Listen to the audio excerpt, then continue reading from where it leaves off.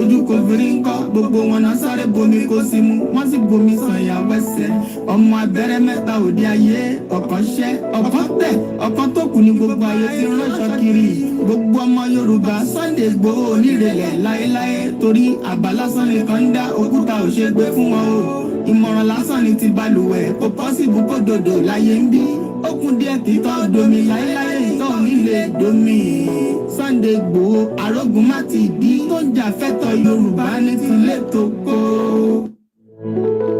ọmọ Ìbàràpá lápapọ̀ ẹ̀jẹ̀ adúpẹ́ lọ́wọ́ àkí ọmọ Yorùbá lápapọ̀ tilé tó kó ẹ̀mí àbọ̀ ẹ̀bá nǹkan mọ Adéyẹmọ Chief Sunday Adéyẹmọ Igboho orúkọ ńlá tí ń jámọ̀ láyà bí àrá orúkọ tó ń dẹ́rù bó lórúkọ gan-an ọmọ Yorùbá ẹ má sùn ọ́ torí pé wòrà a kò lè fojú kégbodò láyé títa ríro lẹ̀dá ńkọlà wúrà tó máa dán àlànà kọjá dandan o ọ̀wọ́n irin ní má bẹ̀rẹ̀ wọ̀nà ẹ̀dá kan lè ṣì wá lọ́nà mọ́ ẹjẹ́ àfìmọ̀ṣọ kan ká lè débi re ẹjẹ́ àjọ gbárùkù ti Sunday Igboho ṣá ọmọ Igboho mọ̀rẹ́ nílùú Alágbàdo Òde ọmọ atapẹ̀tẹ̀ wọnú omi ọmọ gègèlè wodò sànyà ìsànyà ò rẹ́ràn bàbá yín láàrin ìdí omi kò sí náà ń kán sí yín lẹ́nu ọmọ òkúta mẹ́ta òkè Igboho ìkan ń ṣe yín ní dágbàdàbọ̀ ìkan ní mọ́ rọra ìkan tó kù nígbà tí wọ́n mọ̀ Igboho mọ̀rẹ́ kí ló dé Igboho mọ̀rẹ́ sí ọmọ òpópó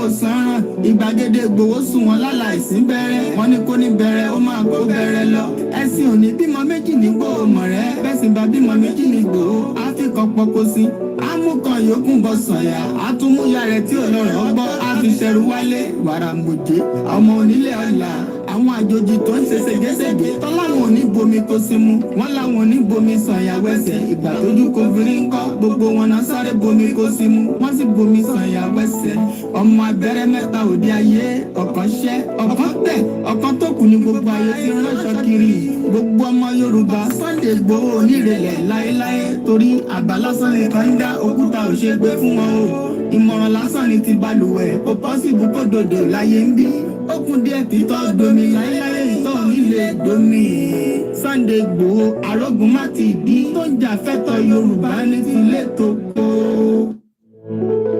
ọmọ Ìbàràpá lápapọ̀ ẹ̀jẹ̀ adúpẹ́ lọ́wọ́ àkí ọmọ Yorùbá lápapọ̀ tilé tó kó ẹ̀mí àbọ̀ ẹ̀bá nǹkan mọ Adéyẹmọ Chief Sunday Adéyẹmọ Igboho orúkọ ńlá tí ń jámọ̀ láyà bí àrá orúkọ tó ń dẹ́rù bó lórúkọ gan-an ọmọ Yorùbá ẹ má sùn ọ́ torí pé wòrà a kò lè fojú kégbodò láyé títa ríro lẹ̀dá ńkọlà wúrà tó máa dán àlànà kọjá dandan o ọ̀wọ́n irin ní má bẹ̀rẹ̀ wọ̀nà ẹ̀dá kan lè ṣì wá lọ́nà mọ́ ẹjẹ́ àfìmọ̀ṣọ kan ká lè débi re ẹjẹ́ àjọ gbárùkù ti Sunday Igboho ṣá ọmọ Igboho mọ̀rẹ́ nílùú Alágbàdo Òde ọmọ atapẹ̀tẹ̀ wọnú omi ọmọ gègèlè wodò sànyà ìsànyà ò rẹ́ràn bàbá yín láàrin ìdí omi kò sí náà ń kán sí yín lẹ́nu ọmọ òkúta mẹ́ta òkè Igboho ìkan ń ṣe yín ní dágbàdàbọ̀ ìkan ní mọ́ rọra ìkan tó kù nígbà tí wọ́n mọ̀ Igboho mọ̀rẹ́ kí ló dé Igboho mọ̀rẹ́ sí ọmọ òpópó sanran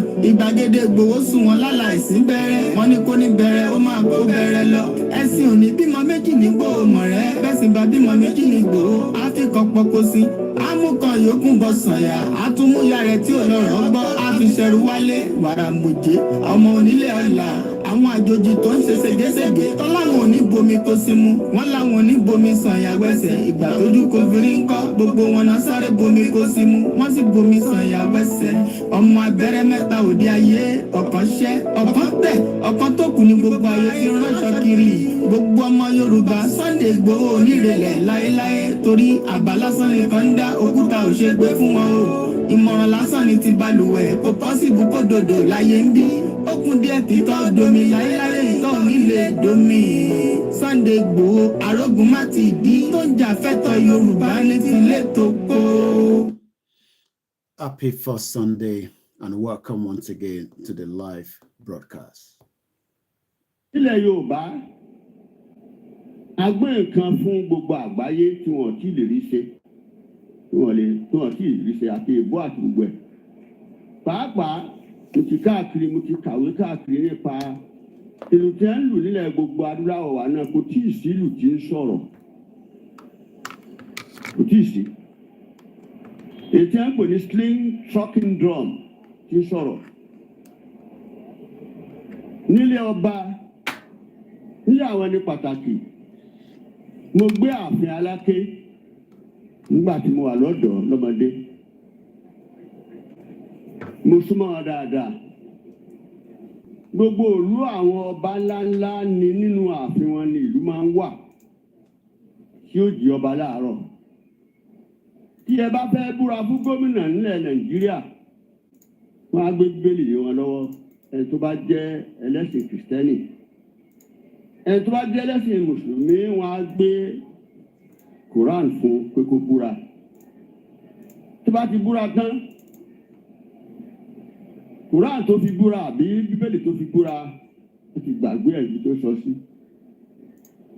ní tó bá wù ló lè máa fi ìgbésí ayé àwọn ọmọ tó ń jọba lé lórí tó ń ṣe gómìnà lé lórí sí ṣùgbọ́n kò rí bẹ́ẹ̀ lẹ̀ Yorùbá láràárọ̀ láago 5 ní ìlú ó jí ọba yóò sì máa sọ fún ẹ̀jẹ́ tó jẹ́ fún àwọn ènìyàn àtàn fún baba ńlá baba rẹ̀ tó pé kí wọ́n tó dé wa ládé wọ́n ti mú wa lọ sójúbọ kọ̀ọ̀kan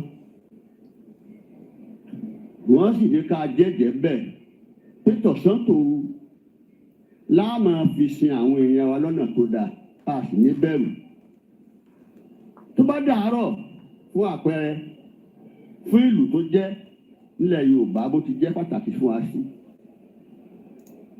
tí ẹ bá ṣẹ̀lù àwọn olùyọ kọ́kọ́ pè mí kan tó gbogbo àwọn bàbá mi tó jẹ wọ́n á sọ pé Ọláìwọlá dìde ó bọ́ ṣòkòtò Àtàndá dìde ó bọ́ ṣòkòtò ẹnìkan fi sẹ́gbọ̀nsẹ̀ rán mẹ́ni dìde ó bọ́ ṣòkòtò.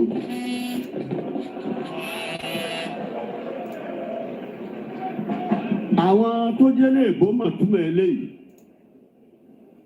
tí a bá ń kí gbogbo ọba lọ wọ́n bẹ̀rẹ̀ láti ẹni tó kọ́kọ́ já láàfin títí dórí mi mo sì láti mọ̀ láti mọ̀ ń ṣe ń wí ìlú wa jẹ́ pàtàkì à ń fìlú pòwe fún yàn à ń fìlú kìlọ̀ fún yàn à ń fìlú dánilárayá àfi ń túfọ̀ tá a bá ń lo ogun òun ló tẹ̀lé wa tó bá tẹ̀lé wa yóò mọ rìn wá ń kàké yóò mọ gun wa ní kẹsẹ́ tí a fi ní agbára kòkòkò láti ṣàgbọ́n òun ló sọ fún wa nígbà tó yẹ ká ṣàfógun wọn ní màsàmàjà la fi máa akíkanjú lójú ogun akíkanjú tó bá lè jà tí ò màgbà tí ó ṣá ní gbogbo ẹlòmíì lọ lórí fáfún Adésùyì nígbà tó fẹ́ jagun wọn ní kèéta síkù tí ó jagun ìlú ló sọ fún wa tí n bá lóde àbítọ̀ ní bá lóde àbítálákí bá lóde nígbà tí wàá ṣẹ̀ olùtá àmúdání kìí ṣe pé a fi ń ṣe gbẹ̀fẹ́ láti rán láwọdé létí ń ta fẹ́ ṣe ni ìlú ó máa sọ fún wa tí a bá gbóúnjẹ lẹ̀ a gbọ́dọ̀ jẹun níta gbangba wọ́n máa sọ fún Ọláìwọlá tọ́jú àríran ìkó èjẹ ẹ̀wọ̀n ẹni má rìn káàkiri mi mọ́ Ọláìwọlá tọ́jú àríran ìkó èjẹ ẹ̀wọ̀n ẹni kọ́ pa ni àṣìpa òwe ni ọ̀rọ̀ bí òwe ni o mo fẹ́ sọ̀rọ̀ kan fún ẹ ọ̀rọ̀ gíríkì ni ikú èjẹ ẹ̀wọ̀n ẹni kọ́ pa ni ọ̀rọ̀ nínú ilé Ọ̀yọ́ kọ́ tó bá tọ́jú àríran wà lóyún bí obìnrin rọ́pọ̀ nípò ààrẹ ní ire bá sọ tó bá rí pé o rò bẹ́ẹ̀ lè rere ètò ń sọ fún wa ní kí ká má jẹjẹkújẹ ká má mùmúkùmù tẹ bá pẹ́ tí ìbá fi pọ́ bí wá sọ́dọ̀ gómìnà bí wọ́n ìlú ọ̀tí máa sọ fún mi ta agbe gbọ́badé lè ò agbe aláàfin ìràjò kọ́mọdé lè ò agbe gbọ́badé pé ìwọ̀n bá tó ṣe ó tó gẹ̀ ìdílẹ̀ mà lọ́lẹ̀. ká bá wọn lọ.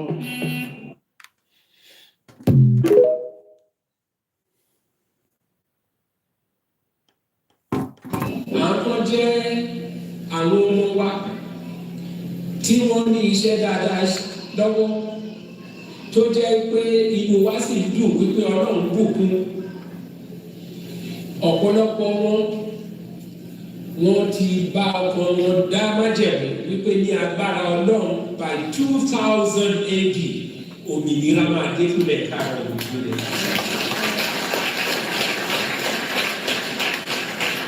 Èmi sì mọ̀ dájú wípé Ọlọ́run Oòduà, Ọlọ́run Ọ̀nàmíyàn, Ọlọ́run Ọbáfẹ́mi Awólọ́wọ̀, Ọlọ́run Adékúnlé Ajáṣin amúwadé ilẹ̀ tuntun náà níbi tí ẹ̀gbin ìyà àti ìrẹ́jẹ kò ní sí fún ọmọ káàárọ̀ òjíire mọ́. Tàbá sọ̀rọ̀ nípa ilẹ̀ ìlérí tí a fẹ́ lọ yìí. Àwọn tí ọ̀rọ̀ òye wọ́n máa kù bí egbére.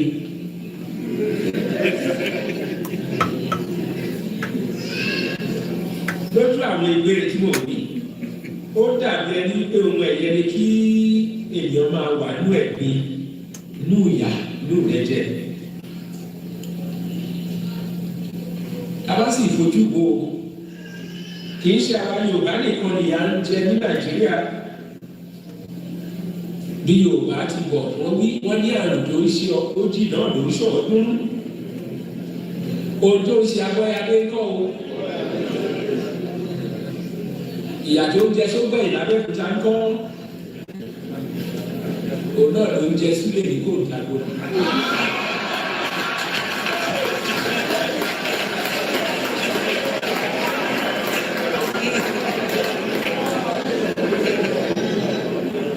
Èmi tó bá ń pa bàbá nígbà tí Adéèkìtì kọ́ tó yàtọ̀ sí èyí tó ń pa Ìkejìkù ní Abakaliki. Nígbà tí mo sọ Ìkejìkù ní ìsìn, wá rántí ìwà láyé ni ó jẹ́ kí rántí o. Nígbà tí a wà ní Orúgà, ẹ̀yìn náà àti gbọ́ olóyè Akíntọ́lá ló ń pè ọ́gà ní Orúgà. Ó wá polongo ẹgbẹ́ NNDP lẹ́sà òkè ló ń bí ọjà wa ẹ̀kẹ́ tó bá ti kọjá ẹ̀sà wípé ẹ̀ lọ sókè lẹ́sìn. Ilé àwọn Ìkejìkù ló.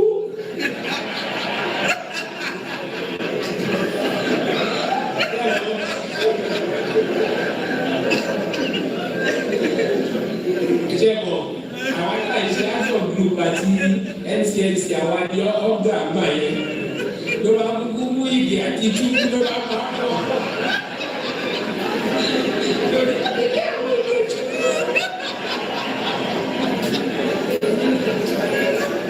Mi mọ̀ bóyá Bọ́lájí wà ní tí Bọ́lájí bá wà ní kó gbọ́ ilé yìí nítorí Yorùbá di ọ̀rẹ́ mi á sọ fún ẹ. Jìbà Akíntọ́lá ó lọ sí òde. Ló wá ní wọ́n máa sọ men of integrity, men of integrity, bẹ́ẹ̀ ni àwọn kan wà ní tí wọ́n integrity o.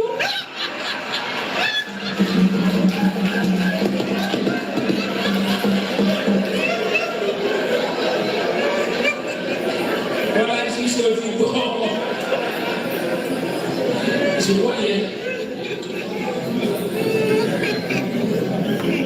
Àkúrẹ́ ìlú àwọn olú àti fásọ̀rọ̀ ti lé ìṣẹ̀lẹ̀. Happy first Sunday, 3 p.m. local time in London, 1500 hours, 1600 hours in Nigeria. And this is how we start the first Sunday broadcast all the way here with Koikimedia. Mumba Motide. Koikimedia, we're bringing the world closer to your doorstep.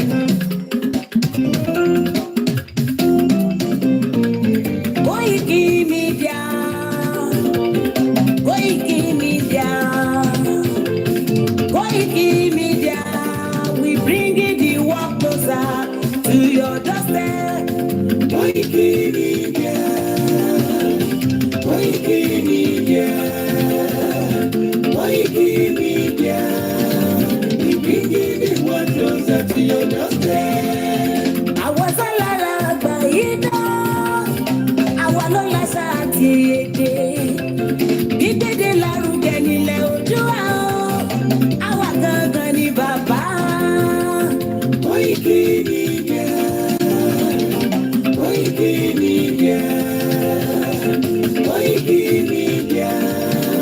We bring the world closer to your doorstep. They never sabi wetin we carry for am. But we dey move closer before they go sabi. I said they never know wetin we carry for body. But we dey move closer before they go sabi. Ọ̀kín lọ lọ́jà ẹyẹ, kìnìún ló ló la ojú. Ẹyẹ tó lórí kodò bí àdán, àpẹjẹ lẹ́nu. Ká ṣiṣẹ́ fún ilẹ̀ bàbá wa, ká ṣiṣẹ́ fún ìlú bàbá wa, ká jùmọ̀ sowọ́pọ̀ ká lè tó dúdú àga. Òdúdú àkóbá lè pè wá. Ọmọ Odùduwà ṣe gírí. Ẹ dìde fún ẹ̀tọ́ adúláwọ̀, ká lè jọ jùmọ̀ gbé délẹ̀ ìlérí. Káwa lè gba ògo ilẹ̀ wa, ká ṣiṣẹ́ ká lè jọ gbàdé, ká lè gbàdé adé adúláwọ̀. Àwa ni ìmọ̀lẹ̀ tí yóò tàn káàkiri. Ìyàwó Odùduwà ni wá. Koikimedia, àwa là ń gbé tó lárugẹ. Ètò tó gbójú owó tí wà máa ní. Kásá, ẹgbẹ́ polówó ọjà wa kájé bùgbà yín jẹ. Ètò tó gbójú owó tí wà máa ní. À ń gbé tó lárugẹ, à ń dásà lárugẹ. Ètò tó gbójú owó tí wà máa ní. News and sports, ẹ máa rí gbọ́. Ètò tó gbójú owó tí wà máa ní. Ọmọ Ìjẹ̀bú alárẹ̀ mi ló ní kí n máa ké tantan. Koikimedia, ọ̀rọ̀ lágbájúmọ̀ mi. Máa bá ṣẹ̀rẹ̀ lọ. Ọmọ Yorùbá nìyẹn, ọmọ Yorùbá tata o. À ń gbádùn rẹ̀, ọmọ Ìjẹ̀bú alárẹ̀ mi. Ṣé ni lọ́ máa fi dìbò tẹ̀ mọ́lẹ̀ o? Ẹ̀yin lọ́mọ onígbò máa ń dé máa dé. Ẹ̀yin lọ́mọ onígbò máa wọ̀ o. Igbó máa wọ̀ gbàjèjì ò gbọ́dọ̀ wọ̀. Àjèjì tó bá wọ̀ bẹ̀ á tẹ̀lé ní bọ́ra. Ẹ̀yin lọ́ máa náwó kóyìnbó tó dé. Ìgbà tó yìnbó dé o, owó náà dẹ́ tún pọ̀ sí o. Koikimedia, sáwa ni bàbá. Koikimedia, àwọn ni bàbá. Koikimedia, àwọn ni bàbá. Àdáńtọ́, àtúnpèrè gidi. Koikimedia, àwọn ni bàbá. Àwa là ń gbé tò lárugẹ, jẹ́ ká jọ gbọ́ o. Koikimedia, àwọn ni bàbá. Àtúnjà fẹ́tọ̀ ilẹ̀ wa, fẹ́tọ̀ ilẹ̀ Yorùbá. Koikimedia, àwọn ni bàbá. Ọmọ Oòduà ni wá o, tọkàntọkàn. Koikimedia, àwọn ni bàbá.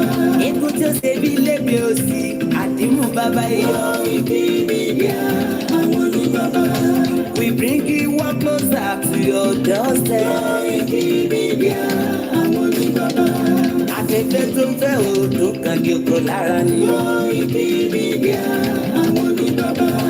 Àpèrègèdè Olódùmarè ló fún wa ṣe.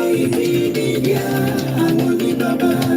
Gbogbo ayé ẹ gbọ́, àwa ni bàbá o. Koikimedia, àwọn ni bàbá. Ẹ máa bọ̀ wá ẹgbẹ́ polówó ọjà yín wá o. Koikimedia, àwọn ni bàbá. Òdúdúwà lágbédá ní òtítọ́ lágbédá ní. Koikimedia, àwọn ni bàbá. Àkìsọ̀dálẹ̀, àkìsọ̀díkẹta. Koikimedia, àwọn ni bàbá. Àdúró tán, àtúnpèrègèdè. Koikimedia, àwọn ni bàbá. Koikimedia, we bring you one closer to your doorstep. Àwọn ni bàbá. Koikimedia is around. To give us latest. Is around. To give us latest. Ladies and gentlemen, Ẹ mú kalẹ̀ sílẹ̀. Ẹ tẹ́tí ẹ gbọ́ ètò tó pọ̀jù gbogbo. ladies and gentlemen, Ẹ mú kalẹ̀ sílẹ̀. Ẹ tẹ́tí ẹ gbọ́ ètò tó pọ̀jù gbogbo. Koikimedia is around. To give He's around to give us the latest. The cost of fuel has gone up. Okay. Food and other prices have followed it. Okay. Households and businesses struggling. Things seem anxious and uncertain. I understand the hardship you face. I wish there were other ways, but there's not. You must find other way for us, President Bola Ahmed Tinubu. The jihadis are on the full track. Are the governors ready? Good morning, good afternoon, and welcome to the transmission. Let me first appreciate Omoluabi Apparel. Mr. Koiki, we want to make sure that every time you're doing your broadcast, you have enough outfit. I won't tell you their base. They are not in London. And one man ship kò bá máa jẹ́ every month ẹ bá ti ń sọ fún wa pé ìtẹ́ ń lò yẹn ó ti ń dàbí pé ó fi máa gbó ẹ̀yẹn sọ fún wa. So I have a lot of collections and let me appreciate that. This is the way we can continue to promote the movement. We don't have a Yoruba country yet. So if anybody say we have a country, Nigeria is still existing, but we are trying to make sure that we continue to educate Nigerians, especially Omo Yoruba pé àfikúrò. Tí pín tó yàbí is the first Sunday. What God cannot do does not exist. Lórúkọ Jésù Kristi àti ti Bàbá àti tọmọ àti tẹ̀mí mímọ́. Pàtẹ́wọ́ rẹ ò kọ́rọ́ rẹ lè dayọ̀. Pàtẹ́wọ́ rẹ ò kọ́rọ́ rẹ lè dayọ̀. Assalamu alaikum. Mo kí gbogbo àwọn eriwo yà. Let's start with this. Orílẹ̀-èdè. Àgbéga.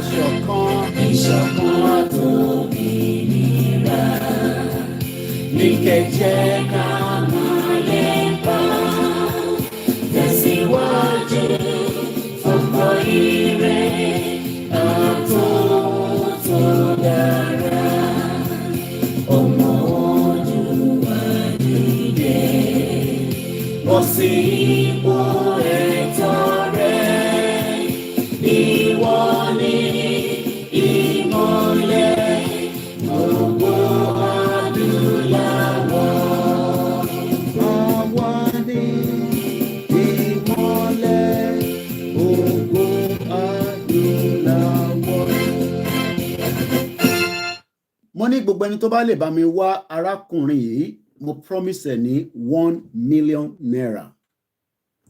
It has to be the right person. We will investigate. Arákùnrin tó bá wa gbé fídíò yìí jáde nígbà tí wọ́n gbé rally lọ sí Èkìtì. If we find him, the Koikimedia will give him 1 million naira. Gbọ́n sókè. Bọ́dá Island are black. Navy blue child. Jẹ́kọ̀mọ̀.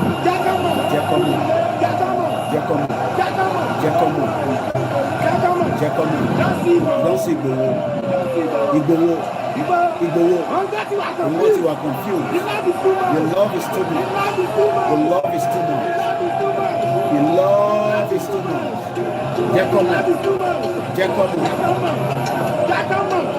Let's go.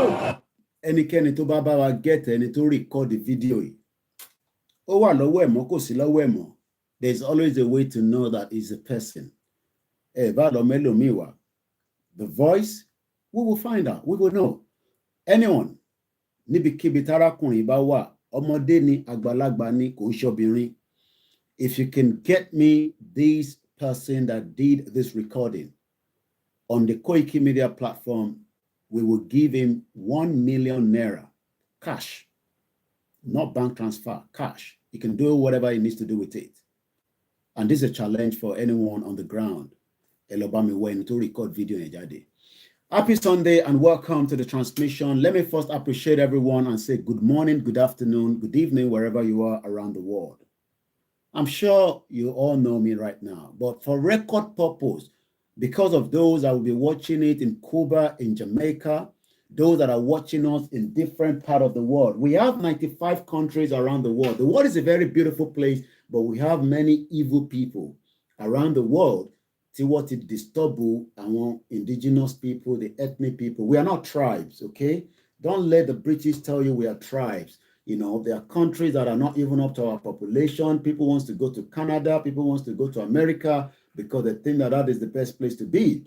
Even people wants to go to Libya. I mean, imagine Nigeria would travel, you know, that is the Libya. I have to get another map.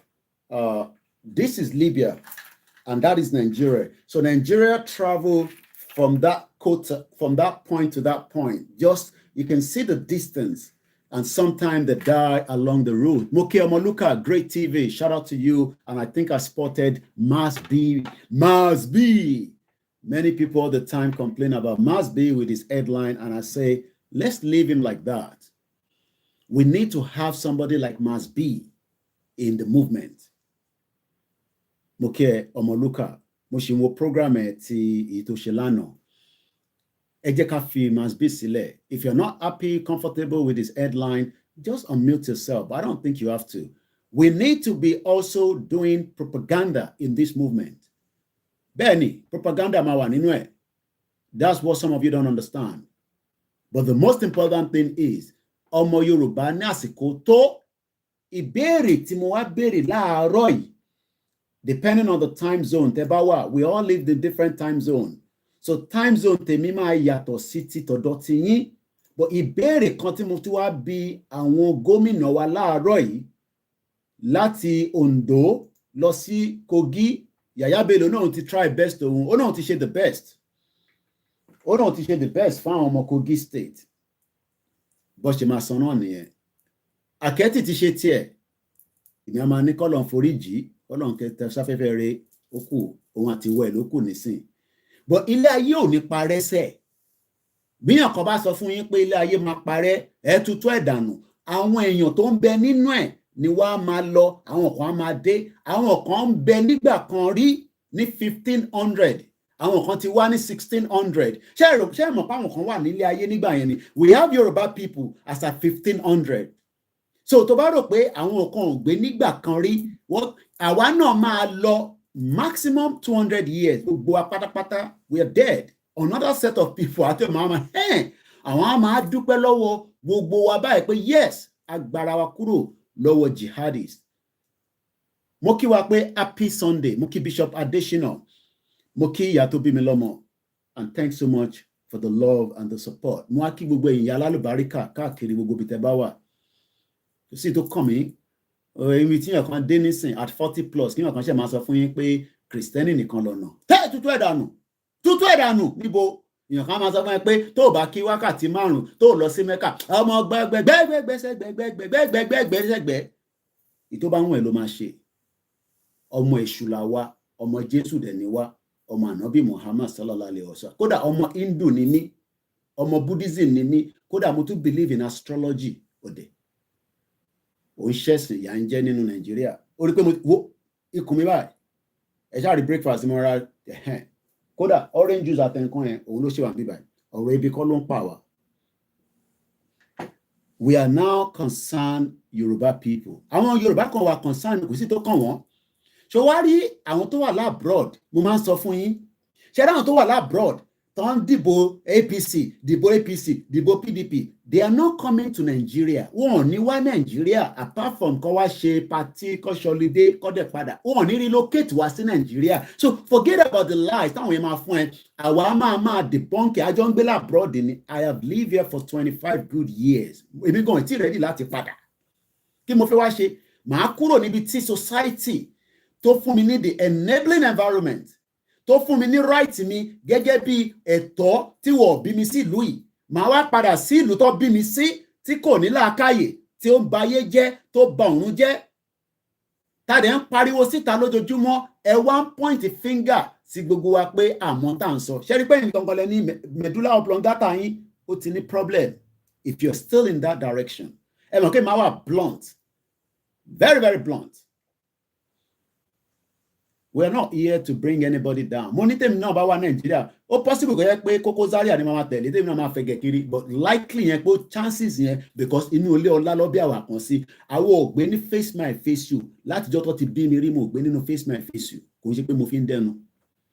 But àwọn tí wọ́n ní àǹfààní tó ní opportunity nígbà táwọn bàbá wọn lọ́wọ́ ṣèjọba títí wọ́n mú gbogbo ẹ̀ wọ́n dá roborobo àwọn kan á máa blame kan á máa ti narrative àwọn kan like á máa ti narrative ẹ mú òkodo ọ̀rọ̀ ẹ lọ fìyẹn sẹ́gbẹ́ kan ẹ wá máa ní ibì kan ló ti ṣe kinní kan ìjẹ́wọ́ mọ̀ pé 400 years làwọn amúnisìn èmi ó máa ń sọ̀rọ̀ pé àwọn British citizen kan láwa náà ń bá sọ̀rọ̀ torí pé tí wọ́n bá rí àwọn British citizen tó jẹ́ pé wọ́n wà very active wọ́n á máa béèrè pé ṣé ìran dúdú ni wọ́n ni because they are so active that ní protest ni wọ́n máa jáde tán lọ́wọ́ protest tó tún ṣẹlẹ̀ ní London lánàá mo kí ẹ easy wọ́n á máa béèrè pé ṣé àwọn ilé iṣẹ́ wọn ń gbé láfíríkà ni àyùn humanity ló ń ṣe wọ́n àwọn tọ̀dọ̀ ti yín àwọn bí èpè la máa fún wọn àwọn politician ni o àwọn ò ní ṣépè fọmọ Yorùbá kankan mọ́ bọ́ kò ní àwọn politician wọn ò ní ṣoríire ni mo sọ Ògúnlákayé máa wọlé pa yín ni Ògúnlákayé máa wọlé pa yín lẹ́yọ kọ̀ọ̀kan bẹ́ẹ̀ la sọ nítorí pé ẹ̀yin lẹ kó wa sí yọ́yọ́ ta wà nísìn tírú àwọn ìyá tiwa tó ń tajà nílé tọ́wọ́ wò títí pé bí nǹkan ṣe ń lọ ọlọ́mọ ẹ̀ka alájà máa tọrọ magi because in tó bá ti dé stage kan ìyá tó ń travel tó ti lọ sí 23 countries tó wá di pé ẹ̀yà mi ní magi bẹ́ẹ̀ yẹn wàhálà ti dé nìyẹn mọ̀mísí mi yà fẹsẹ̀ fẹ́ ó yà dànù ni ìwọ ṣẹ̀ wá jí ìwọ tó ṣẹ̀ bí ní 1990 àbí òmùgọ̀ 1990 tó bí wọ́n yẹn ni mọ̀mísí tèmi ti yà dànù kúrò Nàìjíríà kò sí pé èèyàn kan lọ ṣeré lẹ́yìn abroad iṣẹ́ la lọ ń ṣe à ń fa gbùrù burúkú ni àwa jókòó àwa ń pè àkíyèsí wa sí gbogbo pé ẹ̀jẹ̀ kan náà ló ẹ̀jẹ̀ wo sórí tó kàn jẹ́ kó dán oúnjẹ tí mo jẹ yẹn nínú ilé nísìn ìtà yẹn ò dẹ̀ ṣe máa tàn all the time á máa fọ́yàn lórí ni tó bá kọ̀ yẹ pé àwọn ọmọ ti gbọ́n ti jáde nísìn mi nìkan mo wà lólé báyìí so mo lè manage torí pé bí ṣe ń fọwọ́ kan ara mi báyìí right mo ń feel ó kọ̀ yẹ pé ó da kí lé warm but tó bá tún pọ̀ jù ó máa ń fọ́yàn lórí ni àwa ní weather tó dáa a ní gbogbo nǹkan tó dáa ìwọ wá ń dúró pé àwọn olóṣèlú máa ṣe nǹkan tó dáa fún wa àwọn olóṣèlú tó yẹ pé Akérédolú sá kúrò ní Nàìjíríà ó lọ ń gba treatment ní Germany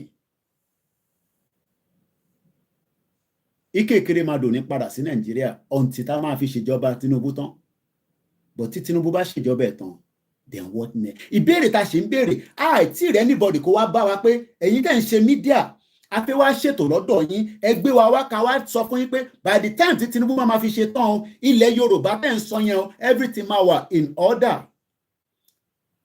whether you believe in prophecy or not gbogbo ẹ̀ làwa máa ń believe in tó bá dífá o gbọ́dọ̀ gbọ́ nǹkan tó ń sọ níbẹ̀ tí mùsùlùmí náà bá sọ̀rọ̀ pé àwọn rí àwọn kankan bí kìrìsìtẹ́nì bá sọ̀rọ̀ but the evidence is there pé Tinubu kọ́ la ló ba Nàìjíríà jẹ́ àmọ́ lineage pé Tinubu máa gbé wa lọ nú irẹ̀ ó ti show báyìí nísìn because Tinubu cannot manage the internal security Nigeria báwo ló ṣe fẹ́ manage the external one tó bá gbógun wá bá wa nínú Nigeria nísìn ọlọ́mọ ẹ̀kọ́ pa gbogbo wa dànù I don't think some of you are thinking like that Tinubu ò lè manage internal security a country of 200 million tá bá wo gbogbo tó bá jẹ́ pé ó ní láti recruit òṣèbó sọ nígbà Buhari pé Buhari recruit kí ló máa jẹ wàá máa jàgbàdo àti cassava ẹni kóun náà recruit nísìn gbogbo àwọn recruitment tá à ń rí tí gbogbo wa ń pariwo ẹ mọ̀ pé nísìn ọmọ Yorùbá tuntun gbà á ti gbàgbé pé àwọn kan mú wọn ní Lagos State gbogbo wa ti gbàgbé ẹni tó ṣe interview yẹn ǹjẹ́ ọmọ position tẹ́ni yẹn wà lọ́wọ́lọ́wọ́ nísìn ṣé wọ́n ti detain ẹ̀ ni ṣé ó wà lẹ́wọ̀n ni ṣé ó ṣì ń ṣayé lọ ni nobody knows. Where do we start from? We are prayerful people. Èmi náà like àdúrà agbára nígbà kì í ṣàdúrà. Tẹ́ ẹ̀ báyìí ti gbọ́ pé à ń set up GoFundMe. A ti set up GoFundMe.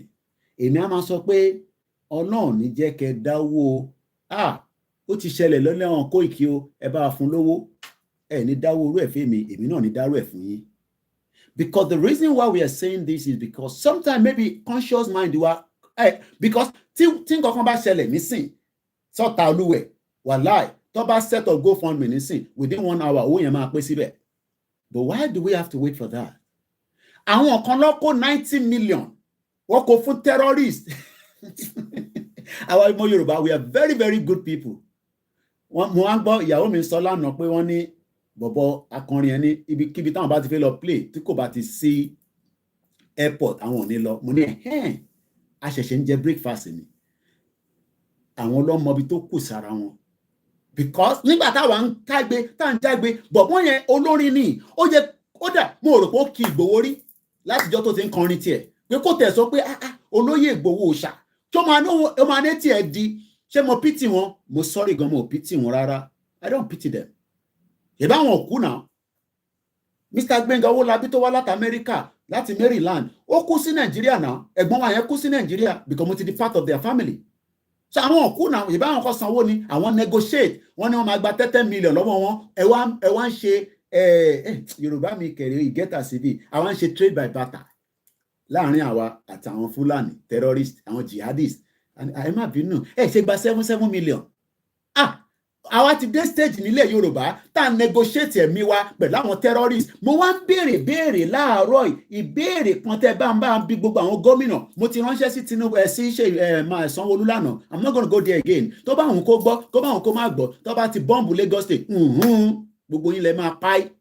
Bẹ́ẹ̀ ni mo sọ fún yín ẹ yá tètè máa pariwo pé Koiki yẹn tí kò gbádùn yẹn ó ti ní kẹ́ protect wa o because tẹ́ bá ń rò pé kò ní ṣẹlẹ̀ ẹ̀ ń dáùtì ṣọ́ọ̀ṣì wa kábíyèsí Elédùmarè wá wọlé wá pa gbogbo yín bìkan ní ká má máa lo pa èèyàn ó dà pé íńtánẹ́ẹ̀tì ò tí ì rí lè mọ̀ yẹn àwọn kóòdì kan wà tá a máa fi sọ̀rọ̀ kò ń ṣe pé àlè lámọ́lẹ̀ nítorí pé tá a bá dúnàdúrà Bishop Adesina Yorùbá yín ti lọ bó ṣe yẹ lọ orí bàbá yìí náà àwọn náà tẹ̀ jẹ́ dòdò tán ni èèyàn mélòó ló lè jẹ dòdò Nàìjíríà nísìn wọn nígbà kan lẹyẹlé ló jẹ bẹyẹlé bá jẹ ọ̀gẹ̀dẹ̀ lẹ́yìn kíyàn gé orí ẹyẹlé yẹn kó ṣe sọ́bẹ̀ àwa débi tí ìyá shalom my brother shalom ó ní Mr. Koiki the jihadis attack more in Yoruba land bẹ́ẹ̀ ni Simon Ekpa wa ń fi wá rẹ́rìn ẹ jẹ́ lọ mú Simon Ekpa àwọn Biafra ó ti ń dojú ẹ̀ inú mi wá ń dùn mo rí ẹ̀gbọ́n mi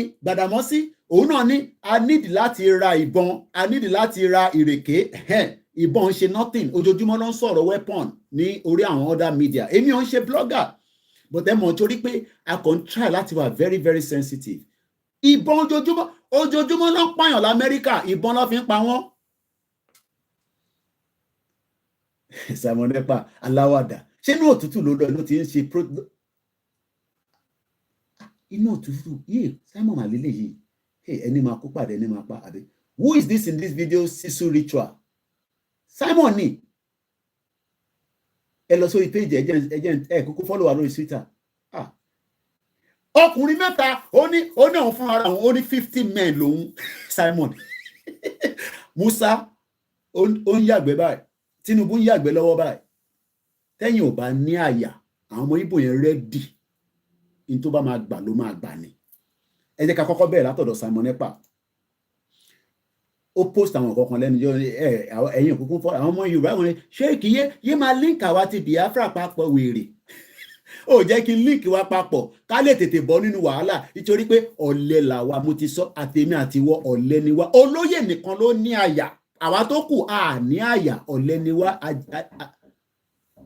à ń jẹnu bí àjàkàrà ni ṣé pásò ń bọ̀ ni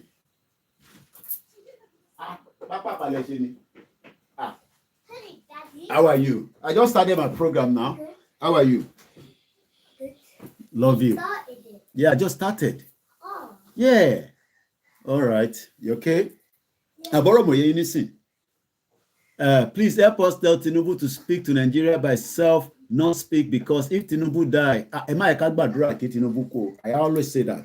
Tinubu bá ti kú ṣe tí máa di president nìyẹn. Ohun tá à ń sọ ìkọlà tó máa sọ nísìnyí. Ẹ jẹ́ ká ṣe ìfọmọ olódò ọdẹ sílẹ̀. Now, let's come straight to some of the tweets from Biafra in the last couple of hours.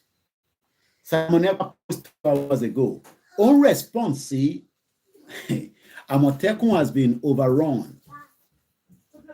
We can't be overwhelmed by the herdsmen Amotekun boast. According to him, many of the criminal herdsmen have been arrested and prosecuted in accordance to the law. But irolongpa. Intelligence and information. Omoluka motivation bomi Ondo lawon wa. Omo Amotekun what overrun in Ondo State. Wo ko bon gidi fún wọn. Shakabula lo wa lọ́wọ́ àwọn people yẹn. And in 21st century, lè máa fi Shakabula bẹ́ni tó gbé AK-49 dání. Because difference in Shakabula and AK-49 is two different things.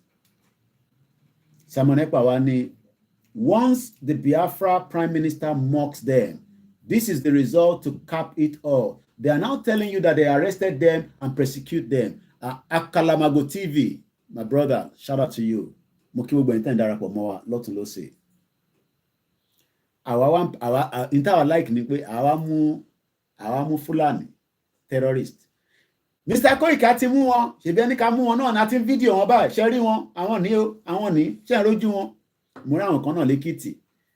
Wọ́n mú àwọn mẹ́ta kan. Wọ́n video wọn. Àwa post it sórí social media so that bí a ká lè send owó sí yín. While they will be crying tomorrow after the interview, they have been paid to wipe their tears while the Yoruba keep dying in their numbers in the hands of herdsmen. Don't worry, we are still in the first week of January.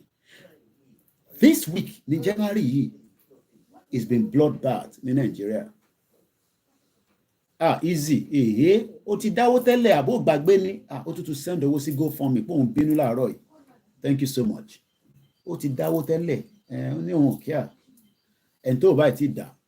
Ẹ bá wa lọ fowó sínú GoFundMe. Backup team ẹ bá wa gbé account yẹn ẹ bá wa jù síta. Owó GoFundMe yẹn ìyẹn special nìyẹn but àwọn owó tẹ̀sí máa ní máa fi operate Koiki 10,000 20,000 I need yẹn náà. Let's go further again. Mo rí headline látọ̀dọ̀ People's Gazette. I'm gonna open phone line in the next few minutes. Views in mo fẹ́ gbọ́ láàárọ̀ yìí because this is the first week. So that cafe wrap up gbogbo wàhálà tá tí ń bá bọ̀. I might not bring people through the Twitter whatever but màá fún láyé ẹ lè pè wọlé. But ní tẹ́rí gbogbo TikTok yẹn mo understand it. Àwọn kan mọ̀ ṣe dáadáa but àwọn ò ní time yẹn káwọn èèyàn máa wọlé. Sometimes ìnáríwó yẹn ti pọ̀ jù so ní time yẹn. Because I want stream on multiple platforms. So all difficult láti máa gbé yín wọlé through TikTok. So tẹ́ bá fẹ́ pè a máa ṣí phone line. This is what they are telling me to tell you. Pray for President Bola Ahmed Tinubu to succeed. APC chieftain tells Nigerians.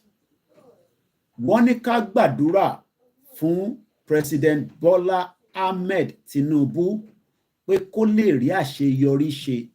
Amakulex kò ní tán níbẹ̀ fún ẹ. Ìyẹn fẹ́ send owó kò wá rówó yẹn tètè ṣe ní wá pè mí pé Koiki kí ló ń ṣẹlẹ̀ mo fẹ́ fún yín lówó náà máìkì tó náwó yìí níbà náà dà kò má ẹjù sí náírà ló bá ju gẹ̀ǹgẹ̀ síbẹ̀ kò ní tán níbẹ̀ fún ẹ Amakulex àwọn máa yà kẹ́ pápápá àdúrà àgbà àwa kọ́ lápá Jésù. So pray for Tinubu to succeed. APC chieftaincies.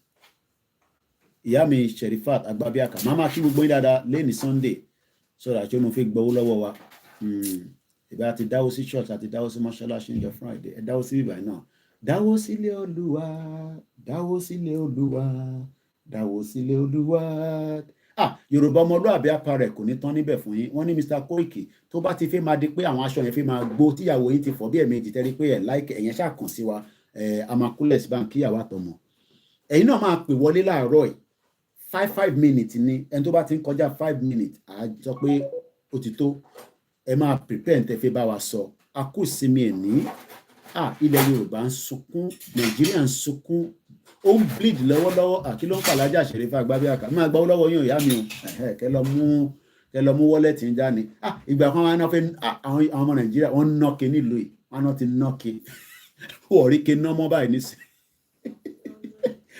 wọ́n ṣì ná but ẹ má lọ gba kóòdù lọ́wọ́ anybody o ìwọ náà má fún yàn ní kóòdù o bó ṣe lọ háàkì nọ́mbà bàbá wa Professor Banji Akintoye bàbá dáadáa ó ṣí fìlà fún yín kò ní tán níbẹ̀ fún yín a máa rí yín bá ni no more card swipe ẹni kí ni mo fẹ́ ṣe lórí social media lánàá no lórí app mi kan mi náà lẹ́ǹkankan Koiki tẹ̀ fún wa náà ẹ ṣáà fún wa lówó gbàmí a máa wà force láti tún send náírà lọ sí ilé kò yẹ kó máa rí bẹ́ẹ̀ ó yẹ ká máa ní enough náírà nílé ni wọ́n tún máa wú 20 pounds tó yẹ kí n fi ran gáàsì ká fi ṣe náà so mo á fi send owó kékeré kan náà èmi náà send 1,500 lówó lánàá àwọn kan ní 1,550 bàbá mi Samson Adé gbogbo ẹni tó bá ti rẹ́rìn lórí broadcast ní sí máa ka eyín ẹ̀rín yẹn máa fi ṣírò 1 pound so mélòó ni ẹ̀rín tẹ́yìn gbé jáde yẹn ẹ má wàá reduce ẹ̀ gbogbo ẹni tẹ́yìn rẹ́rìn 1 2 3 4 5 6 6 pound yẹn Daddy Samson Adékúnlé ẹ make sure pé owó yẹn dọ́dọ̀ mi wọ́n ná ike nílùú ẹ má bínú pé mo digress díẹ̀ wọ́n ná ike àwọn kan ná ike nílùú yìí àwọn ẹ̀gbọ́n mi kan wọ́n ná ike àwọn Nigerians a ní àyà àwọn kan á dẹ̀ wọnú store ó dẹ̀ mọ̀ pé òun kọ́ lóun ní kéèyàn á dẹ̀ ná kéèyàn á dẹ̀ tún dúró tí wọ́n lọ́rùn á tún gba change gan ike ò ṣe ná mọ́ báyìí nísìn technology ò dúró kò mí pé fraud wà ṣe rí fraud insurance ló ń jẹ́ kí fraud tún ṣẹlẹ̀ labroad kò jẹ́ kí fraud wà rárá but fraud ni pé tó bá ṣẹlẹ̀ insurance máa pay out so mo bẹ̀ gbogbo wa please ẹ̀yin ìyá wa ẹ̀yin dádì wa tí ẹ̀ ní understanding mo ń bẹ̀ wá torí Elédùmarè TikTok yẹn ń grow lẹ́nìí ẹ ṣé gan ẹ bá ń pín ẹ bá ń lọ pèrò wá ẹ bá ń pèrò wá ẹ pèrò sọ́kọ̀ wọlé Òṣòdì ojú ẹlẹ́gbà má wọlé o a máa gun bíríìjì ni o ojú ẹlẹ́gbà mò ń sọ ìgbà yẹn lẹ máa wá ríyàn kan tó máa sọ pé ojú ẹlẹ́gbà wà o a ní bó ṣe bí mo ní ní bọ́lẹ̀ lójú ẹlẹ́gbà mo ti sọ fún ẹ dírẹ́fà pé ojú ẹlẹ́gbà wà wàláì ní tí mo bẹ̀rù jù láyé ní Nàìjíríà ni pé between any little thing bá ó ti pàgò mọ́lẹ̀ pàkà lè gbé lu society yẹn kò lè work wọ́n wá ní ká pray fún Tinubu lóòótọ́ a gbọ́dọ̀ pray fún Tinubu ẹ̀yin tẹ́ ẹ̀ rẹ́rìn lórí TikTok ẹ máa sanwó rose tí yín máa jẹ́ bí abi 20 mo ní ìdówó TikTok yẹn náà ẹ ṣé gan ni mo kí gbogbo wa pé a kù sí mi ní Anthony máa wọlé o àwọn ará ó yẹ fún mi láwọn àdúgbò ó yẹ fún mi láwọn àdúgbò ṣé wọ́n máa ń ṣe the same thing náà láwọn Èkìtì tẹ́kìtì bá fẹ́ sọ pé máa wọlé o wọ́n ní tọ́ọ̀nù tiwọn bọ́mọ Yorùbá ni wọ́n ṣe rí ilẹ̀ wa ẹ jẹ́ ká dàpàrà díẹ̀ kò jẹ́ ká máa jìyà rárá kò jẹ́ ká jìyà ṣe ló yẹ ká gbé ìgbé tó da ló yẹ ká máa gbé ìgbé tó da Ìkòròdú our life should have been very very easy but ìlú tá à ń gbé ojú ẹlẹ́gbà barracks àwọn tó ta àkàlàmàgòdà kò tanka chief kó tó lọ sí abroad nítorí pé tó fi lè dárúkọ barracks yẹn o tanka chief ládùúgbò yẹn ẹ̀gbọ́n mi ta ló ta pure water tútù rèé wọ́n lè fi nǹkan oríṣiríṣi sound ló máa ń dún ní Nàìjíríà ìgbà mi ò èmi dé kéré ẹ mọ̀ pé èmi máa ń wòran dáadáa tí bá lọ́lé wọ́n máa ní Mr. Koiki wá gbé yín mọ́lẹ̀ níbí báyìí ọ̀rá ló máa gbé mi mọ́lẹ̀ ẹ̀ máa ṣàkárá bàbá London tó ti kúrò létí pẹ́ máa wò wọ́n máa dín àkàrà wọ́n máa dín dis oríṣi stadium wà o ìdí òro àwọn tó gbọ́ àná ọ̀nà dí àràbà ilẹ̀ Yorùbá dùn gan fine gala tútù fine gala amakulex òun jẹ́ ẹ wá mọ̀ pé gala yẹn ọmọ mi kan láìkì gala nílò àkọ̀rọ̀ amọ́lẹ́nijọ́ mẹ́ta ìkáwá rẹ̀ lẹ́sìn pé tá a bá ti ra gala yẹn tá a bá ṣe báyìí ìsídà káwa ṣẹ̀wá fẹ́ràn tiwa sí káwa tún package because ó dà mí pé ẹran gala yẹn bóyá wọ́n ń dìdọ́tẹ̀ ni o bóyá inflation ló mú ni o I don't even know wọ́n yọ gbogbo ẹran ní gala kúrò wọ́n wá kó flour nǹkan ti bàjẹ́ Nàìjíríà wọ́n wá ní ká pray fún Tinubu a gbọ́dọ̀ pray fún Tinubu ìgbìyàn kan ní ìgbà ayé ìrọ̀rùn lẹ́ ń sọ yẹn sà ìgbà gala does not have meat again pé kò tẹ̀lé ẹran rámọ́ rárá mo máa ń ra wá nígbà yẹn kódà máa ń ní káwọn èèyàn rà kó tó dípà bẹ̀rẹ̀ Yorùbá nation tẹ́ pẹ́ mo wá wà very careful mo lè trust anybody mo sorry gan tẹ́lẹ̀ ìgbà tí wà popular báyìí tó lóyè ò jẹ́ kí n popular olóyè wá ti jẹ́ kí n popular èmi náà gbọ́dọ̀ wá ṣe kí ni èèyàn gbọ́dọ̀ wà careful a máa wá ṣojú òpó mo fẹ́ ká béèrè lọ́wọ́ àwọn gómìnà wa láàárọ̀ yìí lọ́sàn-án yìí nírọ̀lẹ́ yìí mo kí ẹ̀yin tẹ́ wà ní Australia mo kí wa káàkiri Gala Nigeria is not good again o èmi ò tẹ́ jẹ́ mọ́ àjẹmọ́ ẹ̀rọ àpá àwọn ọmọ wa nílùú yìí àwọn máa ń like àwọn taste àwọn kankan tó ń wá láti ilé but this way to fi prepare sometimes tá a bá wà careful ọlọ́run ẹ̀ kéèyàn máa múnú so bí wọ́n bá lọ lé gan sef after 1 week ìgbẹ́ a máa fi jáde a máa gùn ẹ́ ènìyàn ni máa ń kó Imodium dání. So ẹ jẹ́ ká ka article yìí. I don't have a specific area today. Mo kàn fẹ́ ká kọ́ review gbogbo tó ti ṣẹlẹ̀ ní the 1 week of the 2024. Ká kọ́ jẹ́ kó wà documented. Kí ló ti ṣẹlẹ̀ nínú Nàìjíríà nínú 1 week yìí? Ìyá mi grandma Awoniyi ní in those days nígbà tí nǹkan dá. Ọlámidélé kan ní Nigeria is gone. Ó ti red nísìn, Nigeria is on fire. Àwọn kan ní kò tí wọ́n fire. Wọ́n ní ká ṣe sùúrù díẹ̀ sí. Mo kí gbogbo wa lẹ́ẹ̀kan sí.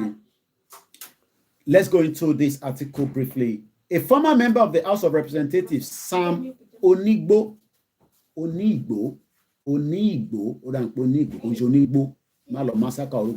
has called for nationwide prayers and support to enable President Bola Tinubu to move the nation forward. Like now, politicians by jáde, Tony, ẹ jẹ́ ká pray for Tinubu to. So I need the prayer. Oh yes, because ẹ̀mí òkùnkùn ó ń bẹ nínú Nàìjíríà tó pọ̀. Oríṣiríṣi ẹ̀mí òkùnkùn, because bí a ṣe gbọ́ wọ́n ní Aso Rock yẹn ó máa ń dẹ́rù bà wọ́n. So tó bá ti wọnú Aso Rock yẹn nǹkan kan máa ń dẹ́rù bà wọ́n. There's something in Aso Rock. So ẹ ṣé gan-an bàbá wa Olútóyè, àwọn ọ̀rẹ́ rìn bọ̀ wọ́n ti ń fún wa ní gift lórí TikTok. Ẹ ṣé gan-an sir.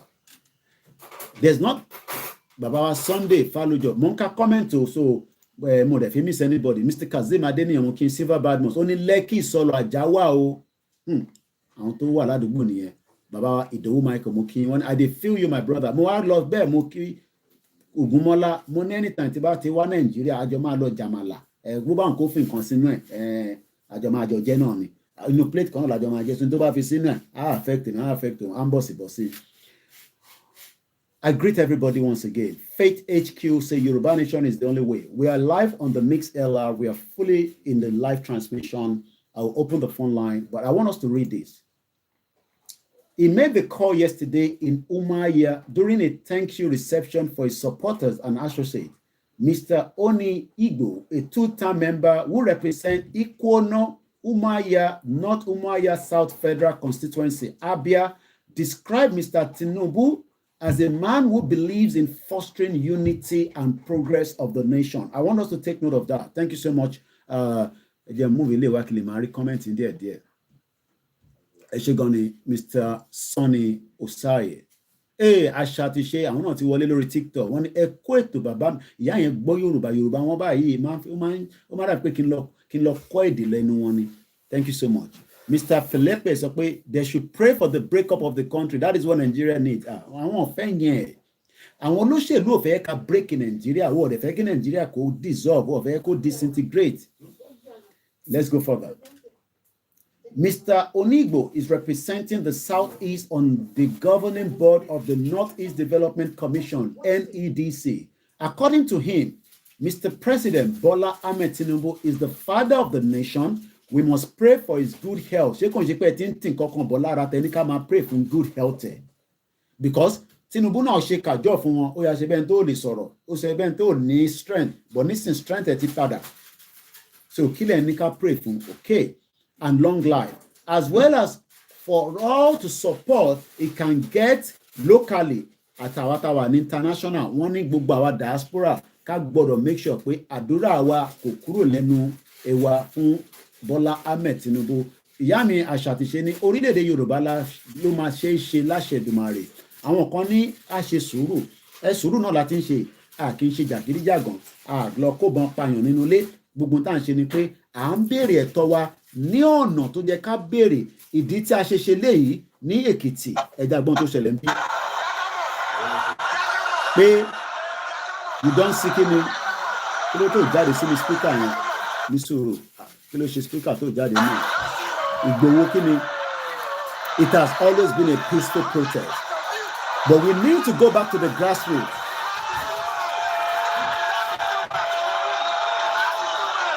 No, my reason to go PM speaker me. I can't tell you all right. Oh yeah. Navy blue shirt. Sherry. Ẹni tó bá bá get arákùnrin tó rí tó ṣe. Ó bá lọ sọ pé wọ́n ni àmọ́ because èmi kọ́ ni máa detect ilé ayé ti dá nísìn. àkọ́ ni kò bá wa ṣe recording bíi mélòó kan I send it sí àwọn science wọ́n bá mi check ẹ̀ pé ṣẹ́ ni ló record we will give you $1 million tẹ bá mi wá ẹni tó ṣe audio ìjáde. Mo kí bàbá Ọlápàdé Adéníyì, mo kí olóyè Ìgbòho ọmọ òòṣà, mo kí Mr. Angiloy 22. Thank you so much everyone that is joining, and then we'll open the phone line like I said. The movement is still ongoing. It's a movement. Mo mọ̀ para ń ta wá pé ẹ kó ti bọ́ sí ẹ, mo lu ẹ̀, mo ṣe olóòṣà, olóyin, ọ̀pọ̀mù, gbogbo àwọn tó ti gun mo lu ẹ̀ nìyẹn. Greetings to you, 90Y. Thank you so much. Mom. It said it is very important to pray for Mr. Tinubu for God to give him wisdom. I love that area.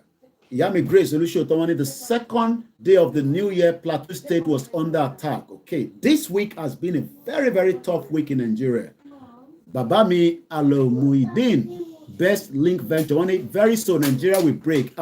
Àwọn kan ní ká má máa sọ pé ó máa break, pé ká gbàdúrà pé k'Ọlọ́run fi ẹ̀mí mímọ́ sínú Nàìjíríà, ká rí unity, ká nífẹ̀ẹ́ ara wa. Mo ní kò ń ṣe pé à nífẹ̀ẹ́ ara wa, but ara ń ni wá. Ìdí ọ̀rọ̀ Ajégúnlẹ̀. What we are discussing might not be comfortable for ọmọ Yorùbá tó pọ̀, but ǹjẹ́ àwọn gómìnà wa kí ni ìgbésẹ̀ tó gbọ́dọ̀ gbé nínú ilé ayé wa nísìn? Ẹ jẹ́ ká fi gbogbo ọ̀rọ̀ sílẹ̀. Kí ni ìgbésẹ̀ táwọn gómìnà wa gbọ́dọ̀ gbé? Òun ni mo fẹ́ kẹ́ bá mi pè lé lórí. Tàbá dẹ̀ máa gbé àwọn èèyàn wọlé náà lórí TikTok, á jẹ́ pé ẹyọ kan once tàbá ti tẹ́yẹ bá sọ fún yín pé èmi ò lè manage 5-10 people at the same time. Èmi náà ń try láti manage gbogbo àbáyé. So we will see, but number mo fẹ́ kẹ́ pè sí. So ẹni tó bá máa wá pè, number kan náà la máa ń lò, òun ni studio number. Kẹ́ ti save ẹ̀ sórí fóònù yín, Koikimedia studio line. Lóòótọ́ à ń bẹ Ọlọ́run pé k'Ọlọ́run fún Bọ́lá Tinubu ní wisdom kó pín Nàìjíríà. Kódà bàbá wa prophet Tibetan believe wọn wọ́n ní àwọn fún Tinubu títí di June. Tó o bá ti gbé ọ̀rọ̀ constitution nìyẹn bá ṣe máa yá, bá ṣe máa fàyà, ká máa dissolve constitution nìyẹn, kó forget it. Ó dẹ̀ yọkan. Prophet Mayowa àwọn ní Tinubu ọ̀rọ̀ tó ń lọ yìí nǹkan máa wọ́n gógó. Kí ló dé tí nǹkan ṣe fẹ́ wọ́n gógó nígbà tí a ní àwọn brains tó ń bẹ ní Nàìjíríà tó yẹ kó lè máa jẹ́ kó lọ ṣiṣẹ́? Because nígbà tí Nàìjíríà ní owó yẹn wọ́n kó lọ sílùú òyìnbó, wọ́n fi ń ṣe ọlọ́lá fáwọn ará òyìnbó. Ó di méjì. Àwa gan tá àwa believe in ẹ̀sìn kankan, àwa kàn wá ń wo gbogbo ẹ̀ pé kí ló dé tí nǹkan wọ́n gógó, kí ló ń ṣẹlẹ̀ nínú Nàìjíríà? Tá láṣẹ, mo kí bàbá wa Nurudeen Ajibola, ẹni tí ó bá fẹ́ kí n kí òun tó yẹ pé mo tí kí ẹ lè sọ pé Koiki ẹ̀rí mi bíbá èmi náà wà ń bì náà, ẹ má kọjá mi olùgbàlà. Pàtẹ́wọ́ rẹ ò kọ́rọ́ rẹ lè dá ayọ̀, pàtẹ́wọ́ rẹ ò kọ́rọ́ rẹ lè dá ayọ̀. Mo kí gbogbo alẹ́ nǹkan sí pé a kú ìjókòó ní ọjọ́ Sunday ní tèmi, Sunday àkọ́kọ́ nínú ọdún 2024. Wíìkì tí nǹkan ti bàjẹ́ nínú Nàìjíríà ni. +44 74 04405917. Pin your GoFundMe in your comment section. Kò jẹ́ kó máa béèrè yẹn lọ́wọ́ wa àwọn backup channel àbí àwọn backup team mi gbogbo wọn ti sùn lọ. Àwọn èèyàn fẹ́ fún wa lówó. Wọ́n ṣẹ̀ tí wọ́n sọ wọ́n rán mi létí pé Koiki ìwọ dọ́dọ̀ wọn náà mọ̀ jẹ̀wú tó láìkó owó báyìí. Àwa ara fẹ́ fún ẹ lówó gan nísìnyí, ìwọ náà ló ní ká fún ẹ lówó, àwọn fún wa ní details. Ẹ̀jẹ̀ bá a máa make sure pé ju gbogbo details ẹ̀ ṣe táìmọ̀ pé mi ọwọ́ mi kún ní bíbá. +44 74 04405917. Ta ló máa kọ́kọ́ bá wa sọ̀rọ̀? Kí lẹ máa bá wa sọ lórí ọ̀rọ̀ tó ń lọ lọ́wọ́lọ́wọ́? Kí ni àwọn gómìnà wa gbọ́dọ̀ ṣe láti lè ṣe ìdáàbòbò fún ìran ọmọ Yorùbá níbi tí ọ̀rọ̀ dé báyìí? Nítorí pé ṣé wọ́n ń gbọ́n tá à ń sọ àkọ́kọ́?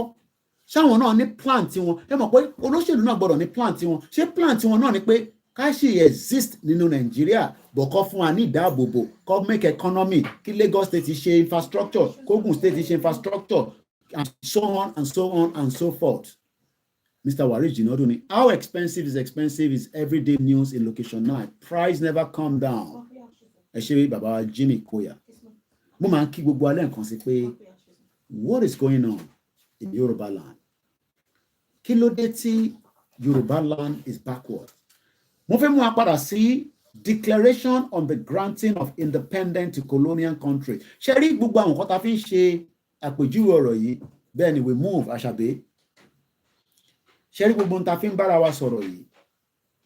If it does not go down to the grassroots in large numbers, we need now, between now and the next 3 years, we need to increase. Mélòó ni gbogbo àwọn tó vote nílẹ̀ Yorùbá? Mo fẹ́ wo statistics. Roughly, èèyàn bíi mélòó ló vote ní 2023? Roughly, ṣé wọ́n tó 5 million? I don't think so. Because gbogbo ìbò tí Tinubu get gan sef kò tó 6 million. Okay? Àwọn èèyàn ti ń pè, ẹ jẹ́ ká kọ́kọ́ lọ sọ́dọ̀ Amẹ́ríkà, àmàdé kọ́kọ́ lọ sọ́dọ̀ Àjá, kí nọ́mbà wọn má lọ di pé wọ́n ní rí network. Ẹgbọ́n sókè bàbá wa.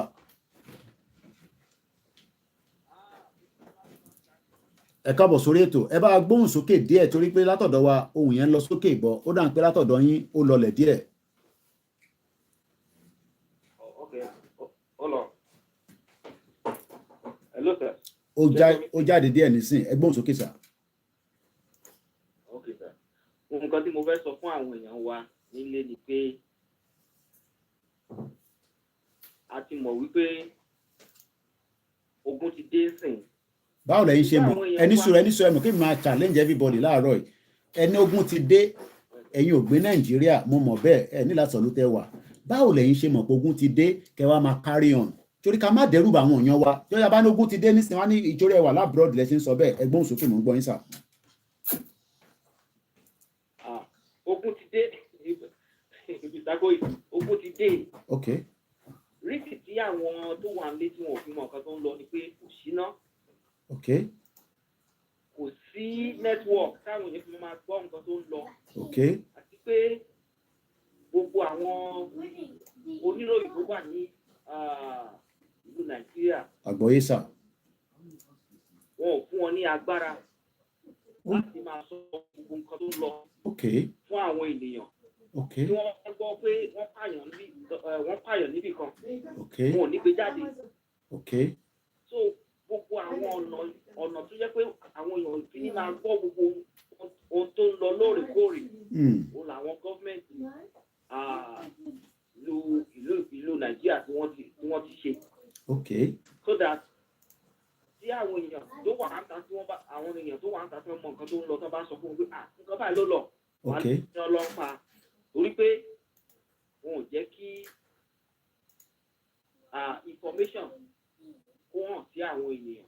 Okay. So wọ́n á ní irọ́ làwọn èèyàn pa pé kò sí ìran tó ṣẹlẹ̀, kò sí àwọn èèyàn kú, kò sí tó pa àwọn èèyàn. Okay.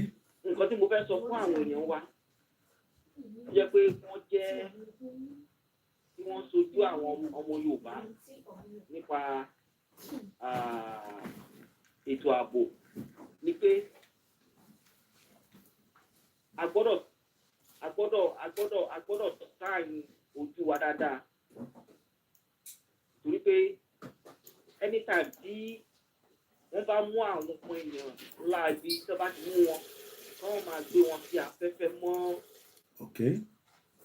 Ọ̀pọ̀lọpọ̀ nínú àwọn ọmọ Yorùbá owó náà wá wọn ò wá láti jà fún ìran wọn, owó náà ń lépa. Okay. Ọ̀nà láti rí owó náà wá. Okay. Tí wọ́n bá fẹ́ jà fún àwọn ìran wọn kán jà fún wọn kì í ṣe pé bóyá wọ́n máa gba owó. Ẹni sùúrù tẹ bá náà wọn mo fẹ́ challenge wa tá bá ń sọ pé àwọn èèyàn ẹni sùúrù sà tẹ bá náà àwọn èèyàn wa ṣé àwọn gómìnà lẹ́ ń sọ àwọn tó because àwọn èèyàn wa wọ́n ní owó kankan. Gómìnà gangan ló ní ẹ̀tọ́ láti ṣe ìdáàbòbò fún orílẹ̀-èdè wa tá a mọ̀ sí southwest part of Nigeria. Ṣé àwọn èèyàn wa ní owó ni láti ṣe tó yẹ kó ṣe àbí gómìnà ló ní right láti ṣe because bá ṣe gbọ́ according to the constitution gbogbo wọn ló ń ṣe budget lọ́dọọdún wọ́n ti ṣe budget ti last year wọ́n tún ṣe tọdún yìí nísìn inú budget ni wọ́n ti ń yọ owó security tó yẹ kó fi defend and protect every part of the 191 local. Ìdí tí mo kàn ṣe ń béèrè pé kó má dàbí àtẹ́yẹ pé a kàn ń push àwọn èèyàn wa knowing fully well that they don't have the means to defend themselves because we know that ẹ̀mọ̀ ìdán ta AK-47 yẹn kan ni ẹ̀mọ̀ ìdán ta pump rifle even though wọ́n fún wọn ní license láti carry gbogbo àwọn weapon yàtọ̀ sí ṣakabula tó fi ń pa ẹ̀tù nínú igbó ṣé mo gbà dáadáa ẹ̀gbọ́n sókè sà. Mr. Koiki ẹ jẹ́ kí n fún yín ní example kan. À ń gbọ́ sà. Tẹ bá mọ nǹkan tó ṣẹlẹ̀ ní Gàngàn Definitely. After Mr. Sunday go, tí wọ́n attack wọn tán. Okay. Tó jẹ́ pé Tìjí Mákindé kó lọ sí gbọ̀ngàn. Yeah. So ó fún wọn ní assurance pé àwọn máa protect àwọn máa ṣe gbogbo àwọn. Ẹ gbà pé àwọn Aláwí yìí wọ́n tún padà wá sí gbọ̀ngàn. Okay. Títí bá ti pé àwọn ará gbọ̀ngàn jáde fúnra wọn, wọ́n attack wọn. Okay. Wọ́n mú àwọn Aláwí, wọ́n mú àwọn kan balẹ̀ nínú wọn. Wọ́n ṣó wọn. Wọ́n ṣó wọn tán ní ẹ máa sọ pé kì í ṣe Fúlàní wọ́n bá ilẹ̀ ẹ wù wọ́n àwọn bíi mẹ́ta nọ́pà lára wọn ẹ wù wọ́n sí o ẹ̀yin tẹ́ máa sọ pé kì í ṣe Fúlàní àwọn bàtà wọn gbogbo lọ́jọ́ yẹn mo wo nítorí ẹ̀mú wọ́n sọ fún wọn ní ẹ̀yin tẹ́ máa sọ pé kì í ṣe Fúlàní ló wà ká ẹ wù wọ́n báyìí. Okay, now ẹ jẹ́ ká clear ẹ̀ níbẹ̀ because a fẹ́ wà níbí báyìí a fẹ́ ká fi sentiment sọ̀rọ̀ especially it's a very important week mo kí Richie Money. Baba mi and just the governors are not willing to protect anymore in Nigeria. They only care for themselves. Okay, shall any evidence in back on being around governors? I'm trying to play the devil advocate. Not that I don't know what is happening, but just because we want to carry other people, any people should just make a command lament, blame our government, and people in try now. Now, what I'm just trying to pick from there is that with all these happenings, do you think that the governors, she sticks in between law, do you think that our representatives, I want to vote fún, àwọn ní right láti vote as diaspora anyway, àwọn tó wà nílé kan vote, àwọn kan dẹ̀ vote, ǹjẹ́ wọ́n ní ẹ̀tọ́ láti ṣe ìdáàbòbò fún orílẹ̀-èdè tí à ń pè nílẹ̀ Yorùbá, which is still known as the southwest part of Nigeria? Ǹjẹ́ wọ́n ní, because ẹni Ṣèyí Mákindé lọ síbẹ̀, bí ẹ kò rántí mọ́ bí àwọn tó appoint tó ẹ̀kọ́ lọ ṣiṣẹ́ yẹn ṣé wọ́n gbé extra police station lọ síbẹ̀ kódà a gbọ́ ní Plateau àwọn ọmọ Plateau sọ pé àwọn lọ sọ fáwọn ọlọ́pàá military pé wọ́n ń pa àwọn níbí báyìí wọ́n náwọn ní ọta àbọn táwọn lè fi wá síbẹ̀ ẹgbọ́n sókè mò ń gbádùn yín sà. Last man standing. Mo láì láti pè yín ní last man standing because ẹ ṣe gan ni sà. You are really doing the great job. Ẹ mọ nǹkan tó ṣẹlẹ̀. À ń gbọ́ sà. Rédí tí mi fi sọ nípa àwọn ìjọba ni pé wọ́n ti fèlè aráàlú. Wọ́n ti fèlè aráàlú. Kì í ṣe nísìnyí. Tẹ́ bá ti wo àtìgbà Yar'Adua, Jonathan. Okay. Ẹ rí i pé àwọn ìjọba wọn ti. Ẹ káàbọ̀ bàbá Ọláwálé Àlàbí. Ní gbogbo ọ̀nà wọ́n ti kùnà pátápátá. Okay. And mo fẹ́ nípa àwọn ọ̀rọ̀ tó fẹ́ máa ń sọ. Bẹ́ẹ̀ni sà. Ní àwọn bàbá wa wọ́n ti tà wá. Okay. Fún àwọn àwọn amúnisìn. Wọ́n ti tà wá fún wọn. Àwọn amúnisìn. Bàbá mi ọmọ Abíọ́dún Grace mo kí n dáde ẹ káàbọ̀ sà. Thank you so much. Wọ́n ti tà wá. Okay. Wọ́n ti tà Yorùbá. Okay. Tó jẹ́ pé wọ́n pera wọn ní political appointees. Men. Yorùbá land wọ́n ti tà wá. Wọ́n ti tà wá fún àwọn Fúlàní. Wọ́n tó bá ti sọ pé àwọn fẹ́ di gọ́fúnà, àwọn fẹ́ di sẹ́nétọ̀. Ó dàbí pé wọ́n ti take vote pé anything bá ti ń ṣẹlẹ̀ ní jurisdiction yìí o ẹ̀ ní láti sọ anything ẹ kàn sọ fún wọn pé kò sí problem a máa take care ẹ̀. Wow. Okay. Tà wá tá bá ń gbọ́kànlé wọn.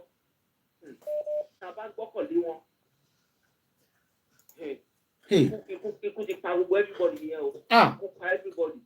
Kò sí hope.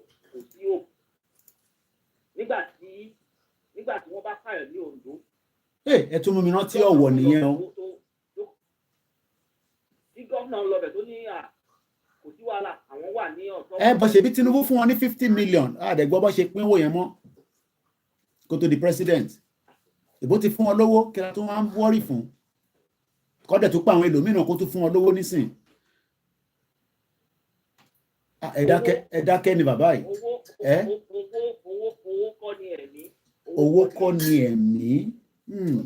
Owó kọ́ ni ẹ̀mí. Okay. Owó ò ní any value. Ẹ̀mí ló ní value. Owó ò ní any value. Kò sí owó. Hey, tó bá sẹ́mi kò sí owó.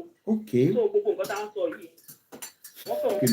wọ́n kàn fi ìdí ẹni tó àwọn èèyàn jẹ àwọn èèyàn tí ò ní àròjinlẹ̀ àwọn náà fi owó tún jẹ bọ̀ ẹ tó bá ní àròjinlẹ̀ á mọ̀ pé ẹ̀mí òun la fi wá owó ẹ̀mí la fi wá ẹ tó bá owó. ní ẹ̀mí kò sí owó so gbogbo nǹkan tá à ń sọ yìí àwọn tó ń jẹ́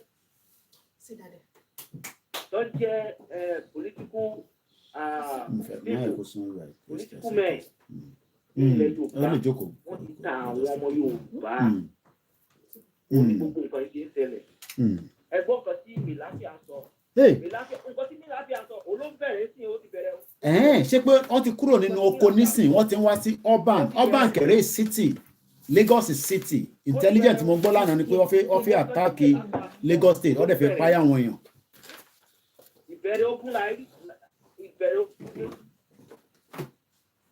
But kó tó di pé mo fẹ́ kẹ́ lọ because mo mọ̀ fẹ́yìn ní the startup àmọ̀ káfẹ́ lo 10 minutes ẹ̀ńdẹ̀ ti lo 10 minutes tí mo fẹ́ kẹ́kọ̀ọ́ bá mi buttress kẹ́ tó lọ nísìnyí pé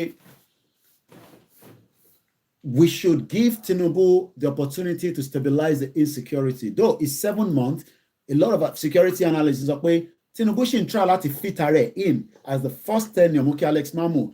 Kò tí ní stability, ẹsẹ̀ ṣì fi jókòó dáadáa. Now tó ti ń jókòó díẹ̀. By June, which will be or the first quarter, by March, we will start seeing the decrease of these jihadists. Tí bá lọ sórí Twitter, bí ṣe ń bá ń sọ̀rọ̀ sà. Mo kàn fẹ́ kẹ́ buttress lórí ẹ̀ in tó ń trend lọ́wọ́lọ́wọ́ báyìí ní Nàìjíríà òun ni jihadist òun ló ń trend lọ́wọ́lọ́wọ́. That means pé it is not about Yoruba land anymore now. We are talking about almost every part of Nigeria. Ṣé ká fún Tinubu láyè díẹ̀ kó túbọ̀ stabilize kó get owó tó need kó lè ra more equipment because ó dà ń pé gbogbo owó tí ẹ kó lò Buhari ti jẹ gbogbo ẹ̀ ní ọdún 8. Ẹ bá mi ṣe ní kíá ká lè tún jẹ́ kẹ́lòmíì wọlé sà. Mi ìfẹ́ sọ̀rọ̀ Tinubu tẹ̀tẹ̀lẹ̀ bọ̀ ẹ̀yin ló fẹ́ kí n sọ́ọ̀sẹ̀. A gbọ́dọ̀ sọ. Ṣé rí ọ̀rọ̀ Tinubu kò sí ìrọ̀kan bẹ́ẹ̀ mo máa ń sọ fún àwọn tó ń jẹ́ tèmi máa ní ọ̀gbẹ́ni tá ń sọ yìí ọ̀gbẹ́ni tá ń sọ yìí ó kàn jẹ́ Yorùbá ni òun gan burú ju Buhari lọ. Òun gan burú ju Buhari lọ. Ọ̀gbẹ́ni tá ń sọ yìí. Nǹkan burú ju ejò paramọ́lẹ̀ ni ejò paramọ́lẹ̀ ẹ mọ kọ́lọ̀ ẹ̀ ẹ mọ kọ́lọ̀ ẹ̀ àtọ̀ ọ̀gọ́ mi ì fẹ́ sọ̀rọ̀ nípa ẹ̀ bọ̀ pé ó máa rí ìjọba ṣe irọ́ pátápátá mo ti ìgbà kan tí mo máa ń kó máa ní irọ́ pátápátá máa ní kò sí nǹkan tó ní máa ní no ẹ má expect anything. Ìyá mi yé ti coin happy Sunday can má expect anything. Ìjọba tó bá máa sọ̀yàn tó bá máa sọ̀yàn àti àárọ̀ láti máa mọ̀. Ọ̀dà àtàárọ̀ ẹbí àtòrí pọ̀sán la wà nísìnyí bí akáfẹ́ lómi láàyè ká gbọ́ tiwọn kẹ́yìn náà wá jókòó kẹtù kọ́ ẹ̀wọ̀n kan ní àmàjọ ń kọ́ nǹkan ni because ẹni ìjọba tó bá máa da àtàárọ̀ ẹbí àtòrí pẹ̀yìn wà láàárọ̀ àwa ti wà lọ́sàn-án àwọn kan dẹ̀ ti wà lóru ní New Zealand. Ìjọba ti jẹ́ pé ìgbà tó bẹ̀rẹ̀ wọ́n ti ń kówó jẹ. Kò tí ì mọ̀ níwọ̀ tí sọ fún ó máa lé gbogbo wọn dànù gbogbo wọn ló máa dé ó máa lé wọn wíìkì yìí a máa rí àwọn tó máa fáyà ẹ tó ra fìlà fún mi ẹ̀gbọ́n mi ìyá mi yé ti kún it thanks so much. Sir. Mo ní nǹkan tí mo fẹ́ sọ láti ni pé ẹ jọ ẹ bá a sọ fún àwọn èèyàn wa pé because ẹ̀yin ni media ẹ sọ fún wọn pé tí wọ́n bá ráyè láti jáde láti bá àwọn pípò fa anything wọ́n máa gbé sáà. Pé a nídẹ̀ lórí social media ó dáa ká má fi gbogbo ẹnu sọ̀rọ̀ àwọn náà ń gbọ́ báyìí gbogbo èèyàn náà ń gbọ́ mi ní Nàìjíríà lọ tí ń gbọ́ program mi jù. àtàì láti lé wọn padà wọ́n lé wọn padà ní kọ́ máa sọ pé àti mú kọ́ máa yanjú wọn. ẹ má ẹ jẹ́ ká fìyàn sílẹ̀ bẹ́ẹ̀ ó ti yé wa ọmọ Yorùbá ni wá ẹ má ká náà fi gbogbo ẹnu sọ̀rọ̀ tán kọ́kọ́ ní àti lé wọn padà èyí tá a fẹ́ máa gbọ́ náà nìyẹn àti ẹ ṣe gan ni bàbá tó bá bẹ̀rẹ̀ tó wọ́n ti lo 14 minutes ẹni tó máa wọlé nísìn àní jẹ́ kẹ́ lo 14 minutes 5 minutes lẹ́ní fún presentation àfi tí bá fẹ́ add mọ́ ẹgbọ́n sókè ẹ bá mute tẹ́ ń gbọ́nu lé yẹn pátápátá ẹ̀ ń ṣàlejò. Hello sir. Mute tẹ́ fi ń gbọ́ wa nílé. Okay, ẹ má bínú ẹ jọ̀ọ́.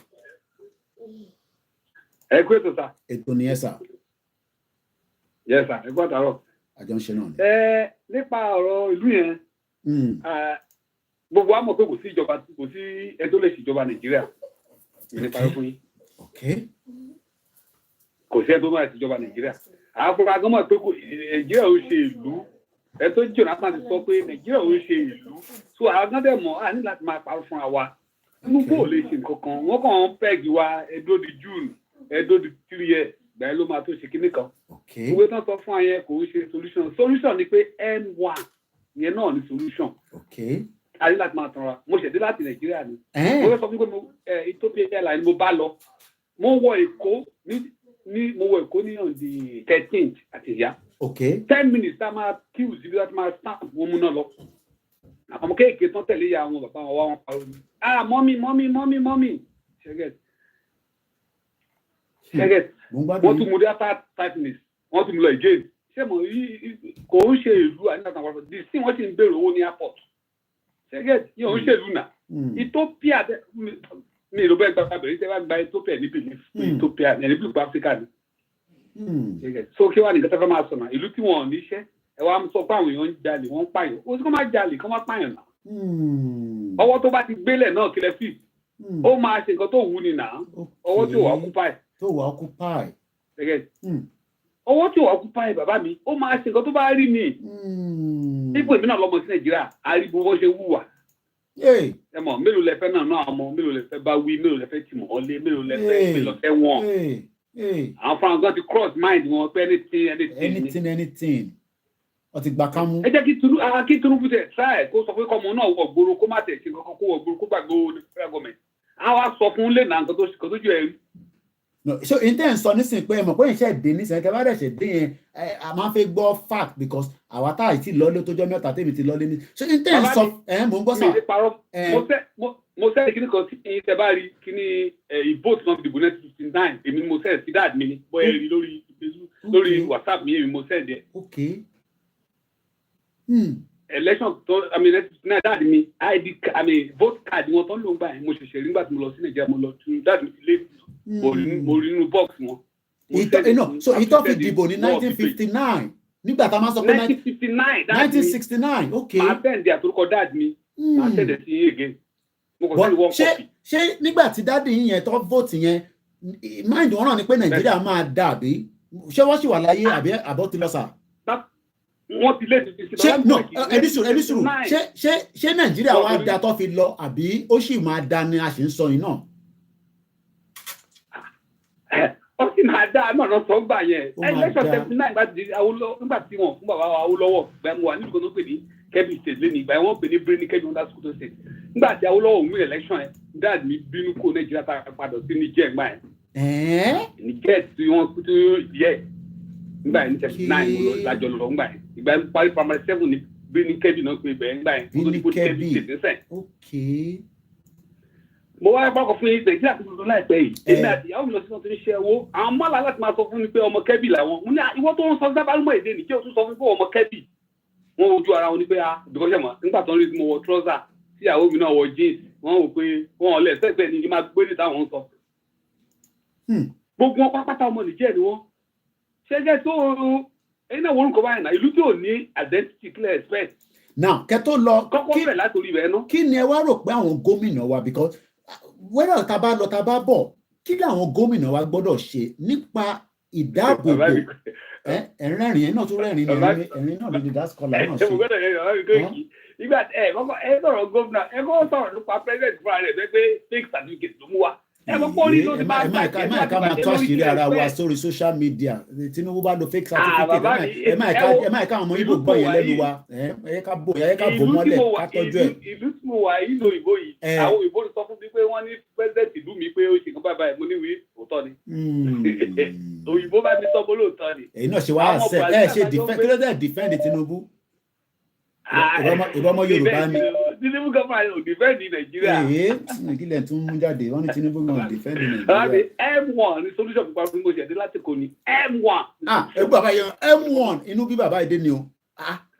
only solution Only kò sí ẹ tó lè ṣe kò sí ẹ tó lè ṣe Nàìjíríà M1 is the solution èmi ti kó Nàìjíríà ti 1916 tí máa ń sọ fún yín kó Nàìjíríà tí mo ti ń rìn káàkiri mi ìlú lùtà lè dúró ìlú Nàìjíríà tó wọ́ọ̀sì tó Nàìjíríà Ethiopia tàbí ìpè ní Áfíríkà ní ẹbí lọ́wọ́ tó wá gba Ethiopia line airport náà ló gbó flight Nàìjíríà ò ní ẹyọ kan even wọn ní. ẹbọ ayá kan ta kùn ní Nigerian Air á ti dá padà ní ṣá mo mọ̀ bíjọ́ tó tún máa gbé padà wá kún ara ìdọ̀tí ẹ̀ náà lè ṣe rí ẹ ìdọ̀tí tó ṣe àwọn ilẹ̀ tí ń ṣe wọ́n ti ń sọ̀rọ̀ Muslim nísìn wọ́n sọ̀rọ̀ Nàìjíríà mọ́ báyìí nígbà tó gbọ́ owó yẹn báyìí àwọn sẹ́ríkì adìyẹ bá lọ sórí Twitter nísìn Allahu Akbar n tó ń sọ nísìn nìyẹn so ìyẹn ibi tó fi wá sẹ́rí ibi tó fi géèmù wá sí náà nìyẹn Christian or Muslim ó tọ́ àárín méjèèjì náà ṣé àwọn tó jalè oríṣiríṣi ni wọ́n ní ṣé bí sára Christian or Muslim náà ni wọ́n so ẹ̀sìn kọ́ ni problem yẹn. kẹ́hìn dókítà tẹ wà lórí ìtọ́ so kò ń ṣe pé parọ́ pẹ̀ lọ́lé ẹ̀ṣẹ̀ délẹ̀ ń sọ yìí confam. ránkò kì í tẹ́ bá fẹ́ mo lè ojú pàṣẹ ẹ ní láti send them confam ẹni wọ́n múná lọ airport bí wọ́n ṣe mistake pé jọrọ ẹ̀yìn jẹ́ ń bọ̀ ni. bàbá mi a ní 30 December ẹni yìí parọ́ kan wọ́n múná lọ ní airport. lẹ́ẹ̀mejì a máa sọ fún Tinubu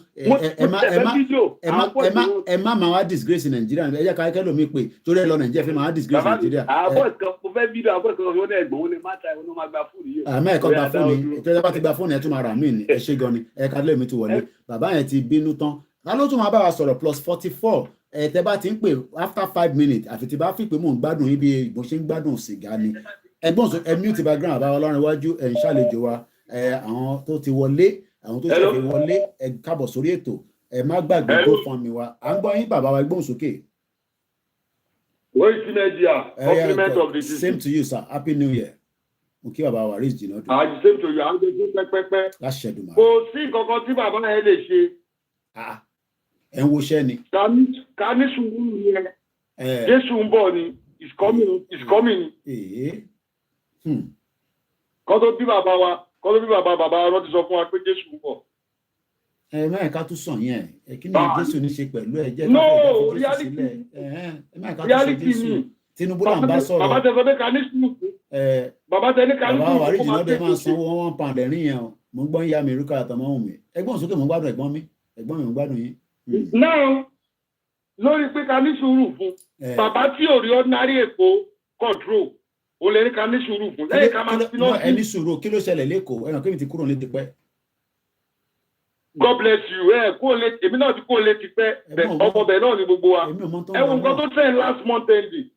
wọ́n ní wọ́n ń ṣeré pa ni wọ́n ní kò sí wàhálà níbẹ̀ wọ́n ní káwọn ní ogun yẹn. wàhálà wà ẹ wo iye tó ti lọ sórí social media lórí pé ó pàṣẹ pé KMC gbéjọba lẹ̀ kí yẹn sọ pé òun ò ní gbà. wọ́n jọ ń ṣeré ni wọ́n máa gbélé fúnra wọn létà.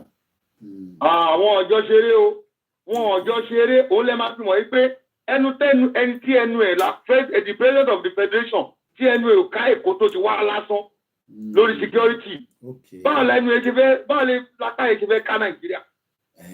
ṣé n tẹ́ ń sọ fún wa nísìnyí pé apá Tinubu ò ká Nàìjíríà mo kí bàbá Nurudeen Akínmóyédé mo kí bàbá Túndé Dáúdù. president máa ń pàṣẹ pé kéèyàn lọ jókòó fún yàn kejì kó di awuyewuye tóníkàlùkù ń bẹ̀bẹ̀ ní kọ́má ẹ̀kọ́ pààyàn kọ́má ẹ̀kọ́ dájà. àmọ́ tó dì kalẹ̀ síra wọn mú kí ẹ̀jáyà kí làmọ́ tọ́jọ́ dì. kò sí nǹkan tó lè di òkè tí PM UK yẹn bá sọ pé báyìí anybody máa tako ẹ̀. Nàìjíríà ò tí civilize tó kí la wá ń wá. à ń sọ̀rọ̀ Èkó mo fi UK mo fi Èkó sọ̀rọ̀ Nàìjíríà fún yín wípé òkè o Èkó ní president ti wá ó dẹ̀ níjọba ilé ti tán gbéjọba fẹ́lẹ̀ ìyẹn dẹ̀ takú kó wọn nígbà. so ẹ má ẹ̀ka tọ́ra wa kò sí nǹkan tó lè ṣe Nàìjíríà a máa ń fi president yìn president ni. lọ́wọ́ tó wà nísìn ìyá mi kan ti comment oníbàyẹ̀ wọ́n ní ẹ̀mọ̀ pé tá a bá ti fẹ́ our lecturer wọ́n ní he is getting what he did for Ọbásanjọ́ kí ló ṣe fún Ọbásanjọ́ wọ́n ní Tinubu náà ti ń gbọ́n tó ṣe fún Ọbásanjọ́. Ọbásanjọ́ náà ní lára rà nígbà first report nígbà tó jẹ gọ́vnọ̀ tó extend the local government sí something lọ́gọ́ tó Ọbásanjọ́ ò sanwó. èyí tí mo fẹ́ kí gbogbo aká focus láàárọ̀ yìí lọ́sàn-án ni pé ìdáàbòbò lẹ Yorùbá ṣé àwọn gómìnà ǹjẹ́ wọ́n mọ tó ń lọ àbí àṣẹ máa ṣàlàyé fún wọn. wọ́n mọ̀ wọ́n ti kálá wọ́n ti dájú wọ́n ti máa gbó wọ́n mọ̀ náà. àwọn slang mo ti gbọ́ ti pẹ́ wọ́n ti kálá. Koiki. Mo ń gbọ́ yín sà. Koiki. Ó dẹ̀ mẹ́ta tẹ pé. Sí lórí social media. Ibi èyí self determination mo gbé dání mo rí kankan mọ́ wàláì. Alẹ́ tí bẹ́ẹ̀ ṣe kọ́rẹ́ǹtì tó yìí bẹ́ẹ̀ ṣe ń fu amọ̀nà tó yìí kọ́rẹ́ǹtì tó wọn. Àwọn tí àwọn tó employ tó wọ́n ní PA rẹpẹtẹ. Tó yẹ pé ìwọ lábà wà fún ẹ máa lọ wo nǹkan tó ń ṣẹlẹ̀ máa fìdí mi ìyẹn náà máa pè excellency nǹkan báyìí ló ń lọ bí báyìí o. Okay, for instance ó yẹ sọ fún mi kí ni project tí Sanwó-Olú lọ ṣe níjọ́ tó mú àmì yẹn. Wọ́n náà lọ dà àbí appointment wo ló lọ. Ó ṣàkáàkiri ó ṣàǹjáde ó dẹ̀ máa wọn kan mọ́ lọ́nà ń gba one way. Only you want to die now. You post on social media, and I know when I go now, to my gbọ́kadà mi ni. I'm sure pé gẹ́gẹ́ my gbọ́kadà. Ẹbí gẹ́gẹ́ ó pé tó bá yàrá máa lọ ní tiẹ̀ kó máa bá tòun náà lọ. Bí aṣẹ́ ọ̀tọ̀ọ̀tọ̀ kọ́ la jọ ń ṣe ni. That is no. Sọmọ náà. So àwọn kan ló tẹ̀ pé kò fi bẹ̀rẹ̀ ṣe show of the year. Náà àwọn tó kó tó ní social media. Okay. So what is the way forward? Pẹ̀lú àwa àtàwọn olóṣèlú, what is the way forward? Because àwọn tí ń sọ pé àwọn fẹ́ keep Nigeria, àwa kan náà keep Nigeria mọ̀ self determination la fẹ́. Àwọn dẹ̀ ní àwọn máa sọ fáwọn èèyàn tiwa pé ìdìbò náà lọ́ máa ṣe. Àwa ní káwọn èèyàn wa máa dìbò mọ́. Àti kí ló máa tún ṣẹlẹ̀ báyìí bí nǹkan ṣe ń lọ lọ́wọ́lọ́wọ́ yìí. Mr. Koiki, ẹ má ẹ̀ka tanra wa, èmi àti àwọn èèyàn wa, mo fẹ́ bèrè question kan lọ́wọ́ yín, ẹ má bínú with all due respect. Ṣáwọn èèyàn wá dìbò? Àwọn kan dìbò, àwọn kan dì. Àfi tá a bá fi parọ́ fún mi. No, dáhùn ánsà mi, ẹ ti wà diplomatic. Àwọn kan dì, àwọn kan dì. Bó ṣe wà nìyẹn, àwọn kan ò dì, àwọn kan dì. Àfi tá a bá fi parọ́ fúnra wa. Ó dẹ̀ rig election fún Tinubu. Àwọn èèyàn wà Mr. Koiki, àwọn èèyàn wà òdìbò. Okay. Àwọn èèyàn wà òdìbò. Wọ́n gbọ́dọ̀ rig election fún Tinubu, wọ́n gbọ́ lọ́nà wo? No, apart rigging. In a country of over 200 million. Okay. Ẹ̀yin náà ti ń fi statistics wo nísìn. Now I understand. Ó ti yé mi. Mo kí bàbá Wahab Morufu ẹ káàbọ̀ sórí ètò. Ẹ bá pín ètò yìí. Ẹ mọ̀ pé bẹ́ẹ̀ ṣe wà yín sí. Wọ́n lè kí rẹ́bù pọ̀ tó mú wọn pé rẹ́bù pọ̀. Tọ́wọ̀n pò sí lórí nǹkan tẹ gbé dání tajọ gbé dání. Bẹ́ẹ̀ bóyá lè kórí ẹ máa léèyàn tí ó làwọn minority tarí yẹn. Nígbà tí wọ́n máa ń fẹ́ kí mi 8 million win 200 something million. Wọ́n dìbò nìyẹn. Àtẹ́tẹ́ ìgbìmọ̀ la fẹ́ pè yẹn. Ó dàbí ṣóòtẹ́ ṣe níjẹta lórí ọ̀rọ̀ àwọn ọ̀dọ́ wípé lórí fọ́lọ́wà yín ọ̀dọ́ tẹ rí 2.7% lẹ́yìn. 2.7% ní bẹ́ẹ̀ ni between 18 and 24. Wọ́n gbọ́ rárá. Wọ́n lè tẹ̀lé yín gẹ́gẹ́ bí kọ́là kan tó pè lórí ṣóò yẹn torí pé wọ́n ti fi drug àtàkọ́ báyé àwọn ọ̀dọ́ wa jẹ́. Àtàwọn ṣiṣẹ́ ọmọlédè kéékèèké tó ń wọ kóṣté káàkiri. Bàbá ẹ wo iye ìgbà tí wọ́n ti discover àbí tí wọ́n ti ń ṣe tramadol ṣe mólì nǹkan kan ní Ṣàngó ẹni tíjọba ṣe ní tì síbẹ̀. Wọ́n gbé wọn wá kó máa wá ṣe nǹkan yẹn ó máa cheap fáwọn ọ̀dọ́ wa ṣẹlẹ̀ ọ̀dọ́ tó bá ti wà high level ló kàn ó pẹ́ náà ni ó ti wà ní another world. Ẹ ti lo 7 minutes ẹ jẹ́ ká tún gbọ́ tẹlòmíì. Thank you so much. Mo ní ẹni tí bá ti ń gbádùn ẹ̀ à ṣe díẹ̀ sí. Ẹ̀yin náà sì lè pè wọlé +44 74 04 405 917. Ẹni tó bá ti pè ẹ̀yin máì tí pè àwọn tó ti pè tẹ́lẹ̀ ní ká sì kọ́kọ́ gbọ́ látọ̀dọ̀ wọn. Gbogbo ẹni tẹ́ bá fẹ́ pè line ẹ̀ sì wà open. Èmi ò ní pè yín padà ẹ̀yin lẹ máa pè tẹ́ bá sì wà interested. As we are monitoring the situation room, mo kí bàbá mi Kọ́lá wọlé ní gbogbo ìlú Germany. Mo kí olóyè ọmọ Adéyẹmọ Ìgbòho. Mo kí bàbá wa Professor Banji Akintoye. Bàbá alálùbáríkà, bàbá tó ń wọjọ́ ọ̀la pé ilẹ̀ Yorùbá bí ṣe ń lọ yìí kò dáa rárá. Ẹ já lọ sọ́dọ̀ +2. Ẹ káàbọ̀ sórí ètò náà. Aago 4 ṣe kọjá 15 minutes. Ẹgbọ́n sókè bàbá wa. Èní ni 7. Ẹ kúrò lẹ́sà. The last man standing. Kò pé méjì, ẹyọ kan náà ni. Ẹgbọ́n sókè. Tẹ́lẹ̀ tí mo fẹ́ sọ̀rọ̀ lórí nínú ọ̀rọ̀ tí máa yẹn náà tẹ padà mú ẹnu bá nínú ọ̀rọ̀ wípé bóò ni àwọn ọ̀rọ̀ bóò ni wọ́n ti fẹ́ gbọ́ yín. Because exactly the last time tẹ kakínní yẹn ó ti wà ní mind mi wípé báwo ni àwọn people wa ti fẹ́ gbọ́ àwọn ọ̀dọ́ bóò ni wọ́n ti fẹ́ gbọ́ because tó ń bẹ́ẹ̀ lẹ́sìn ẹwà dúró àwọn èèyàn tí wọ́n tó ń sákó ní òǹdó lẹ́sìn nígbà wọn tó ń sákó lóǹdó mọ́ wọ́n tó máa sá lọ but tápẹ́ tí àwọn ọ̀dọ́ bá wà pẹ̀lú wọn ni mo lérò pé wọn ò lè pa ọ̀dọ́ mélòó kan tágbọ́n náà fi máa mú àwọn èèyàn balẹ̀ láàrin wọn because ọ̀rọ̀ tí ń bẹ́lẹ̀ ní ìṣó ti kọjá pé kọjá pé àwọn àgbàlagbà nìkan ni wọ́n máa gbọ́ yín. Àwọn àgbàlagbà ní ìsìn wọn ò ní lẹ́yìn diplomatic nìkan wọ́n lè fún àwọn ọ̀dọ́ ni wọ́n lé ogun láti lè jáde fúnra wọn because I need láti fight fúnra wa kò sínú pé bóyá ní ẹ̀kọ́ tó ń fight fún wa mọ́. Àwọn tí wọ́n sì wà á ta ní àwọn tí wọ́n fẹ́ máa fight fún ní ìsìn wọn ọ̀gbọ́n kankan nínú wọn pàtí ni àwọn obìnrin láti mọ́ fóònù ní ìsìn Snapchat, TikTok ìyẹn wọ́n kàn ń gbọ́ káàkiri wọ́n máa gbọ́ mísíkì à ń lọ Lámìdé à ń lọ kíní kankan ìní wọ́n wà fún. So gbogbo kíní yẹn ní ìsìn wọ́n dẹ̀ mú àwọn ìrìn àjò yìí ó mú lẹ̀ ní òmínú wọn gan ní ìsìn wọn gbọ́ pé nǹkan kan ṣẹlẹ̀ lóńdò ó ní màmá wúmà kan tó ṣe ṣóògùn lánàá ìyá Yorùbá wì máa kan ń challenge wúmà yẹn pé ó ní bẹ́ẹ̀ kan ti ń challenge wúmà yẹn pé òun ò gbọ́ pé fake news ni pé wọ́n ń pààyàn lóńdò ẹ máa wọ́n nǹkan báyẹn yẹn sọ pé fake news ni so mo lérò pé wọn ò tí ì já lórí tiẹ̀ ìní fi sọ pé fake news tàbí kọ́kọ́ bá gbọ́ pé torí nǹkan kan báyìí ṣẹlẹ̀ nínú ìlú so gbogbo kíní yẹn ẹjọ́ ẹ̀dá kún bó ni àwọn ọ̀dọ́ sì lè gbọ́ tí mi tàn fẹ́ tí mo fẹ́ fèsì bẹ́ẹ̀ nìyẹn ẹjọ́ sá. Thank you so much. Bàbá wa béèrè pé báwo la ẹ ti plan kìíní yìí máa ń ẹ ti plan rẹ̀ náà láti ẹ sọ ní láti ẹ pé ẹ máa make sure pé ẹ jẹ́ káwọn ọ̀dọ́ wa máa mọ̀ so ẹjọ́ ẹ̀dá kún mo tó fẹ́ máa ń létí ni pé bẹ́ẹ̀ sì máa bá wa ṣe ẹjọ́ mo fi lé dúró àbẹ̀ yẹn ẹ̀dá kún. ẹ ṣe gan ni and it is very very important 2.7% ló ń gbọ́ Koikimedia. That is the age bracket between 18 and 24. Kí ló ṣẹlẹ̀? Kí la lè fi bírèkì àárín yẹn? Kí ló dé tó ṣe gbọ́ wa? Kí la máa ṣe? Ṣá máa lọ máa ṣe skit ni tó máa fi di kó máa dọ́gba? Ẹni tá a bá ń pè padà ẹ bá tètè gbé. Torí ẹ̀yin náà lẹ pè la ṣe ń return ní call yín. If not, à jẹ́ kí ẹlòmíì tún wọlé. Mo máa ń kí gbogbo wa pé a kábọ̀ sórí ètò tiwa ní ìjọ Sunday níbi tí a ti jọ ń fi ọ̀rọ̀ jomi ọ̀rọ̀ tàfi jọ ń béèrè pé kí ló ń ṣẹlẹ̀ kí ni ó dé kí la máa ṣe sọ̀rọ̀ tó wà nílẹ̀ yìí ilẹ̀ Yorùbá ń bleed lọ́wọ́lọ́wọ́ àwọn kan ní kò tí bleed nítorí pé nǹkan sì máa da ká lọ ṣe sùúrù wọ́n ní kí sùúrù wa kó pọ̀ ju intan béèrè yẹn lọ pé gbogbo ẹ máa ní ètò ṣẹ́yìn náà rò pé ó máa létò ọ̀nà wo ló máa fi létò wọ́n ní àwọn tó dìbò fún Bọ́lá Tinubu nínú election tó ṣe parí wọ́n ní it's just less than 8 million. That means many Nigerians refuse to vote. And when people did not vote, that literally means that, we did not have the right total numbers of people.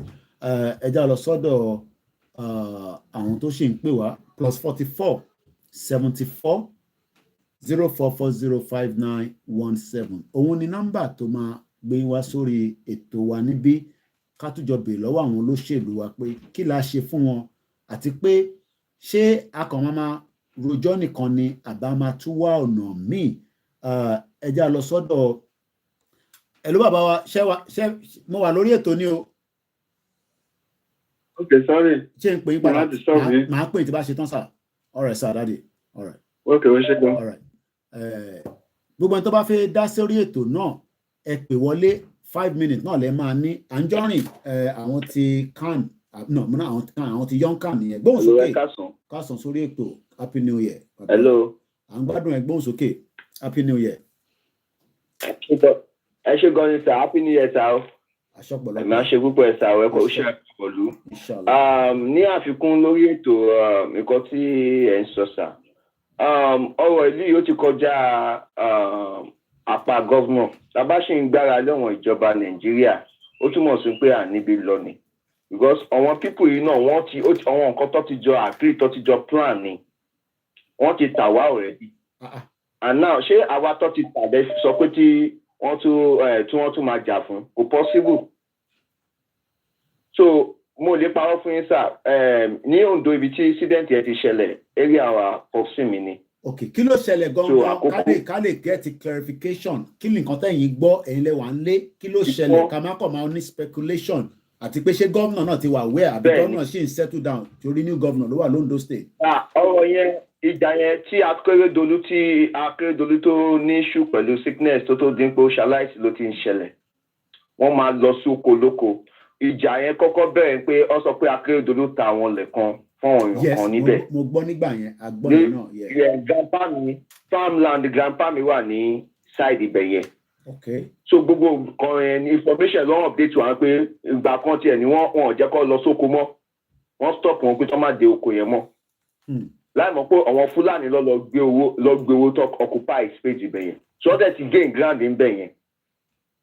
So the only thing ta lè ṣe náà ni pé àwa gangan la máa gbára wa nǹkan tá a dẹ̀ máa fi gbára wa ọwọ́ wa ló wà ọwọ́ wa ló wà kò sí lọ́wọ́ wọn ìjọba yẹn o nǹkan tí ìjọba fi ń jẹ́ ìjọba àwọn èèyàn ló wà nídìí ẹ̀ o so àwọn èèyàn yẹn la máa gbára wa èmi dẹ̀ mọ̀ pé ibi tó ti lọ ṣe sí yẹn tí ó bá bẹ̀rẹ̀ tán agbára wọn Fúlàní ò lè kà.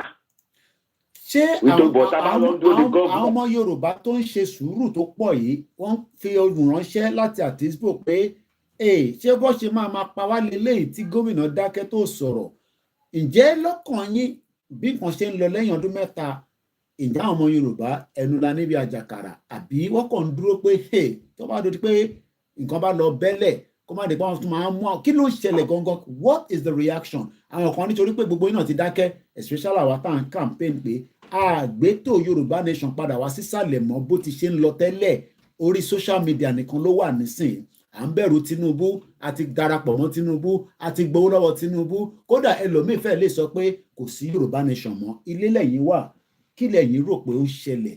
ẹ ṣe gan ni ọ̀gá mi kí ẹ mọ nǹkan tó ṣẹlẹ̀ lórí wọn pé iye ẹ̀ṣẹ̀ wọn àwọn pípín yẹn náà lọ ń jẹ ìgbà kan la gbé Yorùbá nation lọ ọ sọ pé ilé la ti ń kẹ́sọ̀ òde a gbé Yorùbá nation gba gbogbo bẹ̀ yẹn gbogbo wọn náà sọ ká Yorùbá nation ṣó lè possible kò lè ṣeé ṣe kò lè ṣe gbà kan gbogbo àwọn àlùmọ́ọ́nì wa tó wà ní gbogbo lẹ́ẹ̀bẹ̀ yẹn lọ́wọ́ Fúlàní yẹn ti rí tó dẹ̀ yẹ pé bọ́ọ̀ ló ń wa kùsà wọ́n ń wa kùsà ní gbòòbí tó ń sọ yìí o. ẹni sùn tẹ bá ń sọ pé kùsà àwa ta ti kúrò nílé ti pẹ́ kíní ẹ̀ náà wà tẹ́mi ọkọ̀ gbọ́ lẹ́nu bàbá olóyè Ìgbòho ṣàwọn ní kùsà kí ló ń pè ní kùsà ẹ má máa ní kùsà ẹ bá wa là á mọ́lẹ̀ gangan. resources wa àlùmọ́nì resources wa mineral resources wa ló ń jẹ́ kùsà.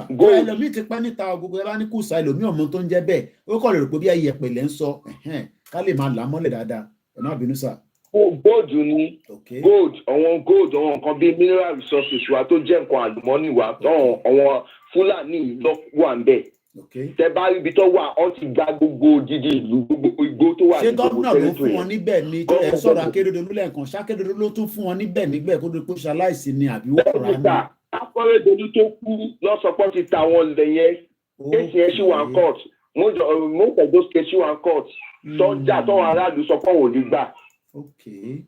tí ó ti yé ń sà but ọwọ́ yan bẹ̀rẹ̀ ni wọn ò ní etí gbọ́ ìgbà tá à ń pariwo Yorùbá nation àwa náà gbé lọ sílé nígbà ìwé ọ̀nà lélẹ́yìí kò sọ́nà Nàìjíríà gbogbo náà ọmọ wa la kéde ó máa ṣe ó máa dà but ọ̀hún náà ti rìn ṣùgbọ́n ìmọ̀ pé ojú wọn tó ń là ń sìn ó máa dìde ó máa gbára wọn tó bá yá but àwa tá a fún dádì Yorùbá nation mú tá à ń rìn àwọn náà gbọ́dọ̀ dìde àgbọ́dọ̀ ṣe ọmọ wa ló wà ń bẹ̀ because ọmọ wa tá a sọ pé wà ń bẹ̀ ló ń pa wá ń sìn yìí kò ń ṣe Fúlàní mọ́ kò ń ṣe Buhari ló wà ní Àbújá mọ́ ń sìn yìí Tinubu ló wà ń bẹ̀ òun ló dẹ̀ ń pa wá ń sìn. And brother mi Samuel tún fẹ́ jẹ́ kí àwọn ọmọ Yorùbá tó ń gbọ́ wa ní gbogbo àgbáyé báyìí àwọn entertainment industry wa poison ló jẹ́ fún àwa ọ̀dọ́. Poison kẹ̀. tẹ bá ń sọ poison. Poison bíi ti báwo. bẹ́ẹ̀ni mo kí ìyàwó aládàpọ̀ Tóyìn Ṣọlá tó ń fi tọ̀tọ̀ dárúkọ mọ́mì Gani lóye mo kí ẹ. wọ́n pa wá sára gbogbo àwọn nǹkan tó ń promote ẹ rí pé àwọn gọ́ọ̀mẹ̀ntì àwọn politician yẹn wọ́n ń promote àwọn entertainment. bọ̀ ṣèbọn mú ẹni sùúrù o bọ̀ ìbọn mú revenue wá fúnlẹ̀ Yorùbá àbí Nàìjíríà in a nutshell. báwo ló tún ṣe máa di poison. revenue lọ kọ̀ọ̀kan damages in port. sà tábàwò revenue tó mú wa ẹ jẹ́ ká wo damages tó ń cause. 80% of Nigeria àwọn ọmọ wa ń sìn tó ń wọ entertainment industry they are not there to pass a message. wọ́n kọrin láti brainwash wa láti divert attention wa so gbogbo ọmọ kan tó ń ṣẹlẹ̀ nílùú mọ́ àwọn YouTube mi sí ẹwọ football match tó fẹ́ bẹ̀rẹ̀ láìpẹ́ ìsìn ọyàn kan ti sáré lọ sí di football match wọ́n fẹ́ lọ wo ball so àwọn nǹkan bẹ́ẹ̀ yẹn la gbọ́dọ̀ máa break fún ọyàn wa because it's killing us. ṣé ẹni tó fẹ́ lọ wo Liverpool Arsenal nísìnyìí ṣé òun lè fẹ́ lọ bá sọ Yorùbá ẹ fi Yorùbá nation lẹ́jẹ̀ ọ̀bùkọ́. ọ̀dẹ̀ ní fún ní visa kó lọ sí Liverpool yẹn kó lọ wò live àti Manchester yẹn kó wá wò live àti kó lọ sí Tottenham kódà wọn ò ní fún wọn ní visa pé mo fẹ́ lọ wo football ní London UK ò ní fún yín ní visa yẹn. bẹ́ẹ̀ni wọn àtẹ̀yìn kan tó ń gbé níbẹ̀ ẹ̀wọ̀n míì sí náírà bet ní gamble ó wà láwọn tó ń dá méjì wọn youth wa Okay. So gbogbo ọkìnrin la gbọ́dọ̀ máa blackmail, la gbọ́dọ̀ máa bá ṣe ń fight against government, politics and religious council. We must stand against entertainment industry. Wọ́n kó bá wa gan, èmi ni Zazu, èmi ni Zẹ, èmi ni Portable àbí Davido àbí kí ló ń pè wọ́n yẹn. They are damaging us, wọ́n pa ilẹ̀ Yorùbá. Okay. So nǹkan tó ń ṣẹlẹ̀ nìyẹn, so ẹjọ́ bá tún máa sọ̀rọ̀ lórí entertainment industry in damage tó ń cost ní life our youth. Kò ṣe kékeré o. Àwọn alákọ̀ọ́ fojú wọn pé ṣùgbọ́n kọrin ni wọ́n promote Yorùbá. They are not promoting Yorùbá, they are killing Yorùbá future. Because kò sí any positive message tó ń pass wa. After agbóhùn wọn bàbá wa tẹ́lẹ̀, agbóhùn wọn ayé àtijọ́ tó ẹgbọ́n bàbá yẹn wọ́n pass message ni wọ́n fi máa ń kọrin ni. Àwọn kò lọ́ máa ń fi orin ṣe nígbà ayé wọn. But nísìnyí, ohun tó ń kọ fún wa tó fi ń brain wash àwọn fi ń pè wọ́n fi ń deceive wa ni. So nǹkan tó ṣẹlẹ̀ ní ẹ̀ṣọ́ ìjọba máa address lórí entertainment is killing us. Àwọn ọ̀dọ́ ò mọ̀ nǹkan tó ń ṣẹlẹ̀. Gbogbo ọ̀dọ́ ládùúgbò sí lọ sí ọtí Colorado ọtí ya òwe sí street. Ìwé ti pọ̀ gan ní àdúgbò sáà àwọn ọ̀dọ́ ọmọ Yorùbá ló tẹ̀ pọ̀ jù láàrin wọn. Ìwé ti pọ̀ jù. So entertainment yẹn la gbọ́dọ̀ wà báyìí máa Mr. Fab wọ́n ní Mr. Koiki àwọn ti sọ fún mi tẹ́lẹ̀ rí pé distraction ni gbogbo àwọn olórin yẹn abájọ tó lórin tó jí gbé tó lọ kó 90 million fún terrorist. Mo kí gbogbo ẹ̀yin tẹ́ wà lórí Twitter space mo ń bọ̀ Mr. Michael ilẹ̀ máa sọ̀rọ̀ lẹ́yìn akéde mo kí àwọn tó ń bẹ lórí Twitter space wọ́n wá lọ kó 90 million fáwọn terrorist àwọn olórin tí wọ́n kidnap ní last year December yẹn kódà èmi ní wọ́n ti jẹ breakfast wọn àwọn náà nísìn nígbà tá à ń pariwo lọ́dún mẹ́ta bí àwọ̀ ọ̀gbọ́ olóyè Ìgbòho ni bí àwọ̀ ọ̀gbọ́ Yorùbá nation ni bí a nísìn tí wọ́n kidnap wọn bí a wá bá wa release the track lórí ọ̀rọ̀ tó ń lọ mo kí ẹ Masbi mo kí ẹ Wàlátà olórí ẹbí wa nìyẹn ìdí tí mo ṣe ń fún brọ́dà mi láàyè tí ilé lòun wà lára àwọn young kàndẹ̀ ni gbogbo káàkiri náà lọ ti lọ àwọn ọmọ Yorùbá ní a ti dákẹ́ pé kò sí nǹkan kan tó wà ní on the ground mọ́ kí lẹ́yìn rò pé ìgbésẹ̀ nínú ọdún tuntun yìí ta tún lè ṣe because láti lè gbé message Yorùbá nation campaign káàkiri. Nígbà tó wà nílẹ̀ yìí táwọn ọmọ Yorùbá lọ gbáradì àwọn kan sọ pé àwa la fẹ́ dàlú àwa la fẹ́ bàlújẹ́ àwa ni problem south west irọ́ ni o nǹkan tó máa fọ́ Nàìjíríà ọdún tá a wọ̀ yìí ló máa fọ́ Nàìjíríà so àwa ń gbáradì ní orílẹ̀-èdè làwa fẹ́ gbà ṣàwọ sọ pé a fẹ́ bá Nàìjíríà jà bí a fẹ́ gbógun ti Nàìjíríà àwa ń jà fún ẹ̀tọ́ wa ni nígbà tí Nàìjíríà bá máa fọ́ níbo ni gbogbo afẹ́ yà sí. ẹ jẹ́ kí wọ́n á bí ṣe ẹni sùúrù ṣé a ní ẹ̀ because ẹni sọ pé a fẹ́ gbẹ̀tọ́ wa ṣá ní right fẹ́ẹ̀tọ́ yẹn. ẹ̀tọ́ wa ni a gbọ́dọ̀ gbà nìkan tí wa ní nǹkan mi ní nǹkan wa ní kò ń ṣe pé bí a ní right ẹ̀tọ́ wa nìkan wa ní ìyòdẹ ń jẹ́ lórí nǹkan ẹ̀ nǹkan wa ni a ní ẹ̀tọ́ gẹ́gẹ́ bí òfin àgbáyé gẹ́gẹ́ bí ọmọ onílùú gẹ́gẹ́ bí ọmọ Yorùbá nǹkan wa ni àwa la ní so ẹ̀tọ́ wa ni so a ní right United Nations recognize ẹ̀ so kò ṣẹ̀ṣẹ̀ nínú nǹkan tá à ń ṣe it's biblical ó wà nínú Quran ó wà nínú ṣẹ̀ṣẹ̀ náà kò ṣẹ̀ṣẹ̀ nínú nǹkan tá à ń ṣe. Kí ló ń pè lẹ́tọ́ yẹn ẹ̀tọ́ tẹ̀ sọ yìí kí ni wọ́n ń pè kí lẹ̀ ẹ̀tọ́ yẹn kí ni ẹ̀tọ́ ta fi gbà yìí. Right ni nǹkan mi right our possession we want to possess our land we want to possess what is ours kò ń ṣe nǹkan Fúlàní la fẹ́ gbà kò dẹ̀ ṣe nǹkan Haúsá la fẹ́ gbà nǹkan wá nílẹ̀ wa our land our resources our culture our right gbogbo nǹkan yìí ni ẹ̀tọ́ wa is our right we want to take it back wọ́n ti gbà lọ́wọ́ wa wọ́n ti lò for donkey years now we are in need of it Nigeria have destroyed our future so kò ṣẹ̀ṣẹ̀ ní nǹkan tá a fẹ́ ṣe. So pẹ̀lú kan tí ìbéèrè tẹ béèrè lọ́wọ́ mi sà ètò táwọn bàbá wa ń ṣe lọ́wọ́ sùn táwọn ọmọ Yorùbá lọ gbáradì ní nǹkan tó fẹ́ tó máa Nàìjíríà ó ti ń sink already by so nǹkan tó ń ṣẹlẹ̀ ń sìn the revolution is coming àwa kọ́ la máa kọ́ sí ẹ̀ nǹkan táwọn ń prepare fún ni pé tó bá délẹ̀ tán níbo la fẹ́ dé sí ilé la máa dúró sí náà àánú máa protect ilé wa àjòjò Fúlàní ò lè wá jọba nílẹ̀ wa náà nígbà tí Nàìjíríà bá fọ́ so likewise àwọn ọmọ Yíbò náà àwọn náà ń gbáradì fún tiwọn so we are prepared for our nation not kò ń ṣe local government la fẹ́ gbà kò dẹ́ ṣe garage la fẹ́ gbà so ètò táwọn bàbá yìí bẹ́ẹ̀ ń ṣe òun ni ẹ ti rí rúbà àwọn kan sọ pé kí làwọn bàbá ń ṣe rédíò jáde oríṣiríṣi àwọn nǹkan ọmọ Yorùbá ń gbéṣe tó ń jáde lóríṣiríṣi òun láti rú bàbá ìbọn ọ̀yàn kan lórí event ẹ̀ ló ń programu currency wa so many things is going on ọ̀dẹ̀ sọ pé nǹkan tá a bá bò ló máa níyì òun ṣe gbogbo ẹ̀ náà ló máa gbé síta fún wa bọ̀ tó náà nǹkan tẹ́ pé ó gbọ́dọ̀ jẹ́ a sign a positive sign ni pé Yorùbá nation máa ti dúró òun ni rédíò wa tí gbogbo wa ń tà tínú wa ń dùn sí pé Yorùbá ti ní rédíò kò síbi tí wọ́n ti lè gbọ́ wa ní gbogbo àgbáyé so táwọn ọmọ Yorùbá gbogbo wa ní ká lọ gbáradì from every angle Yorùbá nation ṣẹ̀ṣẹ̀ bẹ̀rẹ̀ ni o in fact the strength energy tá à ń lò ní last year tá a lò ní 2 years ago kò tó energy tá a gbé wọdún yìí but gbogbo nǹkan kọ́ la fọ́ máa sá lóhùn mọ́ ibi tá a wà ń sìn lẹ́gùn tá a wà ń sìn kò ṣe gbogbo nǹkan ló gbọ́dọ̀ máa jáde síta tó ọ̀yàn máa rí mọ́. Thank you so much. Ẹ ṣé gan ni.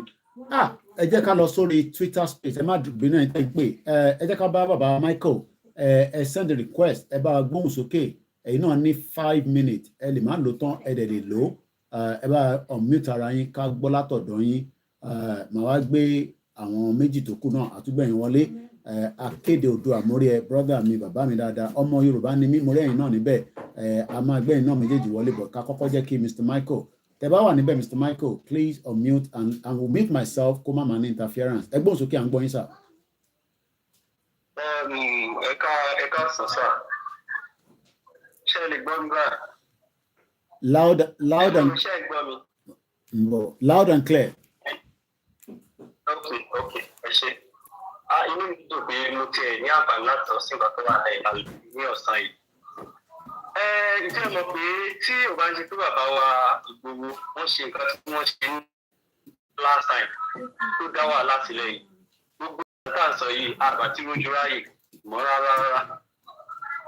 Ṣé rí nǹkan tí mo rí pé kò jẹ́ káwọn youths kí wọ́n ní àǹfààní láti dá sí nǹkan tó wà lẹ́yìn lọ títí pé ṣé rí púpọ̀ náà àwọn youths tó bá ti wọ internet kò sí ètò ń lọ wá nípa bí ìlú ṣe dáa ju pé bóyá wo politics ó wèlé kan àwọn stupid things tó wà ní internet yẹn. ìdí nìyí bí mo ṣe wà ní ọmọ Delta State ní bàbá Sunday Igboho ara àwọn number 1 fan wọn ni mo rí pé mo kàn jókòó jọkàn mo ní báwo nìyẹn ṣe wà financially okay to this extent káyọ̀ tó máa jà fún pé irọ́ àwọn pípọ̀ yìí náà wá ṣe kankan náà àìsèké mo kàn wọ́n rò pé no ṣáàrí history tí wọ́n yọ kúrò ní institution all this while wọ́n mọ̀ wọ́n tí wọ́n ń ṣe o ọlọ́dẹ ṣe ìgbà tí àsìkò tó bọ̀ òun náà ni wọ́n dá history padà sí institution now a ti mọ a lot of things a ti mọ tó tọ́ sí wa mọ tó tí a dùn fún kò sí nǹkan tó ń jẹ́ Nàìjíríà láti bẹ̀rẹ̀ fine nígbà tó lọ́dẹ máa mú wọ́n mọ̀ pé téèyàn bá ti wọ́n ti gbà pé téèyàn bá dá ọjọ́ padà pé ẹ̀yin lẹ́ni after 100 years aṣòro wájú papọ̀ wọ́n ti gbàpọ̀ ni tí ìgbà àjọ gbépọ̀ yóò bá ti gún mọ́ tó ń ká lóko túká kí ló wá ní sáà lè túká. mo believe pé sẹ́rí kìíní yìí it's way ago àwa tá à ń sọ̀rọ̀ yìí ṣe pé òkè ẹni pé ó ní ọ̀nà tó yẹ kéèyàn tọ̀ tá a bá fẹ́ túká ṣùgbọ́n gbogbo ibi tó yẹ ká tọ̀ bí ìgbà táwọn kan block ẹ̀. sẹ́rí bí mo wà yìí I've made up my mind already because there is one video of Baba Sunday Igboho gbà yẹn tí mo ní lórí mo ní nípa a lot of his video on my phone. ìgbàyẹ yẹn inspire mi bàbá ní pé ẹ̀yin ọmọ Yorùbá kálukú ètò bá lóògùn ètò bá wá ṣe kíní kan ìwọ́nsẹ̀ ogun ti dé ìgbà yẹn mo mọ̀ pé yes Yorùbá nation is ready to as in speak. jẹ́mọ̀ ìgbà tó rẹ̀ ṣẹ́rí tí ìrẹ́ àwọn youth participate pọ̀ nípa ṣẹ́rí tó bá ti dé internet so many people believe pé a lot of people just wọ́n card cloth ni. so kò sẹ́ńtọ́rì ní believe pé nítorí ìṣẹ̀lẹ̀ yìí pé àwọn èèyàn mí nẹ̀. okay ní ìsìnbá ẹ̀ ló ń follow Biafra also and Simon Ekpa a lot of things is going on is going down in southeast also and they will never report it wọn ò ní sọ síta because oríṣiríṣi ìṣẹ̀lẹ̀ bẹ́ẹ̀ yẹn èmi mo wà lórí pé èmi gan mọ̀ ìwà yìí mo follow ẹ̀ torí ní tó ń dùn mí ni pé ká make a real I'm ready to do anything gbogbo ọ̀nà tó bá gbà ká fi pín nǹkan tó wù yìí nìyẹn torí pé gbogbo tó ń ṣẹlẹ̀ ní ìgbéyàwó Yorùbá yẹn tí wọn ò ní sọ síta a lot of things is going down in southwest here wọn ò dẹ̀ ní sọ síta ìwọ yóò Ogun State ṣèbí tó ń dún náà sọ there are parts in Ogun State tí àwọn èèyàn sá kúrò lé níbi tí former president of Nigeria wà So àwọn pípọ̀ yìí wọ́n mọ̀ kọ́kọ́ ṣe irú ní ìṣòkè ẹ̀wù jáwọ́ Nnamdi Kanu ó lo passport UK fi travel lọ sí Kenya wọ́n dẹ̀ lọ gbé bẹ̀yẹ̀ nígbà tí ẹ̀ kidnap yẹn UK rí ẹ̀ ṣe sí. lọ́wọ́ tẹ́yìn gbà tí ẹjọ́ òkè ẹ̀ka wọn ọ̀rẹ́jọ́ àkàsọ̀lẹ́sẹ̀ gbàgbọ́ yáǹkì wọ́n ní kíní kan gbogbo wọn ti sọ pé wọ́n ti rẹ́jẹ̀sì kankan fúnlẹ̀. tó ogun táà sọ yàrá àwọn ọ̀dọ́ ní tó bá rí ìgbà ìṣẹ́mọ̀ inú ìfi ṣú everybody pẹ̀lú ṣe ń lọ yìí. fáyà àwọn kan sọ pé tí Yorùbá ní ṣẹ̀fádàrí kò sí yàtọ̀ náà àwọn gbogbo wọn kò sẹ́ tó jiyàn ṣùgbọ́n ta igé ojú akara wa mú. so àwọn ta ló ń ṣe eré ta ló ń ṣe lè. ní Nàìjíríà lónìí àwọn kan tó ń gbádùn Nàìjíríà ilé ní àwọn plan tá à ń sọ yìí. mo wo fídíò àwọn pípò yẹn tí ó celebrate killings tó kọjá lọ. wọ́n rò pé nínú ìlú tí president wa everybody tí àwọn olórí gbogbo tí wọ́n pèrè àwọn olórí tí wọ́n wà ní gbogbo ilé ìṣẹ̀lẹ̀. nǹkan tó wọ̀ lọ́wọ́ àwọn pípò yẹn in fact wọ́n fáyà bullet báyìí nígbà yẹn pé wọ́n kó fún wọn lọ́fẹ̀ẹ́ yìí. ṣé ẹni tí ò mọ̀ wípé lè lọ ra ìbọn irú àwọn ìbọn tí wọ́n kó kiri yẹn ni. let's make it real. there was a time that wọ́n ti ṣe àwọn rally ṣe kìíní àwọn so happy that yes nǹkan kìíní ti ń bọ̀ sí reality. wọ́n ìgbà tí gbogbo àwọn kìíní yẹn ti stop. mi ò ní kí púpọ̀ nínú àwọn youth kankan níbi ní ìgbìmọ̀ àwọn òkúmọ̀ wà yìí ní ilé iṣẹ́ ọmọ Yorùbá tó yìí lẹ́yìn Yorùbá Ọ̀yọ́ state wọ́n ti bí i. àbúrò mi máa ń sọ fún bẹ́ẹ̀ ẹ̀gbọ́n mi kò sí mo máa ń jẹ́ kó yẹ pé jẹ́ ti sọ fún kankan torí tí ẹ̀gbọ́n bá ti débi òkun tó bá ti lè tán ó ṣe tán tó fẹ́ yọ ni bẹ́ẹ̀ ṣe é rí yìí kò ní pẹ́ mọ́ because ó ti sun ewúrẹ́ gan tí òun sọ̀rọ̀ gan tó bá sun nǹkan ògiri àbí àyàgùtàn ló máa ń pè tó máa sun kòkì tó máa yíjú padà sí yàn so ohun tí ó padà lọ yìí sẹ́rí tí o bá ṣe bàbá Sunday Igboho tó bá jẹ́ pé tí wọ́n ṣe ń gbà yẹn tí wọ́n fi stop àwọn fúlàní lókè òkun wọn ò bá ṣe rárá wọn ò tiẹ̀ ṣáà another story làwọn ti máa sọ lẹ́nu pé ó bá tó bá ti kúrò ní ẹ̀ lóbi tó máa di camp tó máa locate sí ibi tí peace bá wà bí àwọn tó bá ṣẹlẹ̀ yẹn and ẹ̀dẹ̀ náà tẹ̀ dáhùn sẹ́rí Èkó ọlọ́mọ ìdarí kò sì yé dáadáa bẹ̀ sẹ́rí a lot nǹkan tó tóbi ń bọ̀ lẹ́kọ̀ọ́ torí ẹwọ àwọn gáì tí wọ́n mú ní òkè ó gba ìwé certificate of origin láìpẹ́ yìí gbogbo ìyẹn ti ṣẹlẹ̀ so the thing is àwọn ọ̀dọ́ tí wọ́n bá rí báyìí ni wọ́n fi rí báyìí because a lot of ẹwọ irú Mohbad of percent there are a lot of people that are pé wọ́n wá justice ni ìrẹ́lá gbogbo tó ń ṣe wọ́n fi ń wá attention fún àkáǹtì wọn ní orí íńtánẹ́ẹ̀tì ni so nǹkan tó lè kí púpọ̀ náà àwọn ọ̀dọ́ bíi ìwé mi báyìí ti ọmọ ìkéré ni but yes tí ò bá ronú àtàwọn kọ́ńtì ti dojú délé ọ̀rẹ́ bí èyí máa ń sọ fáwọn èèyàn wọn ní níjọ́ tí gbogbo wa bá ti rí ìtàn tábà ti rí bí ìdí pé kò sí kan tó máa kò sí àrùn tó máa bring on us ìjọ yẹn la máa gbára wa.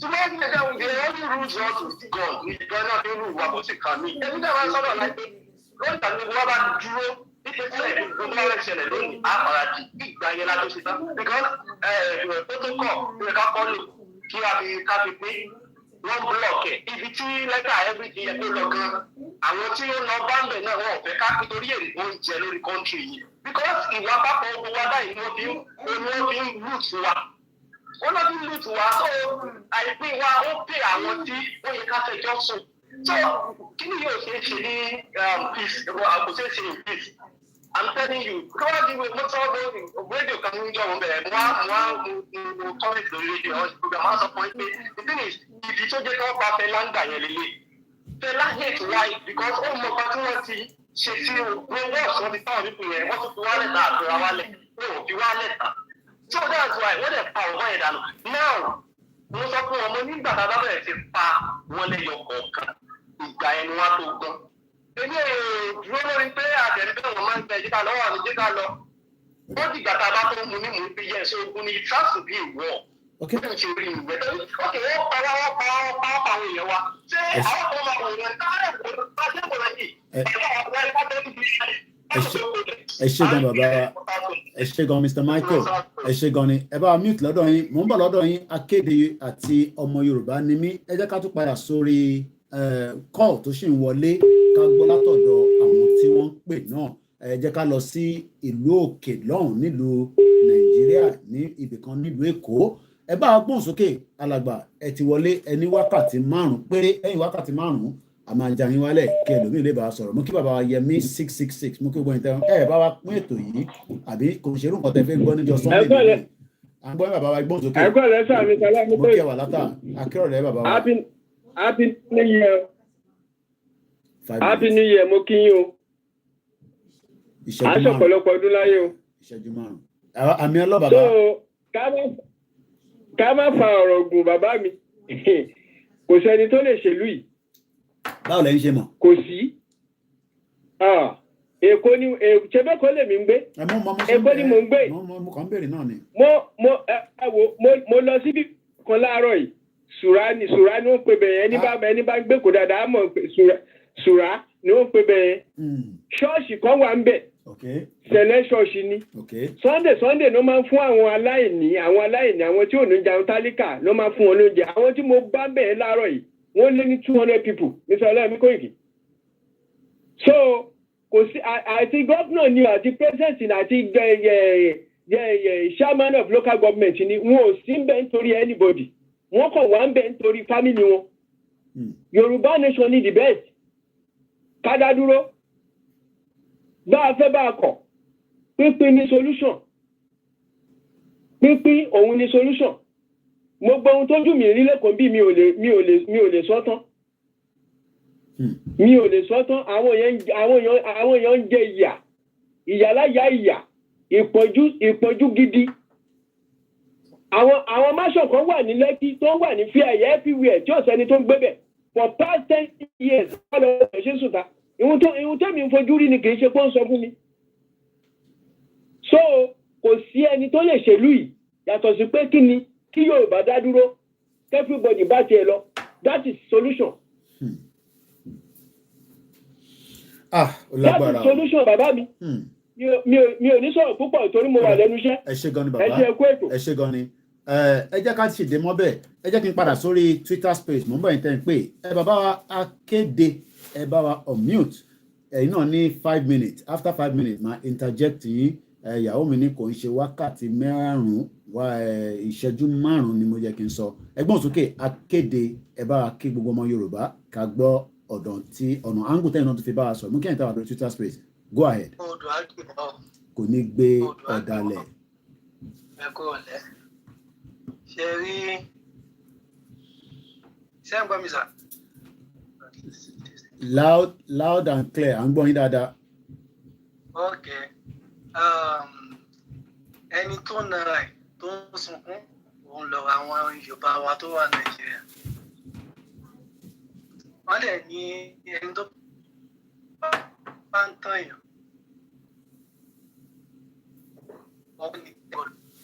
Ṣé ibi tí wọ́n wà léni pẹ̀lú nǹkan tí wọ́n ń fèsì léni ṣé kò tí yẹ kó yé orí wọn pé láwọn èèyàn tó wà lẹ̀?